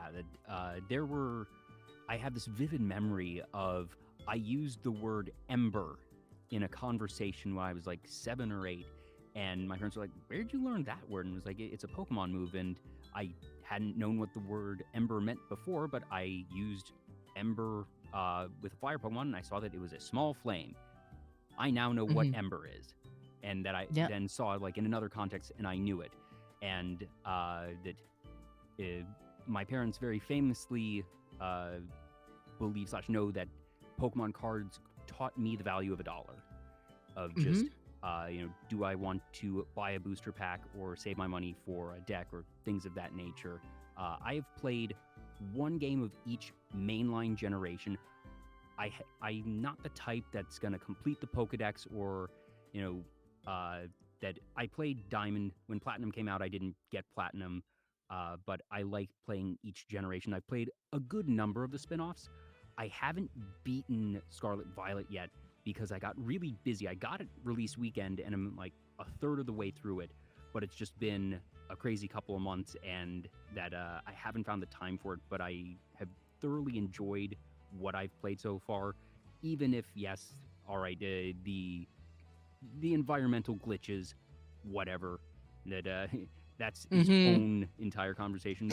My very TLDR opinion on it is the core game is still good. The gameplay is good. Is the game efficient on the console? No. Do I wish it was? Of course. But if you have to pick one thing to be broken, I'd rather have a good game with good gameplay that is fun, that is perhaps several frames shorter than what I'd like, than a beautifully running visual game that has crap mechanics. And it's kind of funny that only Pokemon can get away with this, And Exactly. it's not because they're such a big series. It's because of the specific gameplay mechanics, in my opinion, that Pokemon's able to get away with it. Because it's a turn-based game, so if things chug a bit, that doesn't matter for gameplay. But if this was Super Mario, you couldn't do that. Oh Because in a no, platformer, if something chugs, the game is you're ruined. It's dead. unplayable. Doesn't work. Yeah. That it is only actually because of the design space that Pokemon is in and the way that you play it, in my opinion, that it was able to actually still be an okay experience. And that is it the name brand that maybe makes us a little bit more forgiving? Perhaps, but like I said, if it was a Mario game, it would just be outright unplayable. Oh And it's yeah, definitely. because of how you play it. So No, and watching watching all the funny clips that yeah, came out of so that it almost was became viral marketing for it. exactly, and it almost made people want to play it more. It's like I want to see what funny shit I can do in this game, Yeah. right? Hmm. Unintended. But like I've had a lot of fun playing it and learning how okay, what the heck kind of Pokemon is this? I've never seen this Pokemon before. And And then everybody knows what you, it you is, and get then I that. feel like But dumb, but that's the thing of just every time there's a new Pokemon generation, everyone is at square one, at least for a little bit. And yes, within a week, the diehards are going to know everything, and that some might try to gaslight you if you try to stream it, but it's a really special thing, a new Pokemon generation. We've only had 9, and I only really counted as 8 nights before Christmas for Pokemon because you didn't have that for the first generation. You didn't know what it was going to be. Nobody was anticipating the release of Blue and Red, knowing Mhm. that it was going to be this, well, the highest grossing multimedia franchise in history. Oh But yeah. now it's this whole thing of just the anticipation of, all right, new generation gets announced, and the sort of drip feed of, all right, the new Pokemon, and that they only are going to actually spoil 10-20% of it. And going through for that first playthrough and finding a new Pokemon, even if you know the typing chart inside out and backwards, the first time you encounter a new Pokemon, you can take context clues from its design, what type it is, but you don't know. And the whole controversy of what starter you're gonna pick when they Oh release the yeah, 3 the starters. eternal question. Yeah.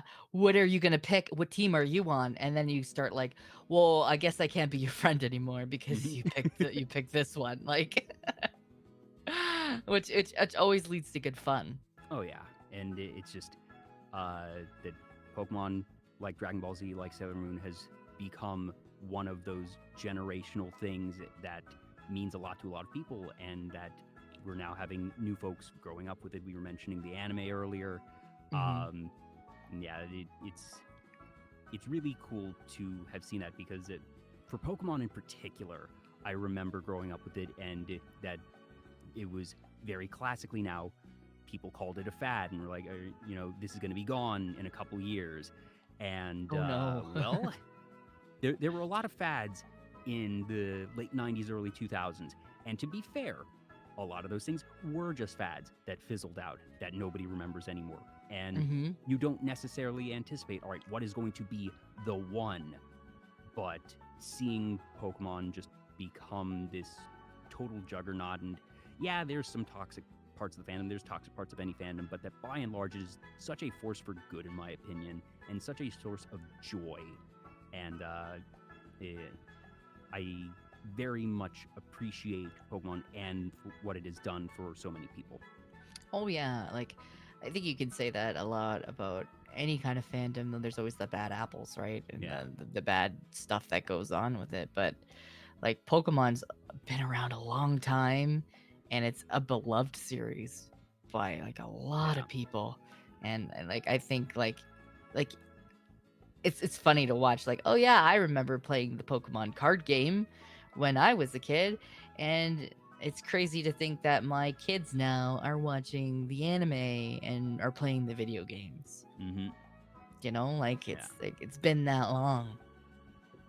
And it's always a good nostalgia thing to be like, I remember when, my very first starter was like a Squirtle, and it evolved into a Blastoise, and then I beat the Elite Four, and like you just kind of reminisce with Hmm. like your kids, and Yeah, it's that if you have played Pokemon, that everyone has a different story because while the plot is going to be linear, that it is those choices of which Pokemon are your favorites, what are the ones that you really enjoy, what are the ones that you gravitate to, whether it be for aesthetic reasons or competitive reasons. And I think that's a big part of why it has become so ubiquitous because it has such inherently wide appeal. oh yeah. And like I think Pokemon's a great way to like learn, like learning how to read, like my Hmm. son playing Pokemon, right? And like learning, okay, well, this is weak against this. It's like a strategy, right? Like Yeah. if I take out this Pokemon now, that means that, you know, when this Pokemon shows up, they're gonna get to attack me first, and that's not gonna end well. Like it's a lot of pre-planning. And if I use a potion here, is it gonna be a good thing or a bad thing? Should I just attack? It's Yeah, and it, just it the themes of it, of growth, of training, of ambition, wanting to be the very best, and of just being able to grow as a person and find something in the world around you that mhm. it's a lot of very simple stuff that is obviously it's written for kids, that while it is a Oh all ages yeah. franchise, one thing that I frankly think is smart, that yes, would I like a Team Rocket Pokemon game? Would I like a Pokemon game where there's much deeper plot with more complex writing? Of course I would. But at the same time, I recognize that would be the wrong decision for the franchise, that it has to be something that a 5 or 6 year old can pick up, because every Pokemon game is someone's first Pokemon game. Every generation is someone's first generation. That there were Mhm. kids that had never played a Pokemon game before that are 20 years from now are going to remember Scarlet Violet. And Oh yeah. it is very important, in my opinion, that they continue to design with that in mind, and that while, yes, wishful thinking, would a more mature game be cool? Yes, but if you want this series to continue to be a generational thing, you need to make sure that it can be picked up by anyone. Oh, I definitely agree. And I think it's smart to play it that way because every kid wants to be the hero. Yes. Like every kid loves the hero. Like my son, who's your favorite Dragon Ball Z character? At the start it was Goku, but then, they found out that mom liked Vegeta, so now it's Vegeta, right? Like Yep. it's every kid loves the hero Hmm. and they want to be the hero. So it makes sense to continue with that same vein, right? Yeah. And everyone starts off wanting to be Ash, but then as you go on, you find these other characters that you enjoy, and that it's very similar to DBZ in that regard. Mhm. Oh my goodness, I just looked at the time. We've been at this for 4 hours, Vex. Like when you have good conversation, right? Time just goes by. I know that this has been so much fun, but I do recognize that it's starting to get late. So I have just a couple questions that I asked to wrap up the shows. It is the one sort of consistent thing that I have here. Mhm. And the first is, do you have any goals for 2013? Obviously, given your current health situation, that I know the number one goal is just make it through your treatment and just go through all that. So Mhm. I suppose, apart from the obvious, is there anything in particular, whether it be, a particular project or a type of stream that you want to have, that uh, that as you go through all this, do you have anything that you're really hoping to accomplish this year? For this, there's a couple things that I want to do this year. Besides the obvious that you just mentioned. I want to be able to get my 3D model and 3D model content out there because I think that that's going to be a lot of fun to be able to do that for like safer work and even in for not safer work stuff like that too. I Hmm. think it's going to be a lot of fun and it's going to be new and it's going to be something fun to learn how to play with and do VR chats and VR chat meetups with people and maybe even do stuff with the community in that way too. Hmm. So that's one thing that I definitely want to do. I want to be able to do more community game nights too. That's one thing that's actually I think coming down the pipeline. I think I'm thinking of doing one next week or the week after. Maybe do a community Fall Guys night and just play with the community in Discord and have a lot of fun like that, and bring back movie nights. I think that would be a lot of fun too. That's kind of one thing, just to hang out with the community more and get to know them. And I realize that I'm busy, but I do want to make time for them because they mean the world to me, and they let me do this as a job, and they've just been incredibly supportive of everything that's been going on with me. So I want to be able to do more things with them. Mm. I want to do another charity stream too by the time, like, before the end of the year. I want to be able to do another charity stream. I'm not quite sure which organization I want to do that with yet, but that's something that I do want to do, like, as a goal before the end of the year. Just do another one of those, and help as many people as I can. That's kind of always what I do with these charity streams. And I usually pick a cause that's close to me and close to the community that we can all get behind. So I'm still looking at different organizations that we can maybe partner with for that sometime down the road. The last thing I think for me is I want to actually get a proper demo reel for my voice acting stuff. Oh, I actually don't have one. Can you believe that? That's I don't have one of those. So I want to actually get a proper one for safer work and not safer work, because that will potentially open up more opportunities for me too, yeah. to be able to get more voice work out there. So that's something that I want to do. Do you have any dream series or games that, in terms of voice work, that if you were to be able to play even just a bit part, a background character, that you'd love to be part of? Oh boy, I don't know if I have a specific series in mind, but I would love to voice someone or something in an anime. That's kind of what I want to do, because there's going to be a point where, hopefully not anytime soon, but there's going to be a point where I'm not around anymore. I want to be able to have that for my kids too, to be able to look back and, I'm sure they could probably watch some of my streams when they're adults, but, maybe it will make them uncomfortable. Yeah, But just the ones on the Blue Twitch that, yes, maybe they could, probably just by nature wouldn't inherently be the most fun streams to watch, shall we say? No, I wouldn't. I would. It would be mostly like Twitch stuff. Like, if they wanted to watch my Twitch stuff when they're adults, like, it might be awkward for them. So, like, I completely understand if they wouldn't want to do that, or they wouldn't want to watch clips of their mom in that way. So, like, having have something more reliable, I suppose. Like, being a part of an anime, I think would be a lot of fun, and it would give me, a new opportunity to be able to play a character that's not Vexoria the Sun Eater, right? And hopefully a villain. Hopefully, right? Wouldn't it be great if I got to be a villain? Fortunately, your voice obviously very much lends itself to that. So here's hoping. Here's hoping. That's the dream one day, right? Yeah.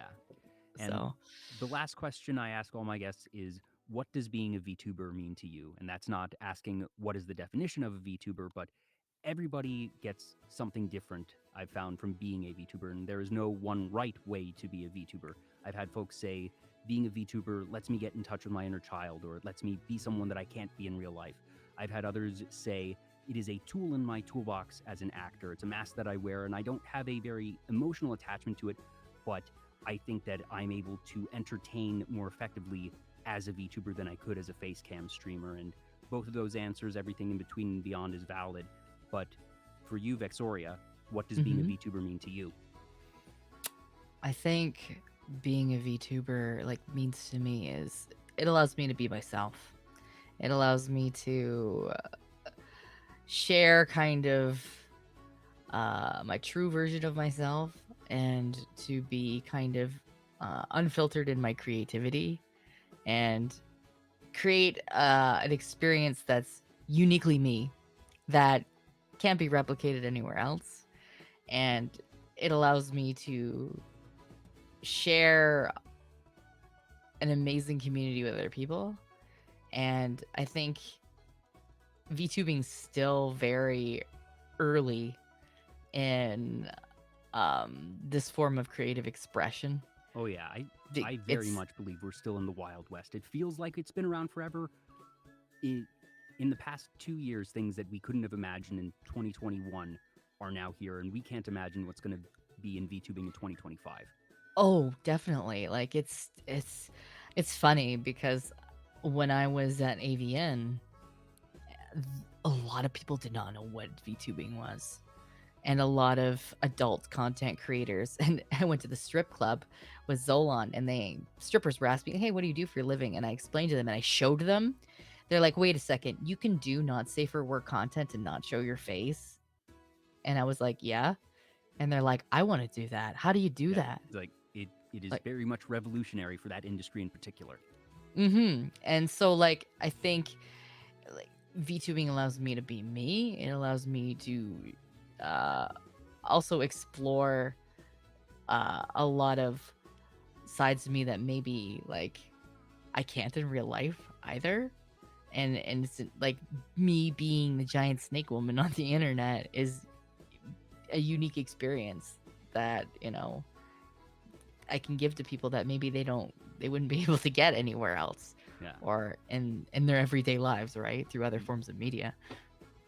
Yeah. I always ask that question at the end of a show because while I never know what the answer will be, the answer I get always makes sense. And especially after talking with someone, even if only for a couple of hours, that just there is that thread of consistency and logic that for you just being able to be yourself, being able to express yourself creatively, whether it be through your role play or just through the fun that you bring to your streams, whether it be on Twitch or the Blue Twitch, and just your general the way that you carry yourself. That going back to the top of the show, just being lewdsome, that it is something that it is very consistent for you, and that you bring that to every part of your content, of your personality, whether it's interacting with folks on Twitter, here on Twitch, or like I said, Blue Twitch, or anything in between.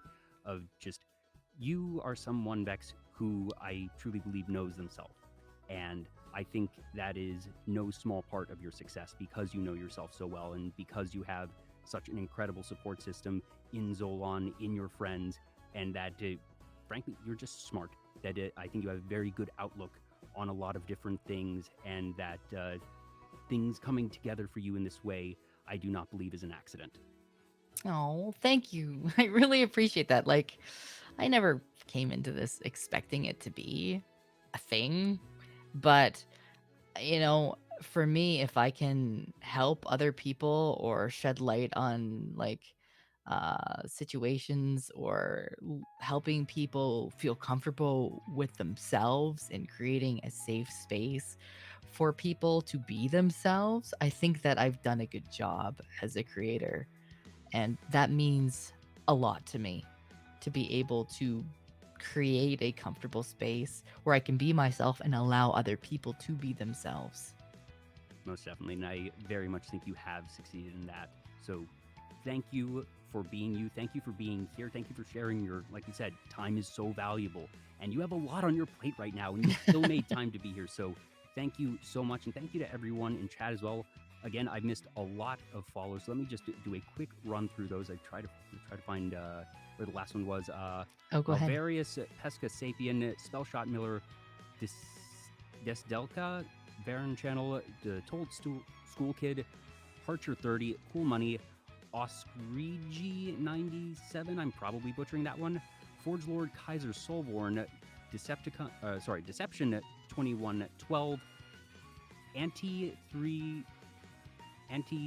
Billstroth, I'm probably butchering that as well, Angel Dust 420, Jose the Bee, and Strawberry Short Dilf. What a name. What a great name to end that What a on. great name, yes.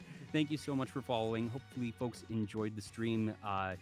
If you are interested in more shows like this, that you can follow me here on Twitch or on Twitter. It's just Vtuber Talk, both places. I do these about once a week. This is episode 99, just about to hit 100. This actually was initially going to be the big 100. Had a schedule shuffle, but every show means everything regardless of the number. So like I said, Vex, just happy that you were able to make it. Do you have someone that you'd like us to raid? I'm gonna take a look here. Well, while she looks at that, if for some absurd reason you aren't already following Vex and Zolan for that matter, I gave them both shout outs recently, but Vex's links are here at the bottom of the screen. They're in the Twitch panels if you're watching live, and if you're watching on YouTube, hi YouTube, don't forget to like and subscribe. The links will be in the video description for that as well. And I'll be sure to include Zolan's in the video description when it gets to YouTube as well. Oh, thank you. I really appreciate that. Let's see. Why don't we go and raid Marina? Marina. Yeah, she's doing some just chatting, I think, right now. Can you remind me, is it just Marina VT? Is there an underscore? I always forget. I think it's just Marina. Just okay. Just Marina. Awesome. All right, well, I will get that queued up.